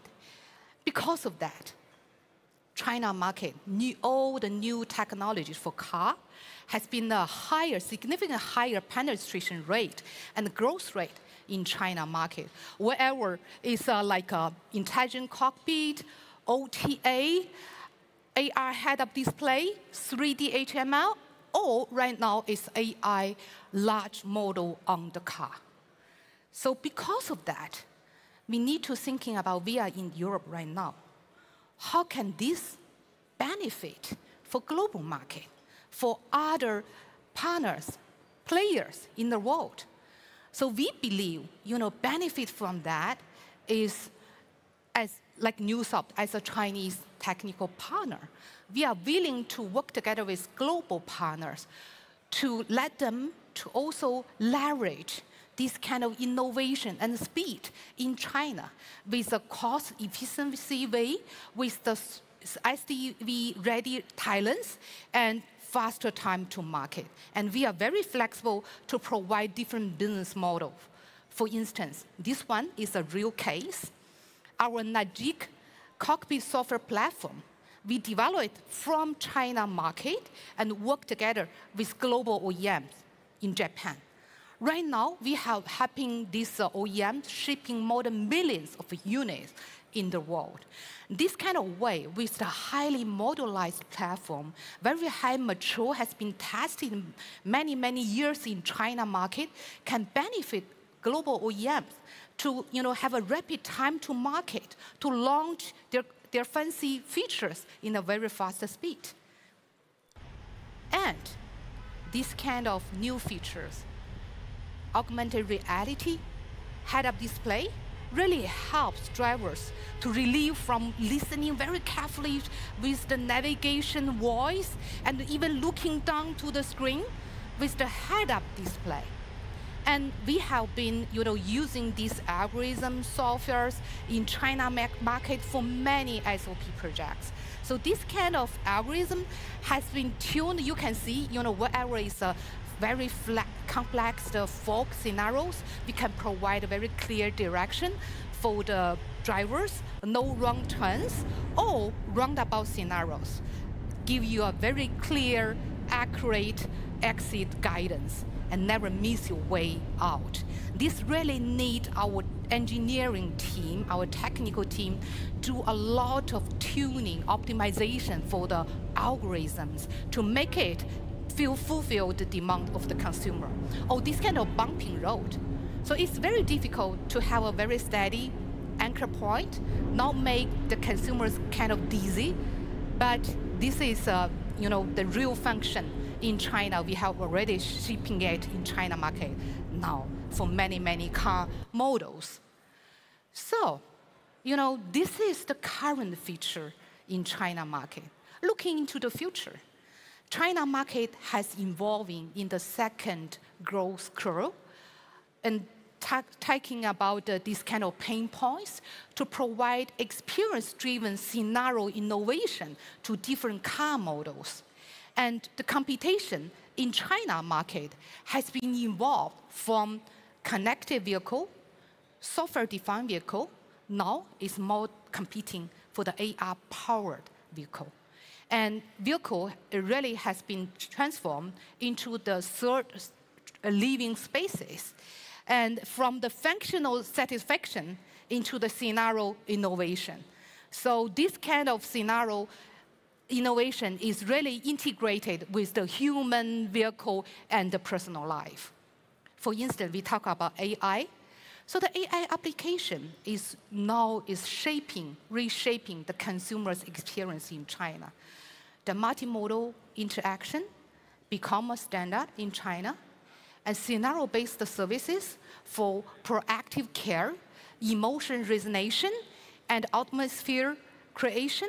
This is what we are competing in China market. Of course, the driving force is the massive, high-quality, unique local data and other consumer-centric rapid integration with internet DNA, internet thinking. And not only for the consumer's experience, but for the development cycle, the AI is redefining the software development and the validation efficiency. This is the real data in Newsoft. We have been using AI for the validation, and the cost reduced more than half, and the scenario coverage increased more than 90%. Yes, so basically, this is the inspiration I want to share about China market. I really hope the competition in China not only means zero-sum game, price war. This kind of speed and innovation can really benefit for the global industry as well. Newsoft, as a software company, so we provide different kind of business model with a very flexible way. Wherever is a tier 1 model or worked with tier 1, we provide software platform or even engineering services. We provide a different kind of products from the cockpit to ADAS, power domain, all that kind of services and products. And as a company based in China, headquartered in China, growth in China, we have the global coverage. We have team in Hamburg, in Munich, in Romania, working with our European customers. We also have hundreds of engineers in Japan working with Japanese OEM. We're trying to let our partners, OEMs, beneficial from the innovation in China. So, okay, that's basically my speech for today. Thank you very much, and welcome any of you, if you have the opportunity to visit China, come to visit us. Thank you. Angela, thank you, and thank you for the invitation. I look forward to visiting you in China. That would be wonderful. Guys, we are going to stop with my travel plans and move on to our stage program. I'm so pleased to see it filling up in here.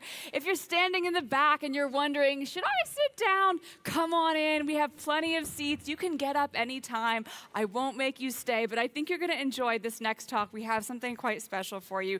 Raise your hand if you're here at the main stage for the first time. Yes, welcome. Raise your hand if you've been sitting here all day and you're sick of hearing me ask this. A couple of you, okay. It's great to have you, whether you're new or you've been here the whole day. Coming up next, we are going to talk about building the next generation in-vehicle experience together. We have two high-profile speakers here to help break it down in the form of a fireside chat. And we have a special moderator here to take you through this fireside chat and give you a little break from me. So, without further ado, please welcome from Google, Mercedes, and our moderator, Yasmin Blair, for a fireside chat on building the next generation in-vehicle experience together.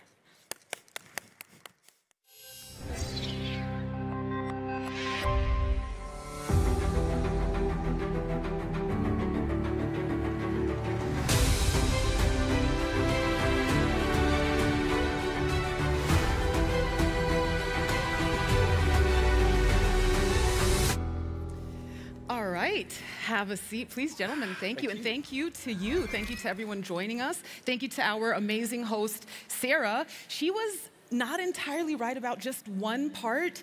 You cannot get up at any time and leave. Okay, you need to stick around for this. Thank you so much. Right, am I right? Absolutely. Thank you for joining us, whether you're here on site, live at Munich, at IAA, or joining us online for that matter. Thank you for tuning in. Thank you, of course, to Magnus and Jürgen for joining me here on stage. Exciting times, right? Absolutely. Gentlemen. Exciting times. We have been seeing so much movement at Mercedes-Benz, not just lately, but these past couple years. And the partnership with Google seems to be the talk of the town. So, of course, we're thrilled to have someone here to bring us up to speed, to walk us through the current developments, these innovations, and this AI partnership. And also give us the inside perspective of what's going on and what's to come in the future. So with that said, let's cut right to the chase. Allow me to do the introductions before we move along. Now, starting out, Magnus Östberg, you are CSO of Mercedes-Benz AG. You've been overseeing the MB.OS vehicle operating system ever since September of 2021. Before that, before joining Mercedes-Benz, you were VP Software Platform and System at Aptiv, responsible for the ADAS satellite architecture, and that's something that we're going to dive a bit deeper on throughout the conversation. Also, welcome Jürgen Behrens. Thank you for joining us. You lead Google Maps Automotive. Jürgen has been in this role, not only responsible for Google Maps, but beyond that, also for other geospatial products for the auto industry in general on a global level. And based in Amsterdam for Google, that is since 2022. Previously, you've been working with HERE Technologies, with Philips, TomTom, and Symbian, just to name a few examples. So thank you for joining me, gentlemen. Thank you. As for the intros, Magnus, yes. allow me to start with you. So many questions. Where do we begin?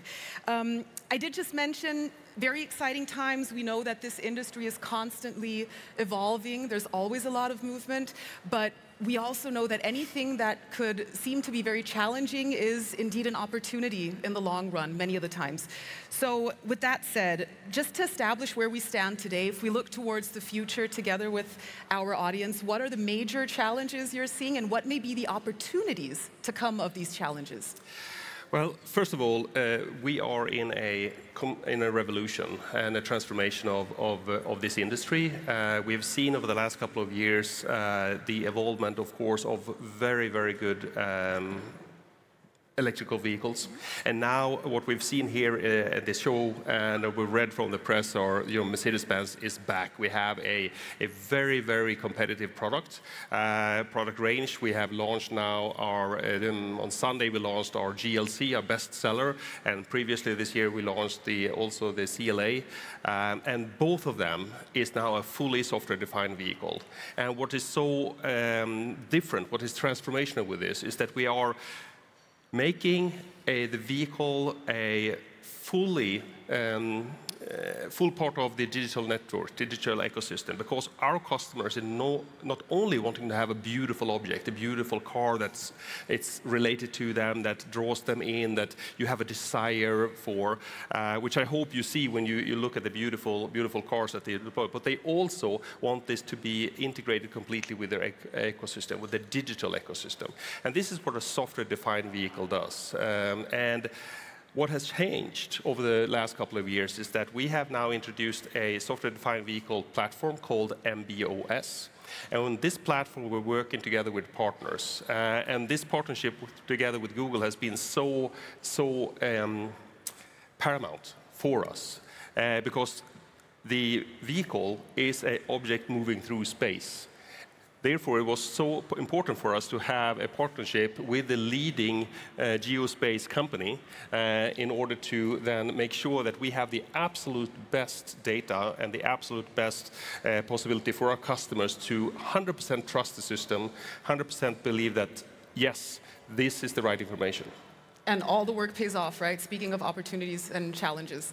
Absolutely. Since we've approached this principle that we have really partnered with the best, we see our usage rate of our system going through the roof. We have seen that the customer satisfaction is there, the trust is there, so it's really been paying off. I can imagine, Jürgen. Same question goes out to you basically on behalf of Google, but maybe now, can we look a bit even further into the future and say these next 5 to maybe even 10 years to come, what are going to be the major challenges you're seeing, but also the opportunities that lie therein? Well, 5 to 10 years is a very long time. I know. Especially in Google, that kind of moves very fast and really only plans maybe 1-2 years ahead, typically.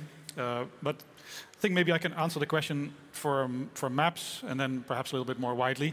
I think for maps, we've built quite a successful consumer franchise, which means that a lot of users trust our data and trust our routes and our ETAs and our traffic, but also are willing to contribute a lot to maps. And so maps is also a reflection of many millions of authentic voices, people who provide ratings and pictures and reviews and menus and all these things that we all look for.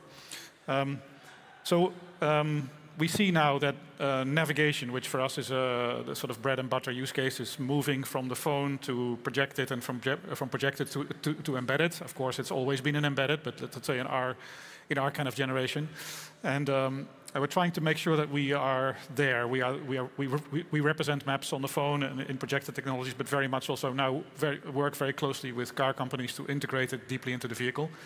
And we do this both as a kind of first-party consumer product, but also have an offering that we worked with together with Mercedes-Benz that allows OEMs to deeply customize the experience, so that it's an expression of the OEM's brand identity, powered by our foundational technologies. And so that's the strategy we have, and I think the strategy we'll hopefully have for the foreseeable future.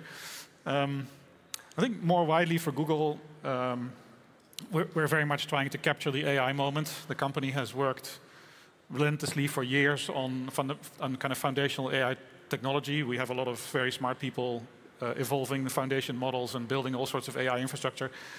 And we are trying to make sure that we also support our partners in the automotive world with the opportunities that provides. And that all of that is about integrating some of the foundational technologies into the car so that the vehicle is ready for the innovation that's coming. The AI models, the applications, the ideas, the user experiences are evolving so quickly that so much more quickly than the car industry does typically. And so it's really about trying to find ways of decoupling that innovation from the foundational components that need to be in the car.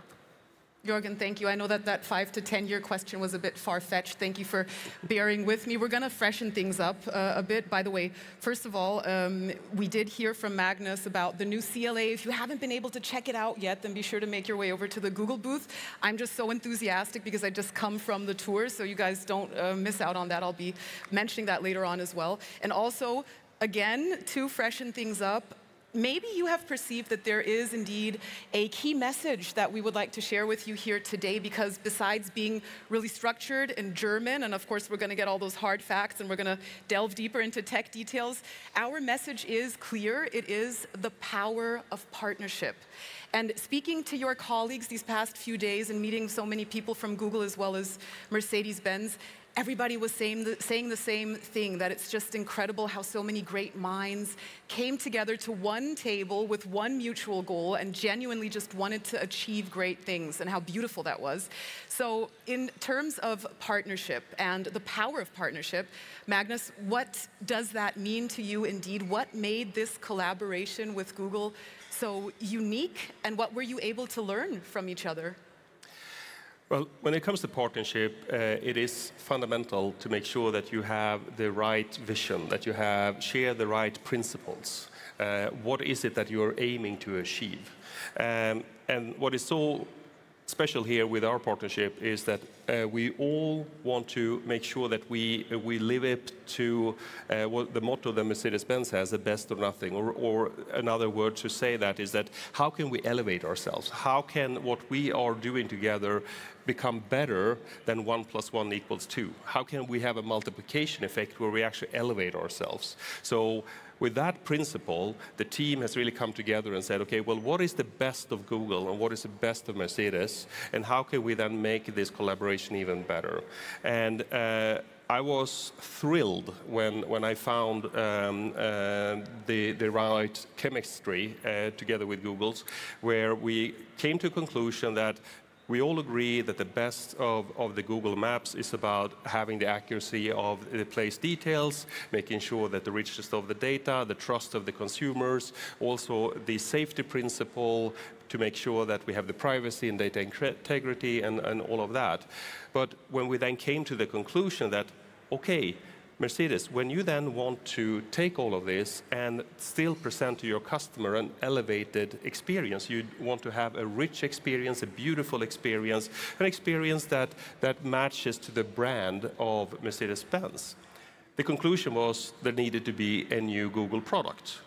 And all of a sudden, it led to new openings, new discussions, and through that collaboration, really a new product was decided, supported by the top of Google to support this for market. And this is how Mercedes-Benz likes to operate. Like, when we find partners, how can we then be the tech partner that is really sparring together to find something new and bring it to the market? Jorgen, how did you perceive the partnership? Well, I think we operated very much from a kind of mindset of being a single team. I really like that part of it. I've been there for the whole partnership as Magnus has been, and so we had a kind of meeting of minds at the beginning, more at the sort of strategy level, but then that same kind of mindset really was very visible in the engineering teams. People spend a lot of time in the same room, a lot of time on long conference calls. And we kind of went from 0 to 1 on this partnership in a matter of something like 2 years. So like we made a decision to do this. We had no product yet. We still had to create it. Actually, we still had to define it. And the car shipped about 2 years later, which is extraordinarily quick for let's say, for this space. So yeah, I very much appreciated that. And I also feel that the team aspired to working with Mercedes-Benz. It's a brand that stands for a lot, and I think a lot of our folks also really were motivated by that, by wanting to be in a Mercedes car. And I think we learned tremendous amount too about quality, about in some domains. For example, we collaborated on navigation, where we have a fairly mature solution, but in other spaces like ADAS, we were still building things as we were working together. And we really learned from Mercedes in terms of how to define the quality and the characteristics of such a product. So we took a lot out of it, actually. Sounds not only fruitful, but also very educational. What an incredible journey, you two. And I did say that we were, of course, also going to deliver those tech details, Magnus. After all, Mercedes-Benz is known for their precision, for their engineering precision, for pioneering innovation, pioneering technologies. And once again, the new CLA is actually indeed the first vehicle on MB.OS, so be sure to check that out. It's right in B1, in Hall B1 at the Google booth. So with that said, how exactly is the new CLA, Magnus, leveraging this partnership? How is it helping you to innovate the in-vehicle experience with Google, something everyone is very familiar with, and your customers value this already greatly? How is this being enhanced? So, building on this foundation that we now have a trusted and a very beautiful zero layer, where basically you always gravitate yourself to the map, where you have this place details information, you have the richness of the data, making sure that customers always are trusting where you are, where you're going, what you can find. And this is so important, especially in the EV space, because what we are doing here is then using this information to really make sure that the trust in the brand and the convenience is there. So, for example, making sure that when you're going to a destination and you have charging information in between, this is not any random charging. This is actually the experience where we have taken our range for that car, for that vehicle, to make sure that that is there, and that we can then elevate that with basically adding, for example, charging reservations in our charging network. A second way that we're elevating this partnership and we're getting into is that we see that the new way of elevating the safety and security and the convenience of the car is really to take the interaction on a whole new level.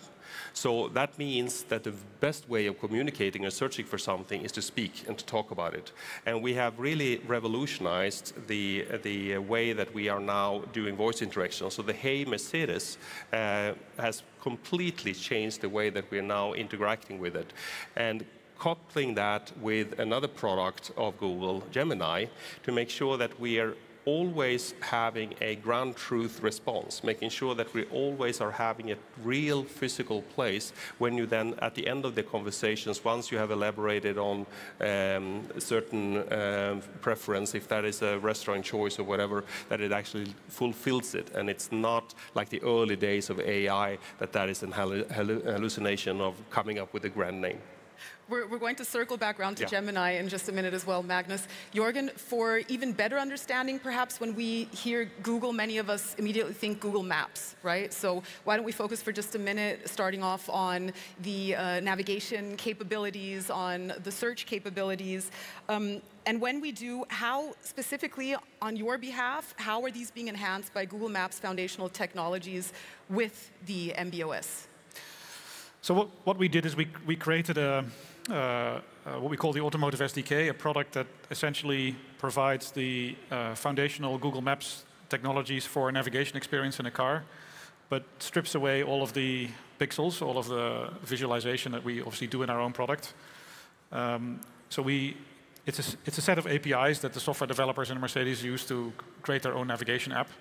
But that application had access to all of our rich search information, all of our places data, could calculate routes, can estimate ETAs, can visualize places on the map, can visualize roads, traffic, and do a number of other things that allowed Mercedes full design freedom and full control of the user experience, whilst being able to rely on the kind of foundational navigation services and search services and map data that Google provides.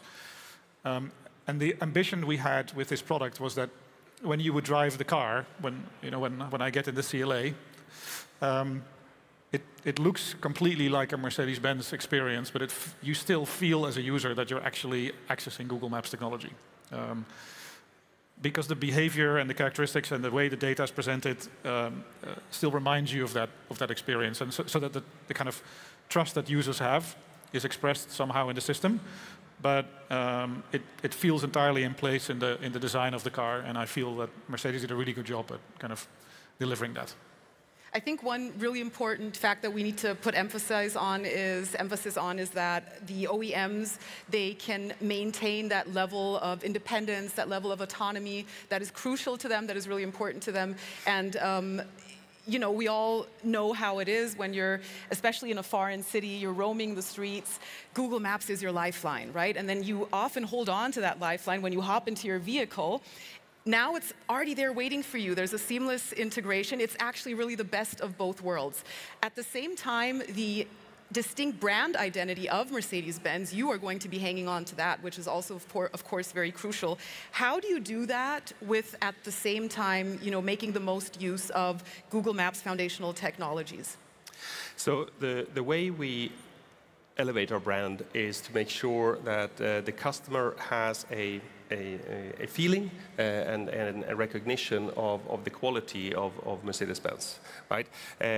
This goes into the details. For example, now on the GLC that we just presented here this year, it's got this 39.1-inch screen, which must be a statement of style. It needs to be a statement of refinement. It needs to have basically style to it. It cannot be a postcard that is placed in the vehicle. That means that we need to work with the various techniques, software techniques to make this a possibility. For example, game maintenance technology in order to visualize and render the map so it fits to the form and the shape and this information. And still deliver this brand promise from Google, making sure that I can trust this information. This information is real, it's there, and you have the well-known elements, which are, for example, the star ratings in the point of interest and so forth. And that is what we're coming back to. It's like 1 + 1 = more than 2, that you have a bigger experience. And of course, Google has the volume because they have a standard product that they also offer, which is also helping us to make sure that it's not a product only for Mercedes-Benz. It really builds on the richness of the ecosystem and the data and so forth where it's there, but it's presented in a style that is meeting the Mercedes-Benz customers. Magnus, if we look now beyond these navigation capabilities and look towards ADAS satellite architecture, vehicle automation, advanced driver assistance systems, again, we have the experts sitting here, so again, the question remains, how are Google Maps technologies also acting as enablers on fields beyond navigating and beyond mapping? Very good question. So when we discussed this product, we also discussed that we needed to add additional data to the Google Maps, to the Google database, to their APIs. And we call these ADASs. So this is then information for the assisted driving system. So for example, curves coming ahead, something we cannot see. So what is the angle of the curve? What is the elevation? What's happening beyond the horizon? And that means more detailed information. That means more precise information. It also means better accuracy when it comes to traffic signs to help us with exactly how the autonomous driving system behaves. What this does is it enables us to optimize our offering when it comes to how we are then approaching what we call urban autonomous driving, or a level 2++. And that has been a great work and a great example again for how we then, with this dialogue, then added to the initial ideas of the product. We need to circle back around now to that moment when you mentioned Gemini, Magnus, because this is such a huge part of your partnership. The automotive AI agent is so significant. This was such a big part of you guys coming together with Google. The in-vehicle assistant experience, again, something that your users, the Mercedes-Benz drivers, not only are acquainted with, but value greatly. That is going to be transformed, I'm going to say, enhanced, transformed, not only by Google AI, but in particular by Gemini. Can you walk us through how so? So maybe I should start with the first principle of our partnership, where we know that the entire world is now moving towards an AI. And you can see here some visualizations of what we call our Hey Mercedes. It has different personas. It has different flares to it, depending on what part you are in the world and what type of customer is more conservative, you're from the East and the West, young, and so forth. That really represents the fact that we have so much variation in our customer base today. So you cannot say what is a typical Mercedes customer today. Because of the gender diversity, because of the age diversity, because of the regional variations, we need to offer this kind of adoption. What AI enables us to do is that we can bridge this type of diversities. This really transforms the way how we do voice interaction with our customers. It transforms it completely. It also transforms how we can then address the customer's digital personalities, because all of us live in different ecosystems. I have not chosen the type of office space that my company provides to me, and which company is doing that. I have not chosen, in many cases, actually what digital ecosystem I have on my phone. Maybe my family have selected something. So I needed a partner that realizes that the world is diverse. We needed to be able to interact with multiple agents, so multiple AI models, in order to achieve this, and really to what we call the local hero principle. So with this first principle that we have in common, we then said, okay, how can we then use the best of Gemini and the strength of Gemini in order then to, in the best way, interact with the other agents. And that has led us to a very rich and broad experience of what you can say, what you can ask for. It's much, much more than a chatbot. It actually leads to fulfillment. You can actually, it can fulfill actions for you. And we believe that this is going to be a trend that just continues. And this is, again, coming back to something we share. We're going to see more agents. We're going to see agent to agents. They're going to have agents that have tools. And this is going to transform completely the experience that you have in a Mercedes-Benz. What would be some practical example? We heard, the other day, we heard Ola Kalenius with his searching for his outfit for Oktoberfest. Right. So, for example, having a conversation about, okay, what is now the latest and greatest information here when it comes to the local cuisine, or in this case here, what is a good traditional clothing for the event that I've been invited for tonight? And then, by the way, where can I buy that? Oh, that sounds expensive. Do you have something with a little bit less pricey? What it does then, it really combines and searches for real points of interest, real ratings, real items, and then at the end, okay, that sounds good, take me there. And then starts the navigation routing to that destination. And it's a real shop when you end up there and the opening hours are correct, which is ultimately what the customer wants. And it sounds like the borders, the barriers are just falling and crumbling. There are no more, right? Very, very convenient. Thank you for that. Since we're speaking of convenience and all of these practical examples, let me just speak on behalf of the customer as well. We all know that there are different tools that we prefer to use, right? When we want to feel connected to our car in a way that we are familiar with, that is comfortable to us, then we may use Google Workspace. The tool may be Microsoft 360, right? So just to put it very bluntly, how is Mercedes ensuring that the Mercedes is indeed a car for everyone?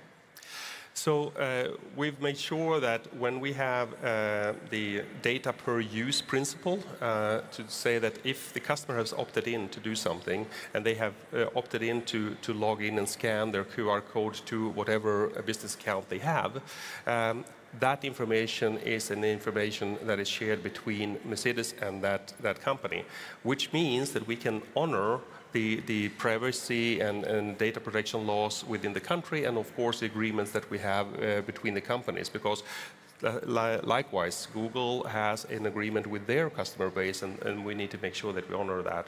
So that's how it works. Thank you so much, Magnus. Now, you were looking at the clock. I wasn't. Shame on this moderator. Jorgen, may I hand it over to you? Just the last, probably most suspenseful question is always looking forward into the future. What lies next for this partnership? Even more than 10 years into the future? Well, I'll even take one. I think definitely AI is going to be a very big theme for our collaboration. It's a big theme for Google as a company. We're very proud that we have a full stack solution in the car, in the cloud, hardware, software, models. We work together with Mercedes on the Automotive AI assistant, which Magnus described, the voice technology. So I think for sure we're very excited to enable new AI use cases, many of which we have not yet thought of, and take the steps to make sure that the vehicle architectures are capable of kind of dealing with that evolution. The models, we release new versions of the models internally every 6 weeks, and they can do new things all the time.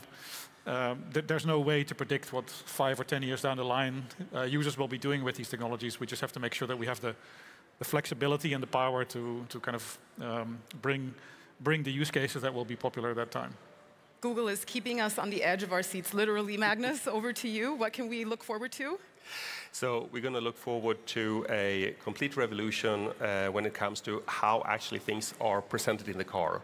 Imagine that the static HMIs looking and searching for things, pointing, is going to go away completely. You speak to your Mercedes-Benz, and it's going to present beautifully, of course, these options that you have to choose from.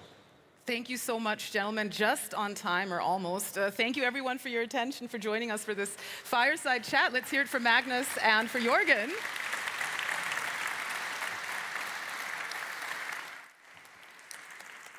As we head off stage and hand it back over to Sarah, thank you so much for your patience. Please feel free to come visit us at the Google booth in Hall B1. We look forward to having all of you there. Hall B1. Well, thank you, Yasmina. It's great to have you here. I heard you guys talking about how you use this. I got to use this Hey Google in the new CLA with Ola back in Rome, and we used it to find gelato. But because we were filming, they did not let me eat the gelato. So I was thinking maybe there should be gelato at the booth. Just an idea. Who knows? Just an idea. Thank you, guys. That was great. Really fun to hear about what the future holds as we look toward the future of building this in-vehicle experience together. IAA is not just about vehicles. We are about all forms of mobility here. When we come back in just 14 short minutes, we'll be hearing from Europe's leader for company bike leasing. Did anybody come here today on a bicycle? Okay, well, maybe we can change that. Stick around. In 14 minutes, we're going to be talking about the e-bike with Ulrich Prediger. See you then.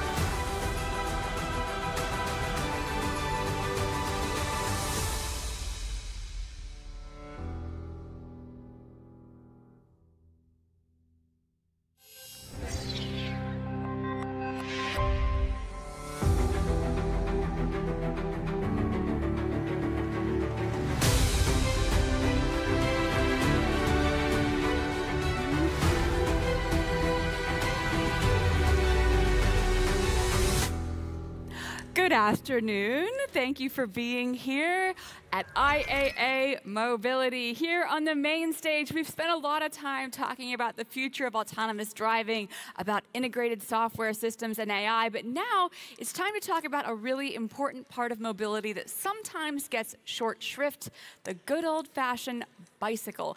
And this next keynote has the honor of having my absolute favorite title of any keynote we have had so far. It is called You Say E, I Say Bike. Why future mobility systems will not succeed without the e-bike. Here to tell us more is the founder of JobRad, which is Europe's leader for company bike leasing. Please welcome Ulrich Prediger.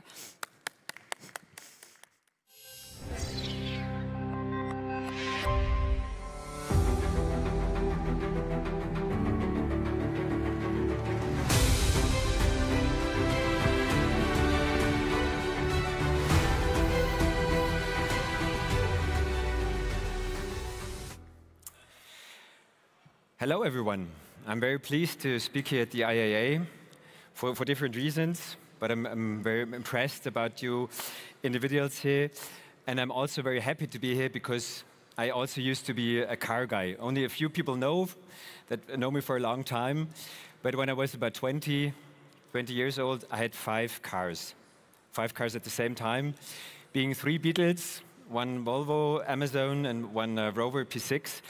And I spent most of my free time underneath those cars trying to repair and restore them. So I know everything, or a lot about cars. But since then, a lot of things have changed. Not only me, but also the world around us. I'm Ulrich Prediger. I was born 53 years ago in Transylvania and immigrated to Germany when I was about 3 years old, to Freiburg. Studied in the Netherlands in the beginning of 2000. And when I went back to Germany, raising kids, starting to work, I started commuting with my company car. But I realized rather quickly that that was not efficient, it was boring, it took a lot of time. So I started riding my bike, and all of a sudden I was asking myself, why is there no company bike scheme instead of a company car scheme? And that was the starting point of the company, JobRad, which is now 18 years old. And when I started the company, my vision was, how can we copy the huge success of the company car scheme? In my opinion, that's probably one of the most successful business schemes in the world. That's why we have those 4 premium car brands in Germany. And I always like to ask to the audience, does any of you has a JobRad? 2 colleagues here in front. Okay, at least some of you have one. Yeah, at that time, my vision, as I said, was to copy the enormous success of company cars. And I'm very happy that we kind of succeeded. The company JobRad is now a group of 9 companies. We're active in 4 different countries. We surpassed a turnover of 1 billion in 2022. We're now 1,200 employees working in the group. And in a few weeks, we will surpass the 2nd million leased bikes to companies. And yeah, that really makes me proud. And on the other hand, talking about visions, I'm sure that you and me, we share a common vision, that we have the goal. That's why we came here, to shape the mobility of the future. Otherwise, I think you and we wouldn't be here. But I also assume that most of you have an automotive background. So that's why I would like to give you my perspective, which is more two-wheeled centered. And yeah, hopefully I can give you an insight in my industry. The invention of the bike leasing was a huge success for the e-bike. I would say without company bike leasing, we wouldn't have that success for the e-bike in Germany, but we wouldn't be that successful either. So we really participated from each other, because suddenly it became affordable at very good prices for almost anybody to get an e-bike.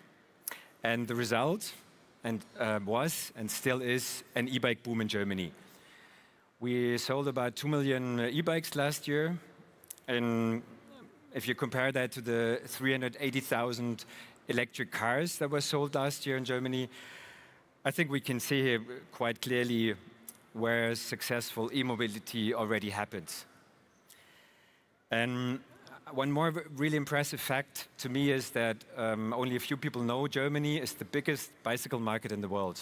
And it's not only the biggest one, but the cycling industry is the last industry where Germany still has a worldwide leading position. We lost many leading positions in industries, but for the bicycle, it still remains for Germany. But I also think that the e-bike is superior to every other means of transport in cities, especially when it comes to cost, to speed, and also to convenience. And I would like to be a little bit provocative on an automobile exhibition. In my opinion, we don't really get many advantages of replacing an SUV with an e-SUV.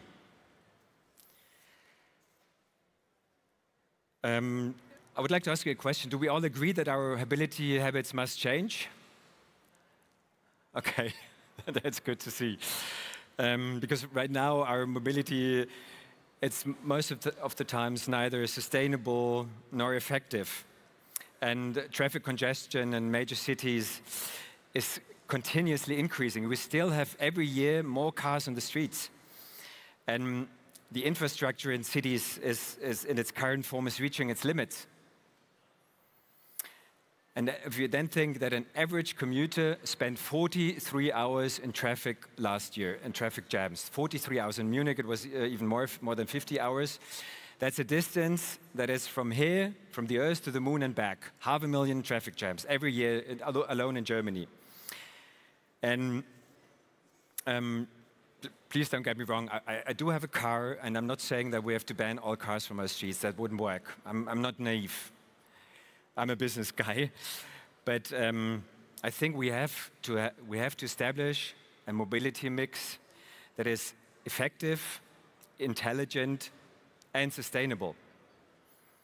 Because our urban areas, they are at a breaking point. We desperately need a transformation. And as I said before, I'm sure that the e-bike is superior to the car in cities.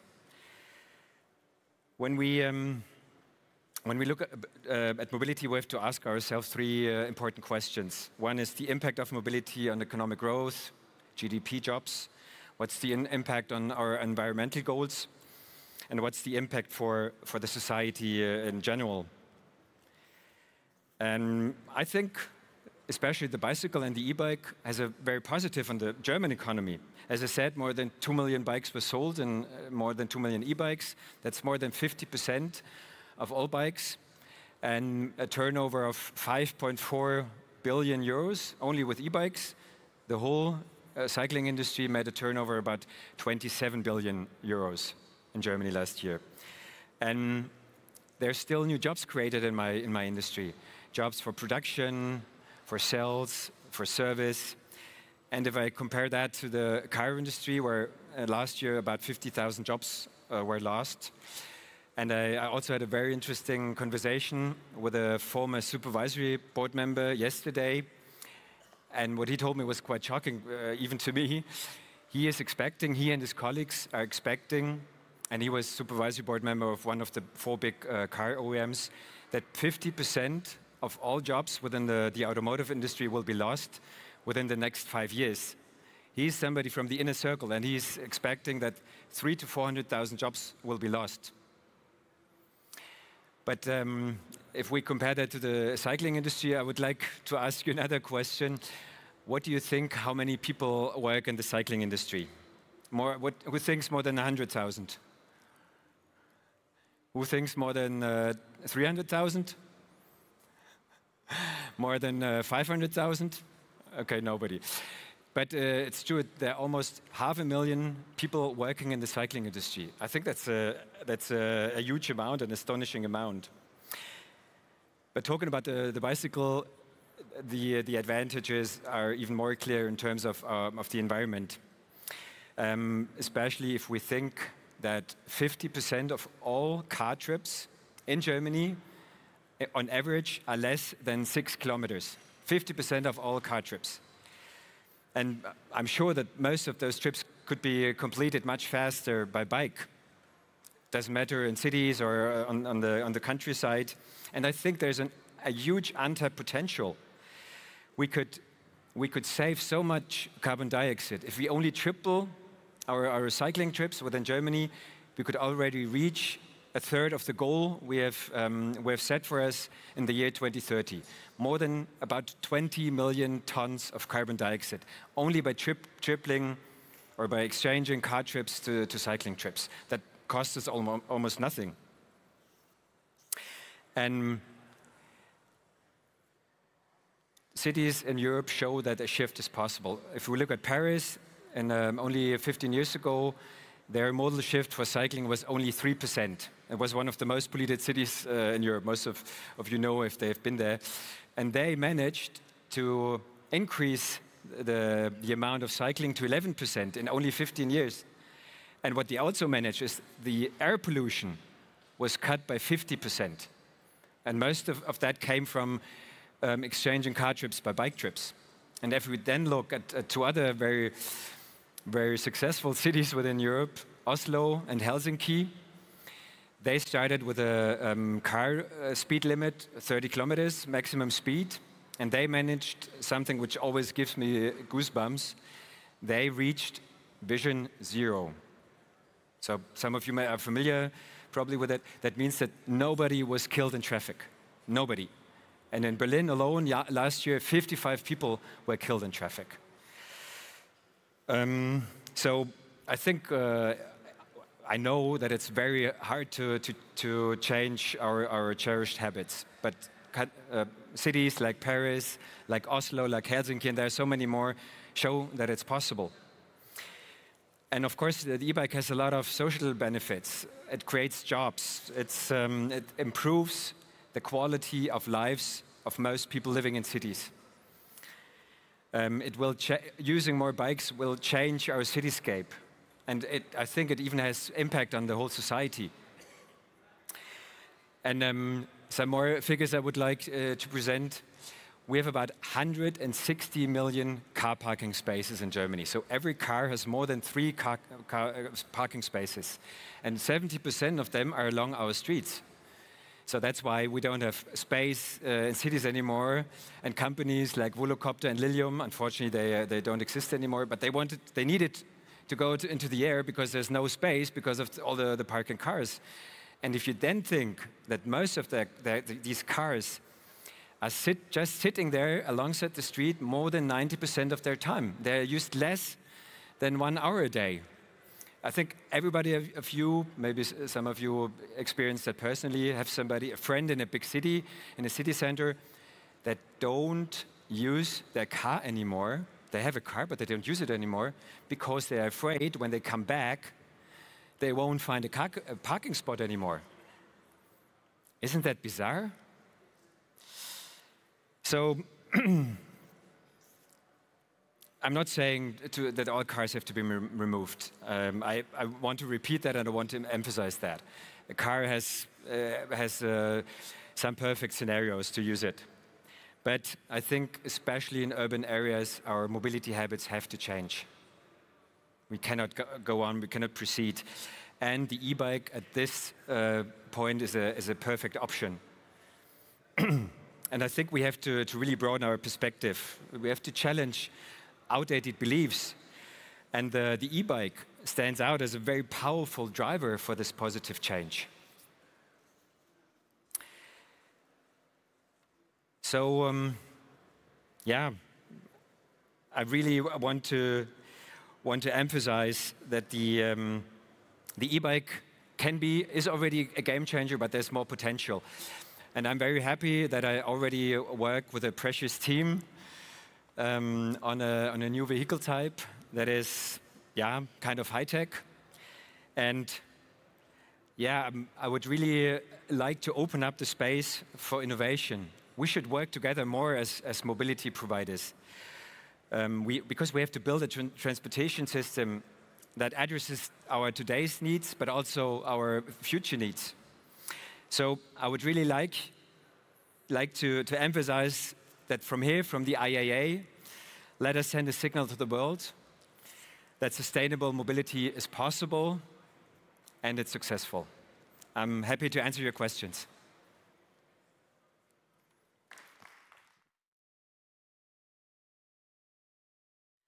Oh, thank you. That was great. Well, if you have questions, you know where to find him. He'll be hanging around here. We're going to move right along. But first, I'd like to invite you to rate the session, share your thoughts, let us know what you would like to see if you have ideas for next year or there's a topic you'd like to see covered. We would love to get your feedback. We've got a little questionnaire there. If you use the QR code, we would really, really appreciate it. Excuse me. So we are moving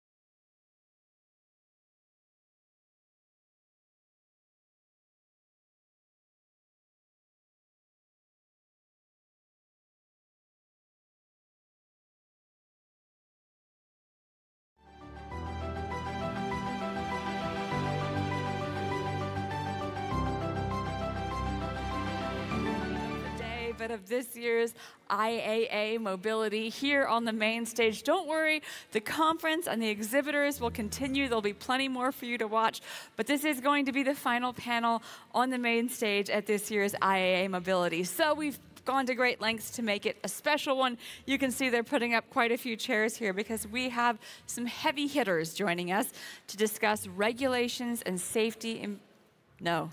No, I am reading the wrong slide. Excuse me. It's the last panel of the day, and I'm tired. This is not about regulations and safety improvements in automotive lighting. It's about chances and risks in the semiconductor value chain for automotive. That sounds better. Now you all look like, yes, I know what I came for. Good. These are our panelists. 6, count them 6. And here to moderate, we are going to bring in just a minute, the chairman of the Electronica Automotive Conference, who has generously curated this panel and will also be moderating it, sharing some insights into chances and risks in the semiconductor value chain. And afterwards, we'll ask you for your feedback. You can rate the session and tell us how we can improve. Tell us if there's anything you'd like to see in the future. We look forward to getting your feedback. But now, without further ado, our 6 chairs are there, our 6 glasses of water, hopefully as well. So let's bring out the panel with a warm round of applause.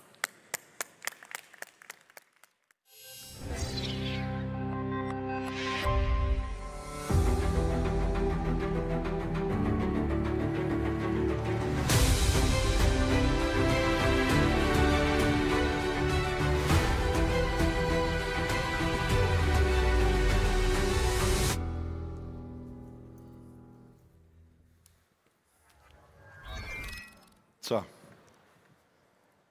hello everybody. Yeah, my name is Peter Gresch. I'm the chairman of the Electronica Automotive Conference. Conference we had yesterday in the conference center. Typically during Electronica is on Mondays before Electronica. And we have a panel of a couple of very, how can I say this, automotive electronics semiconductor specialists, and to talk a little bit about what is happening in the supplier value chain. Yeah?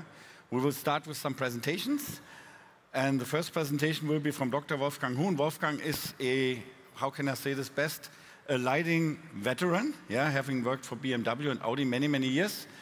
One of the headlamp and tailgate lighting experts of the industry, yeah, and currently the chairman of a European organization which is working on regulations for lighting. So, Wolfgang, okay, the thank stage you, is yours. Peter. Thank you. Yes, I was indeed 21 years in Audi and before 14 years in BMW. And the only thing I did except lighting was assembly planning, 2 years assembly planning, but then I go back to lighting. I changed to Audi, and then I was dealing with this LED stuff. And this was, let's have the first slide. I'm in the GDB now. The GDB shortcut is Groupe de Travail de Brussels 1952, and this is the expert group for lighting and light signaling, founded in '52. Yeah? And this is the international rule making for the ECE, which is the whole world except US, and more or less. And this is what we do with these rules and regulations, and the associations of the countries are members in this. And we are in Geneva, and in Geneva there is a big group of contracting parties, so the countries send their traffic experts in the authorities, and then all decisions have to be taken unanimously. This means if one raises the hand, you start again, or you start again to at least to prove what you did. And what you can see then is slow process. So we say that one standardization year has 7 normal years, and this is more or less true. The board of this GDB, this is me as a president, Bort Terborg from US as a vice president, and Davide Pugliesi from Italy as the secretary. These companies are in, so it's more than 100 companies are contributing, so it's a kind of lobby organization where we are. But of course, not only, also the test houses are in, and a lot of others working with us to make these regulations. This is what in Geneva happens. We have an organization which is, this is too much, which has targets. We develop safety regulations to enable the international use of new technologies, and of course also the energy reduction, power reduction. This is also something. If you go to Geneva, you can have only these two reasons to have a new regulation: safety improvement or energy reduction. But now the industry comes and wants to have nice features, like lit logos, like the dynamic indicators, which are the turn indicators. Then the complete new boards with a lot of fancy things. And in Geneva, they say no, no, and no. So you need to have something which improves safety. We have to find something which improves safety, and this is what we do. We do everything which brings new technologies like road signal projections. This means the blinker is now able, or is possible to project the blinking signal down to the road. This means bicycle riders can see that. Also, if you run with a smartphone, you can see that. So it's safety improvement, and it's nice. We have that also for the reverse. If you have the reverse gear, you can have out of this lamp a big one light stripe in white. This means when you back up for parking, very nice. You see that very, very good, and also in the garage it can help. And so this is what we do. The next is then driver assistant projections. This is what comes out of the headlamp on the road. There is also something, and then you go step by step. And the problem is that these guys from the authorities, they don't know that.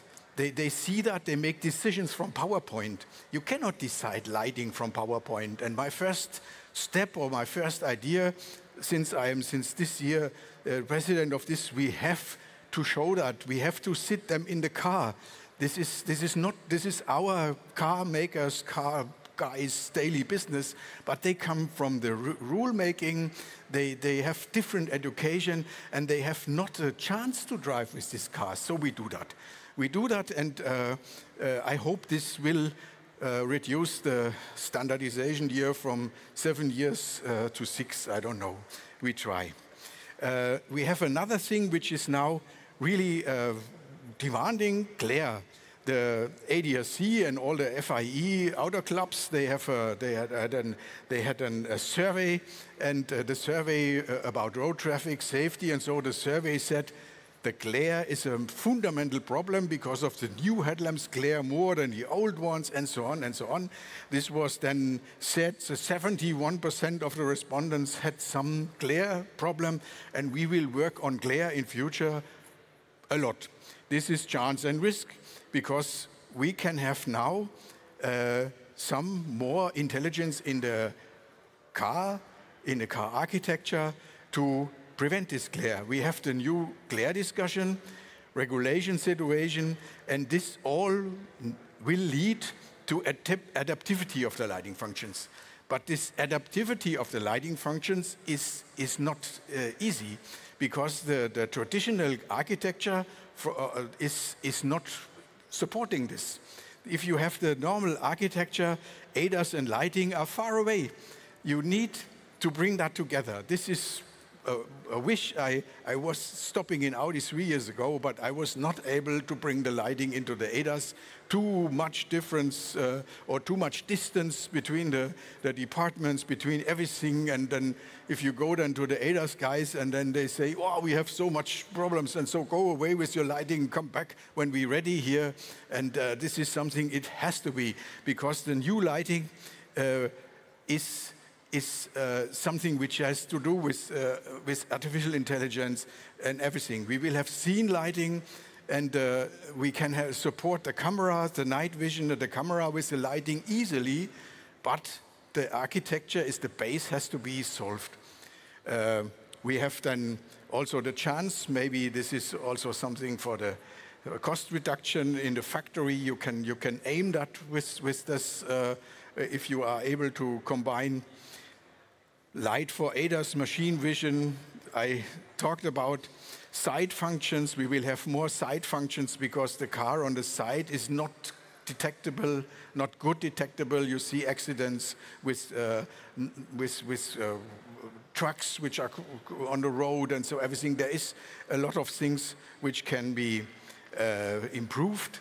And we have to control, for Geneva, of course, the show effects.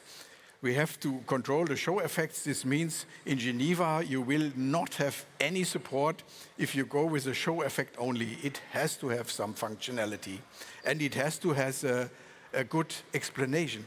When I come with a dynamic indicator, this was from the argumentation, we have this time the bulb, and the bulb needs 0.2 seconds to be on. So this 0.2 seconds is we used then to wish the blinker that it's on. And with this argumentation, with some nice argumentations, we found that, and this goes into the regulations now. And you need someone who is pushing, and then the regulation guys, I'm now a regulation guy, they move. This is important. And so this was my speech. I'm on time, so far away. And thank you very much. If you are more interested, you can have one of these. Thank you. So, thank you, Wolfgang. It's not so easy when you have only an hour, where we had a whole day yesterday to talk about, let's say, automotive electronics. Yeah, I'm now in the industry for 35 years. And this is one example we picked for regulations, because nothing in automotive happens fast. Yeah? What we have about lighting and regulations, we have about everything. Yeah? So lighting 30 years ago was normal bulbs. Then when I was at Halle 25 years ago, we had started with xenon. Yeah? Then we moved these xenon headlamps with some mechanical and motors towards the left and right to have more curving lights. Yeah? Today, this is all electronics. Today we have chips like this, yeah? We have, I think, now 25,000 pixels on average, and it's software controlled, yeah? And then you have an optical system which distributes the light, and you can distribute the light to the left, to the right, you can have it in the middle, yeah? When you have cars coming back to you. So there's a lot of things which happen over electronics, but they're not happening every day. And it's also that you have in different countries different regulations. So you have a China regulation, a Japanese regulation, a Korean regulation, you have something for Italy, for France, for the US, and so on. Yeah? So, but the enabling factor has always been that electronics in cars was increasing. All the functions you see in cars, most of them are somewhere controlled by electronics, and that's why we said we want to talk about it.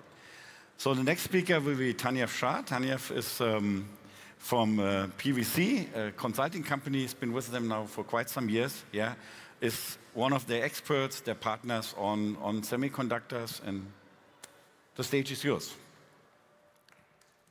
Thank you, Peter. All right. So, I mean, we already got some very great examples of how electronics and semiconductors and related software is actually driving the innovation in modern cars. And so I enjoy very much working both with the semiconductor and the automotive industry to bring this innovation. And so to setting the scene already here for the upcoming panel discussion with the industry leaders, we actually need to look first of what innovation in a car means. So just a very easy comparison here. So a modern car, if you take a current premium luxury car, and you would actually just take out every single semiconductor. And it depends a little bit of how you would count it, but it's 3,000 plus semiconductors in a premium vehicle, yeah, in serious production.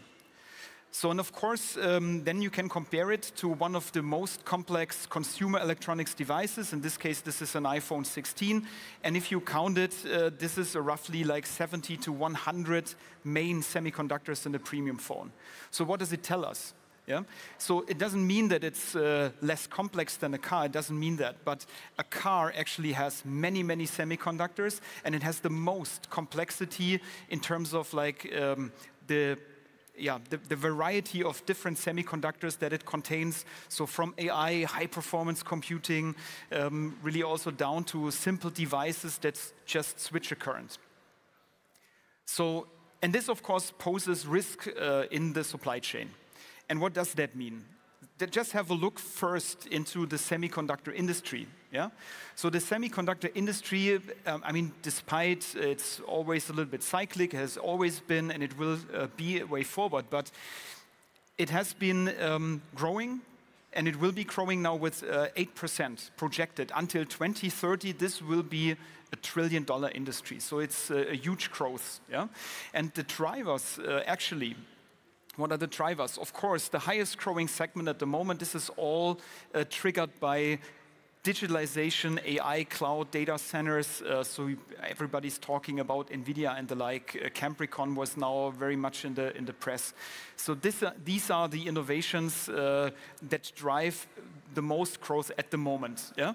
But also not to forget, if we look at automotive, this is 10% growth until 2030. So there's also a shift when you say like it's like it was a customer. Now it's more like strategic for semiconductors. Yeah, there's more interaction directly between semiconductor companies and automotive companies, which is reflected also in that growth.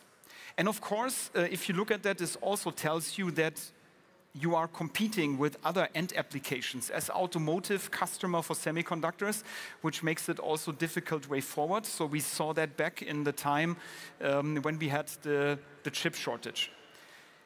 And this is actually the next picture I want to show.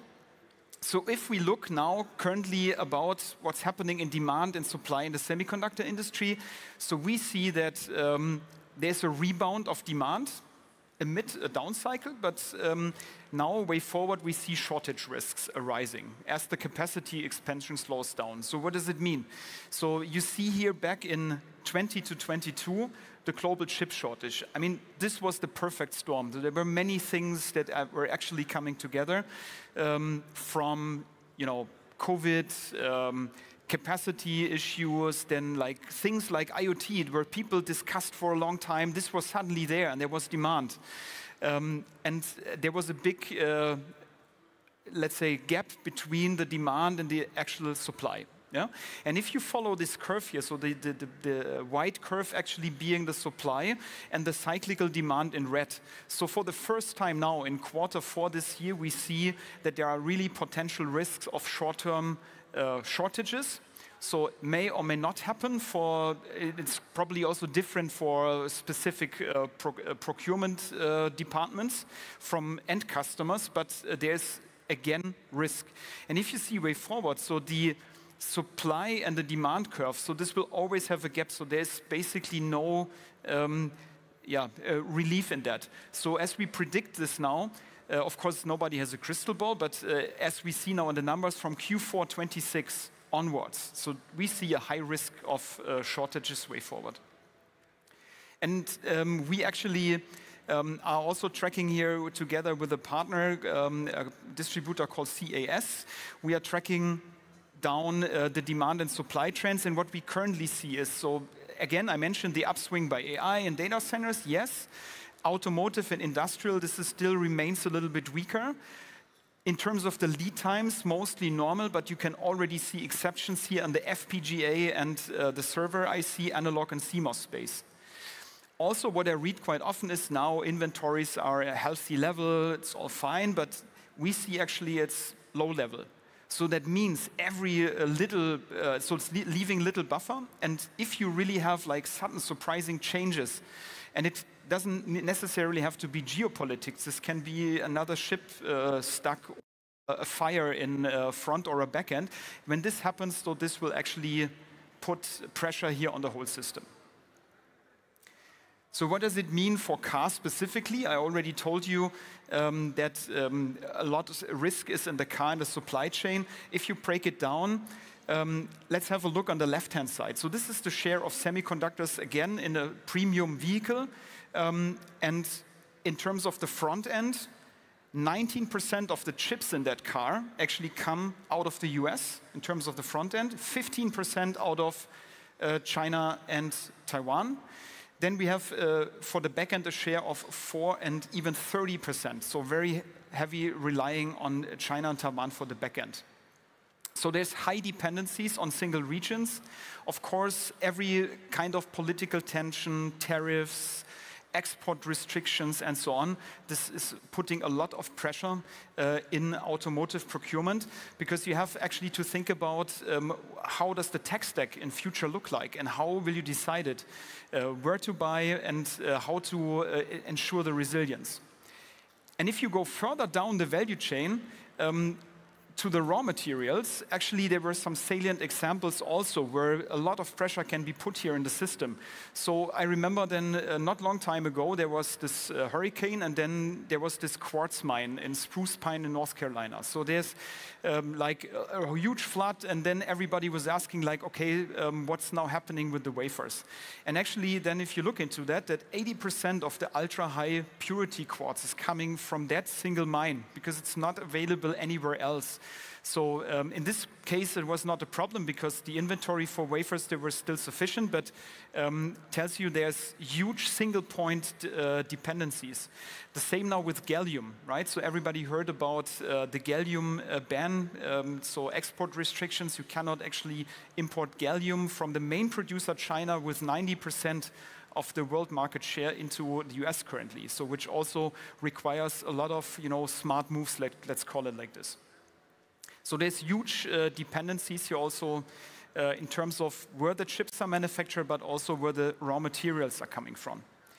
And to conclude it, so what is our suggestion now? So supply resilience really requires, from our point of view, a holistic risk management. You have to start from the raw materials, and you have to understand the supply chain really down to the electronics assembly.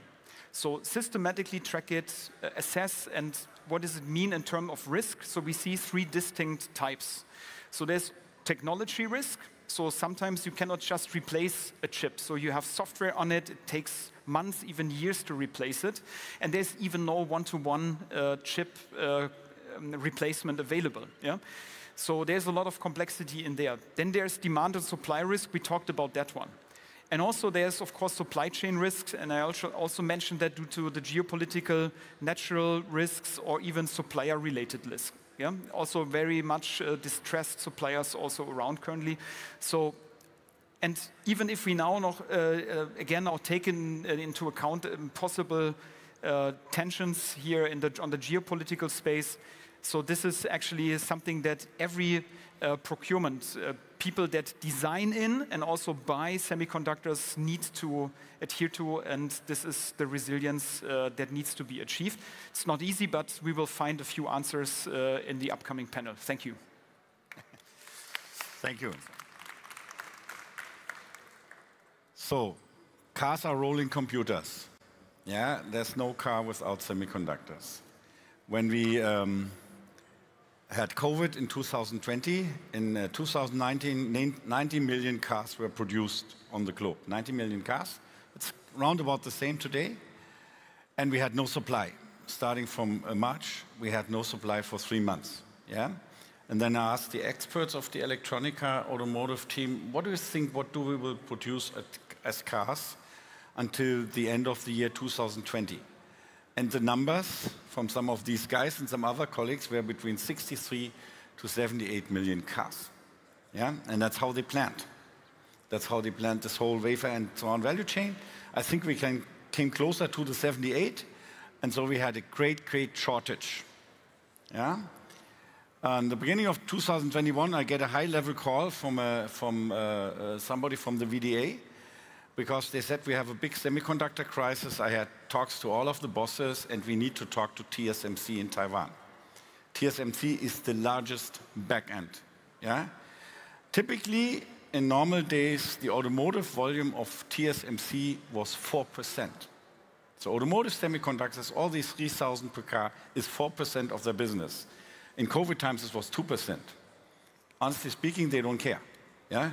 So most of it goes to other areas like mobiles, like computers, now with artificial intelligence, a lot of the storages.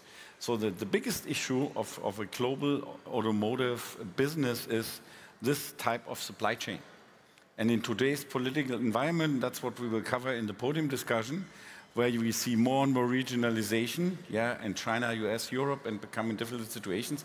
This is not very healthy for our industry. Yeah? So I asked Jens Karweg, who has a long history in semiconductors, having worked for, I don't know, Atmel, Infineon, and so on. Now 8 years, almost 8 years with Samsung Semiconductors, to maybe give us a couple of words on how he sees things, and then we will have a podium discussion about it. Thanks. Jens. Thanks. Yeah, maybe to that point, also what happened after the pandemic, I would say in general the semiconductor industry, we do care about automotive because it's an important segment, also growth-wise going forward. One element I think in order to, at the end of the day, it's all about collaborating together. I think the lessons the automotive industry have learned, they now understand where all these semiconductors go. They are more predictable in the way how they're forecast. There's less double booking and all that. But one element which is also helping us as an industry, because you gave that example of the Taiwanese company, it's for our company, for Samsung, pretty similar. For us, automotive is also not a double-digit segment. If the automotive companies become a bit more IT-friendly, let me put it that way, in the way how they re-qualify components, getting a bit away from I need this 20 years. If there's a bit more flexibility in the way we work together, I know safety and reliability is very important. Cars need to be safe, no doubt about that, and we're supporting that. But I think there's areas where we can more flexible work together to make this process a bit more seamless, and when there is needs for change, that we can make this a bit quicker. I can clearly say, and Tanya mentioned that, there is signals of maybe some shortages here and there coming up in the future. There is now, when we talk to our customers, there's a lot more understanding and willingness to do these things and to do a quicker qualification or requalification, and this is helping a lot. It's helping us, it's helping our customers, and it's helping to make the supply chain more resilient and more robust. Mm-hmm. Very good. Robert.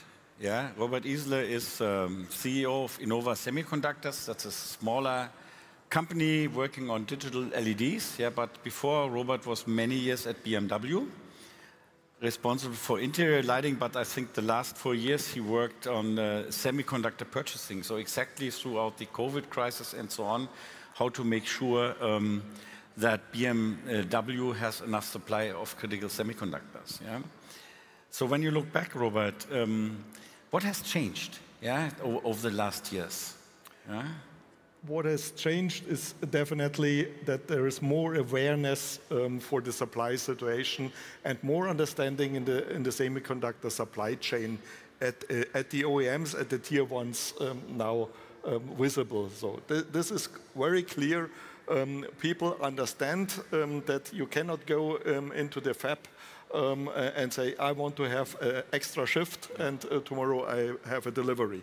This is not working. Semiconductor processes needs time, 12 to 26 weeks, depends on the complexity of the semiconductor, and this understanding is now more in the industry common standard. So this is definitely what has changed. Shortly after the crisis, all the people worked a lot with safety stocks. Still, safety stocks are available in the industry, but you see cyclic that safety stocks are going to be reduced here, especially here now. If I look to my order books, at the end of the year, typically you see that the safety stocks are decreasing, that the demand is going back, and at the beginning of the next year, the demand is going up. if you know that quite a long time in advance, that helps you for sure to get a planning, because semiconductor guys do not care about the cyclic here. Semiconductor guys said, okay, I want to have a constant loading in the fab. I want to have a constant production. I plan with the constant supply. But then there comes the second issue. A lot of the OEMs are launching new cars. New cars are changing demands, not constantly. They're changing demands on a peak. So if there is a new car with a new semiconductor, from one day to the other day, the demand is going from 0 to 100. And this is clear the problem. And this understanding still in the complete industry is not there. And this is what we have to work for the future on. Ole Gerkensmaker is the sales boss for Europe for Nexperia. Nexperia is under the top 10, I would say, for automotive semiconductors. Has a long history also in the semiconductor industry, having worked for Wolfspeed before and some other companies. Safety stock, Ole. If you have to supply safety stock and, let's say, store parts for half a year for any type of automotive customer, who's paying for it? Thanks. The short answer is nobody wants to pay for it. And when you then have these discussions, you identify together in the discussion with the OEM or the tier one a couple of new, I would call them wobble factors. In the past, you just had the uncertainty of the own demand of a car OEM. This has changed because we have an increasing level of competition in this market, as that was unseen for the last 50 years. Second, you have trade zone induced wobble factors. Suddenly the forecast of a car company becomes more difficult because of a changing trade and tariff situation. And on top of this, you have trade and tariff situation not only for car OEMs, but also for semiconductors. Now, when you discuss semiconductor demand and safety stock buffers, the next question comes, country of origin is becoming a topic. Where do you produce this part? Do you produce this part in China, or do you produce this part in Greater China, or you produce this part in non-China? So as an Nexperia, so thanks for Tanya showing the 3,000 parts. We provide on average something like 600 components per car. And we have a lot of car OEMs asking us, hey, can we have these parts China, or can we have these from non-China? Can we understand this together? What is the forecasting? And it becomes evident that the forecasting in this situation is becoming more and more complex. So the complexity of forecast plus the cost of buffer stock then makes people realize, okay, maybe I should have the buffer stock concept possibly revised, possibly be more careful on this, so that I do not spend money in a situation where my competition may not invest in. So people are careful on this. So short answer, who's paying for this? Nobody wants to pay. And then it comes to the forecasting systems of the tier one and OEMs, to what degree they can balance the risk and cost of buffer stock versus forecasting systems. Jens, when you think about Samsung Semiconductor is a large semiconductor company, yeah? And we just learned also from the presentation from Tanyev that critical materials have an origin out of China, or there's only a couple of countries, yeah, where we really get the materials from. How do you deal with it? How can you somewhat balance the risk? Is it by contract? Is it by good relationship? What do you have to do? I mean, we deal with that. I mean, Tanya spoke to that, and I fully agree. I mean, there's nothing, we don't have a magic here, yeah? So we also deal with that. I would say there's three elements of that. So the one is, of course, wherever we can, we're not trying to rely just on one source. So we do either dual or even multiple sourcing, and we back this up by some long-term agreements and some close collaborations. I mean, the other one is also, maybe that's an additional leverage we have. We also try where we can integrate that in-house, that we increase vertically our value chain. And the third element is, here and there, we're also doing investments. to back this up and to put, as you sometimes say, some skin in this game, that we really make sure we have the supply. But of course, has to be said, there's no 100% guarantee. We are all living in the same ecosystem. We're trying our best to make this as resilient as possible, to supply to our customers. But we don't have a magic board, unfortunately. Wolfgang, when you and I were young engineers and had brown hair, yeah, believe it or not, and we dealt with lighting, it was bulbs, and getting bulbs was not complicated, yeah? Now we need to get semiconductors, LEDs, yeah? Yeah. How does this work? Yeah, the step to LEDs was not so easy. Yeah? This was the semiconductor light source, of course, and in the first go we had white high-power semiconductors, and in the daytime running lamp, and nobody knows, is that something which is the demand on the market, and so, and at the end, all the marketing was prognosis very low, very careful, and so, and then the people want to have this, and nobody buy a car without this, and we cannot deliver. So we had the first headlamp automotive semiconductor crisis. We could not deliver, and this is completely over. This was exotic, and now it is completely mainstream. Now we have the LEDs in the low end and mid end, all from China, from very good companies. They have a good quality. BYD, car maker BYD, makes their own LEDs, unbelievable, but they are one of the big suppliers for LEDs for others in the mid-term, and in the top end, there where the high end is, where on a really on one chip, 25,000 LEDs, single addressable LEDs are in future, in near future, 100,000 LEDs.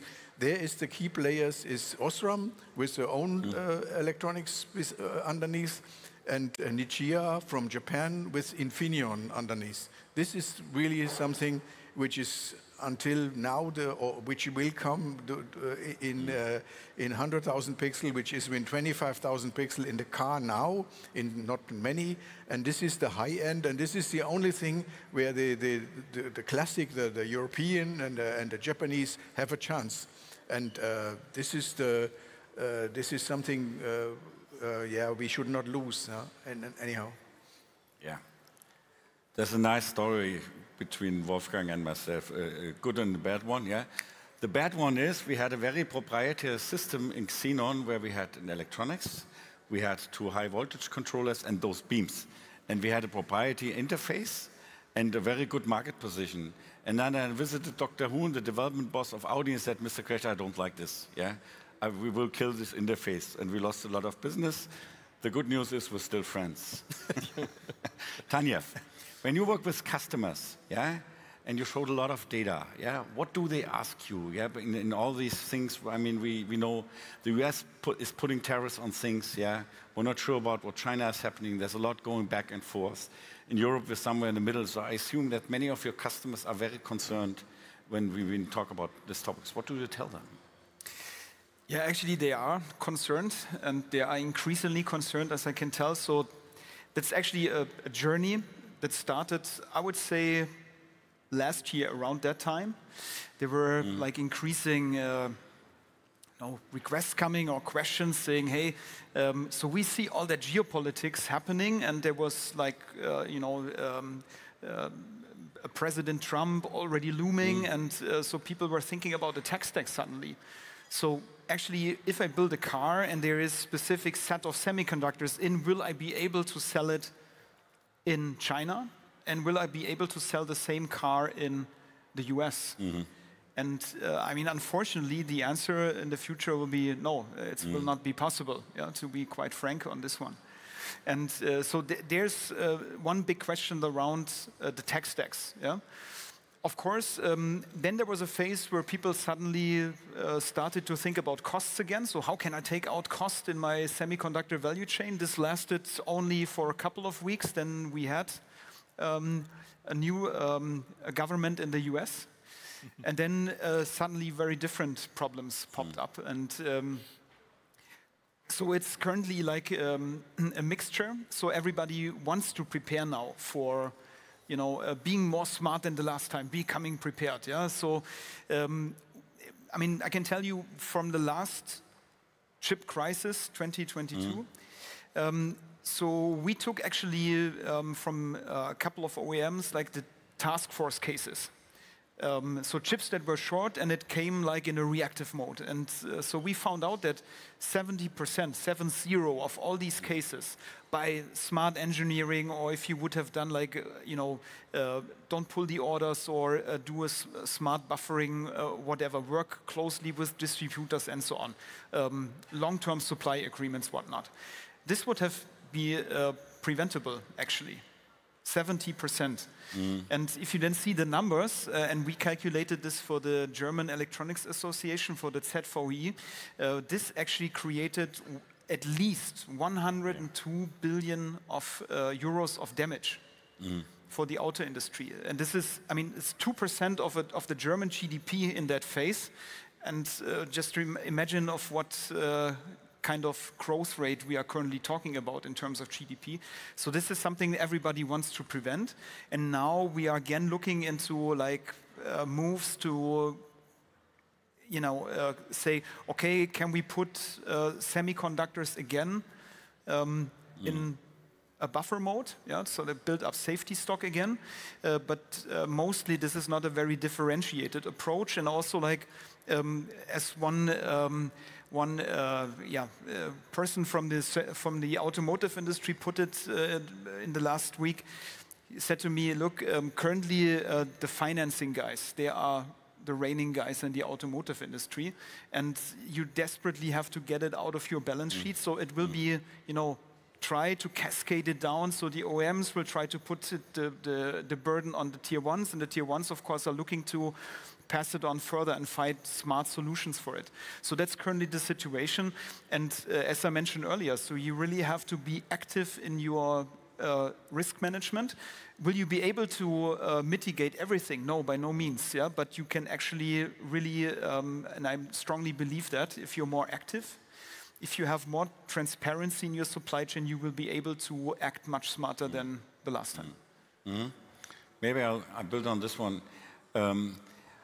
We see that the US, Europe, and so on, they try to have more localization, yeah, let's say at least of the front end. And that's big investments. We're talking a lot of money, yeah? So give an example in Dresden, where Bosch, NXP, Infineon got together with TSMC as the big backend and want to do something. How maybe to Olo and later to Jens, how do we balance it? Is there the demand that you localize more? And if so, how do you stem the investments? Are customers participating, for example? So, semiconductor factory investments are investments north of $2-3-5 billion US dollars or euros.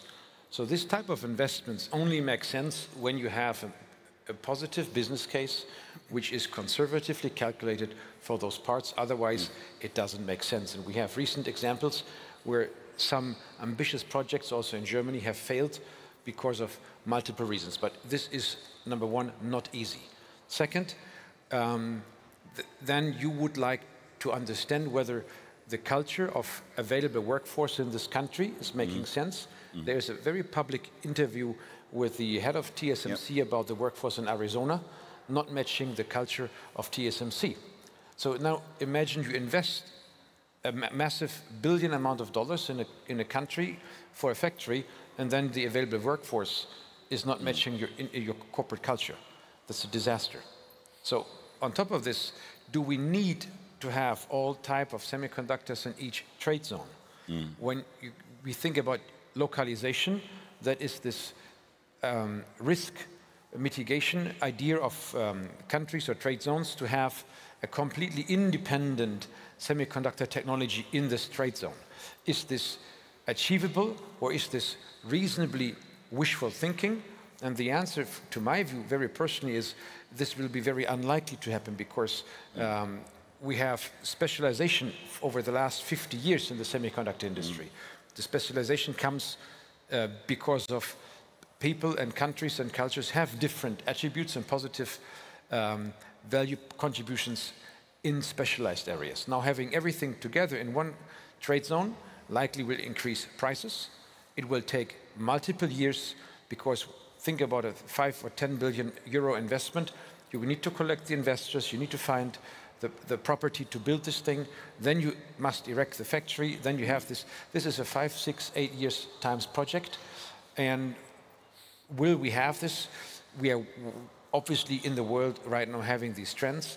Will these trends be sustainable and long-lasting? I don't know.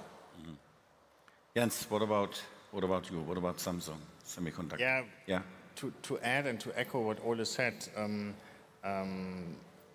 the investments are high, so this is why you need to be carefully, and I would even be stronger on this statement. It does not make sense to localize everything 100%. There is no region. Semiconductor is an industry which has grown over 50 and more years. It's probably one of the most global industries we have. Even if there are people who want to maybe turn this back, it's not going to work. It doesn't make sense for so many reasons, and investment is one of that. But to add to this, it's not just the talent, it's not just about the culture, but it's simply also the availability of talent. Yeah? There is certain talent in Europe which is, let's face it, which is no longer available because we have specialized on other areas and not on everything.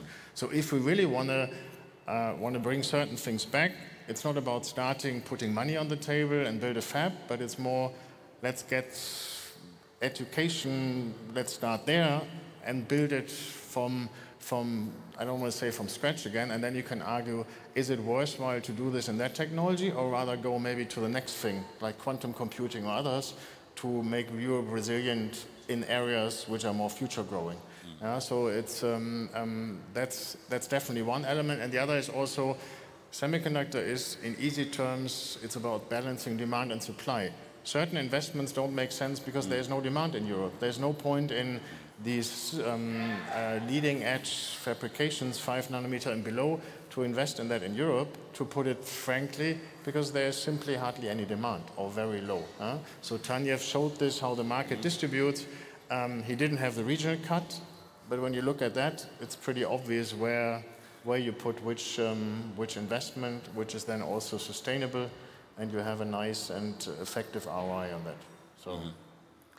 Robert, how is it with a smaller player? I mean, you definitely don't have the money to make all of this, so you need partners, correct? Yeah, we don't make the investment. Of course, we are using the investments the foundries, for example, are doing and try to order our capacity at their foundries. And I'm totally agree. It makes no sense to do everything localized in every area. And this is one side of the medal. And the second side of the medal, of course, is what does it help to make a production of a semiconductor in Germany if you do all the rest of the value chain then back in Asia? So you must think in the complete supply chain and also create the next steps in the supply chain in the region. Otherwise, you will not gain anything here with that. Maybe a little bit time, because lead times in the front end for sure are higher than in the back end. Yes, this is clear. On the other side, if there is no delivery out of Taiwan, for example, and you have all the back end in Taiwan, this will not help you to have the front end in Germany, what you're doing with the silicon wafers.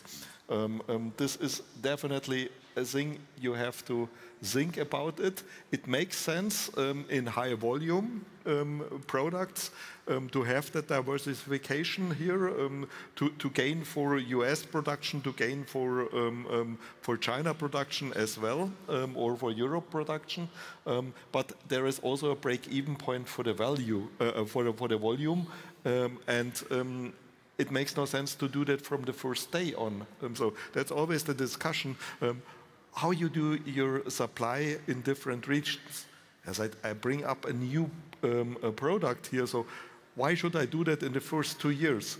Let's do a plan for the second phase of that product. When it ramps up in volume, then it makes really sense. Otherwise, you only burn money with that. And this is what people have to have in mind, that you have to have a plan on the one side, on the other side, you have to be careful when you're doing what step, when does it make sense to do that things. Wolfgang, when you and I started, when you worked at Audi and I started at Opel 35 years ago, I didn't know anything about semiconductors. I never saw a semiconductor supplier. I worked with the tier ones, yeah, with the Contis, the Bosches, the Hellas, you name it, yeah. Never ever, yeah.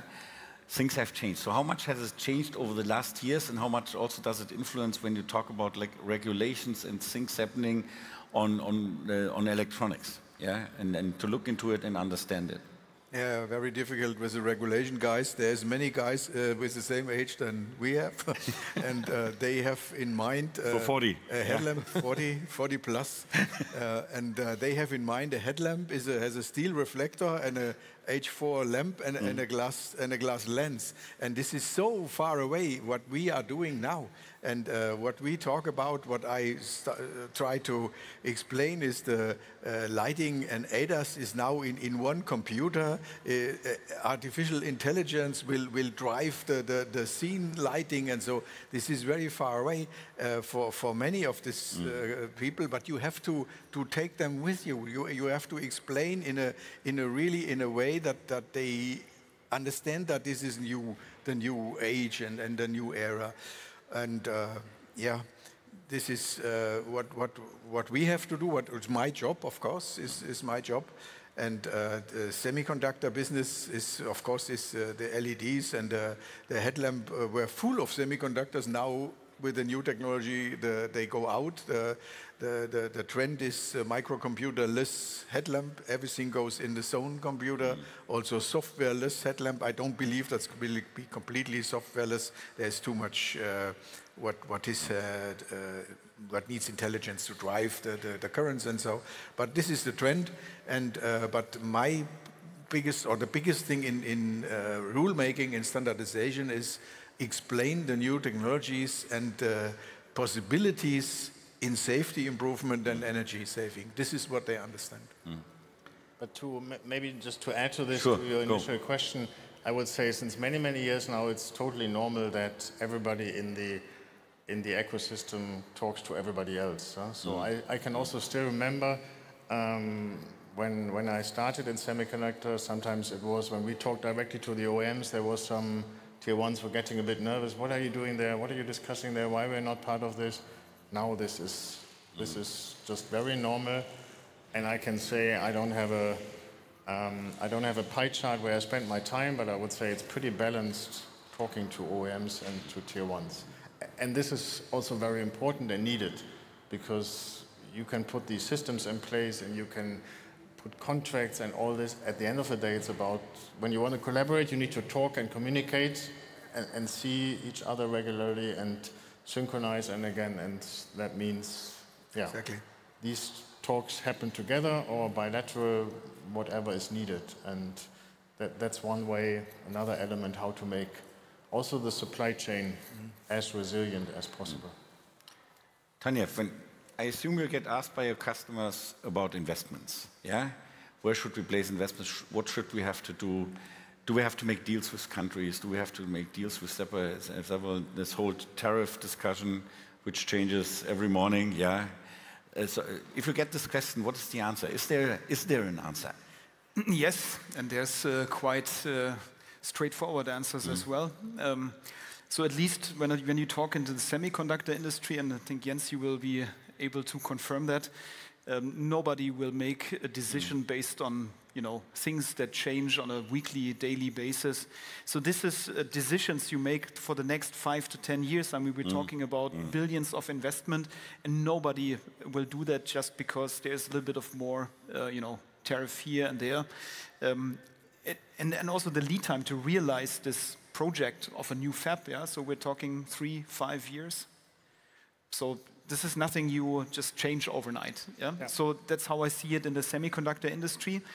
Then if you see where things are happening, then of course we can discuss here a little bit about state aid incentives that are around. So there's of course like a regional competition about where things will happen. There's attempts to do this with tariffs now and save like the investments into these companies. Then there's, you can get taxes, you can get direct funding money. Of course, this is available, and what I can tell you, this is a huge part of a decision process. So we, of course, also help customers to, plan for their next capacity expansions. And this is currently happening, yeah, right? So you have you see your demand from the customer, you know what kind of products, and then you do your operations planning, and then you have a clear view of what needs to be done. But whether it happens here in Germany or it happens somewhere in Malaysia or somewhere else in the world, this has to be decided. There's a lot of factors. Finally, you have to have a business case. Then we talked about availability of talent and an ecosystem, which is also not to neglect. If you now go into the automotive industry, I think this is much harder to discuss because for me currently it's about resilience, and you have to accept at some point in time that resilience is a cost position in a BOM. And I don't think finally we are yet there. Yeah? No. So I think, and we heard it also here in the panel, there's learnings from the last time, definitely, but we're not yet there. Yeah. Folks, this is very good, yeah? So maybe to summarize, why is automotive so complicated? First of all, cars have to work from minus 40 degrees Celsius up to 125, yeah? Second, it's typically not the latest and greatest technology. Third, a car has to run 10 years and more, yeah? And you cannot always exchange the hardware, like download the software. So it's a different industry, and we're not the number one. Yeah, so semiconductors typically is what, 10% of, yeah, so Samsung Semiconductors does a lot of other semiconductors than just automotive, and that's probably true for Xperia and so on. Yeah, and the world has become very complicated. I worked most of my career for American companies, and when I look right now what's happening, they kill all the rules I learned. Yeah. When I was there, it was about diversity. It was about women in jobs. It was about culture and everything else. Yeah? So we haven't saved the world. We don't want to kill your evening. Yeah? We're at 6 p.m. I'd like to thank you guys for participating. If you want to see us, most of us are in Hall B3 at booth C40. I'd like to thank my Electronica team and wish all of you a pleasant evening. We go Italian. Thank you. Bye.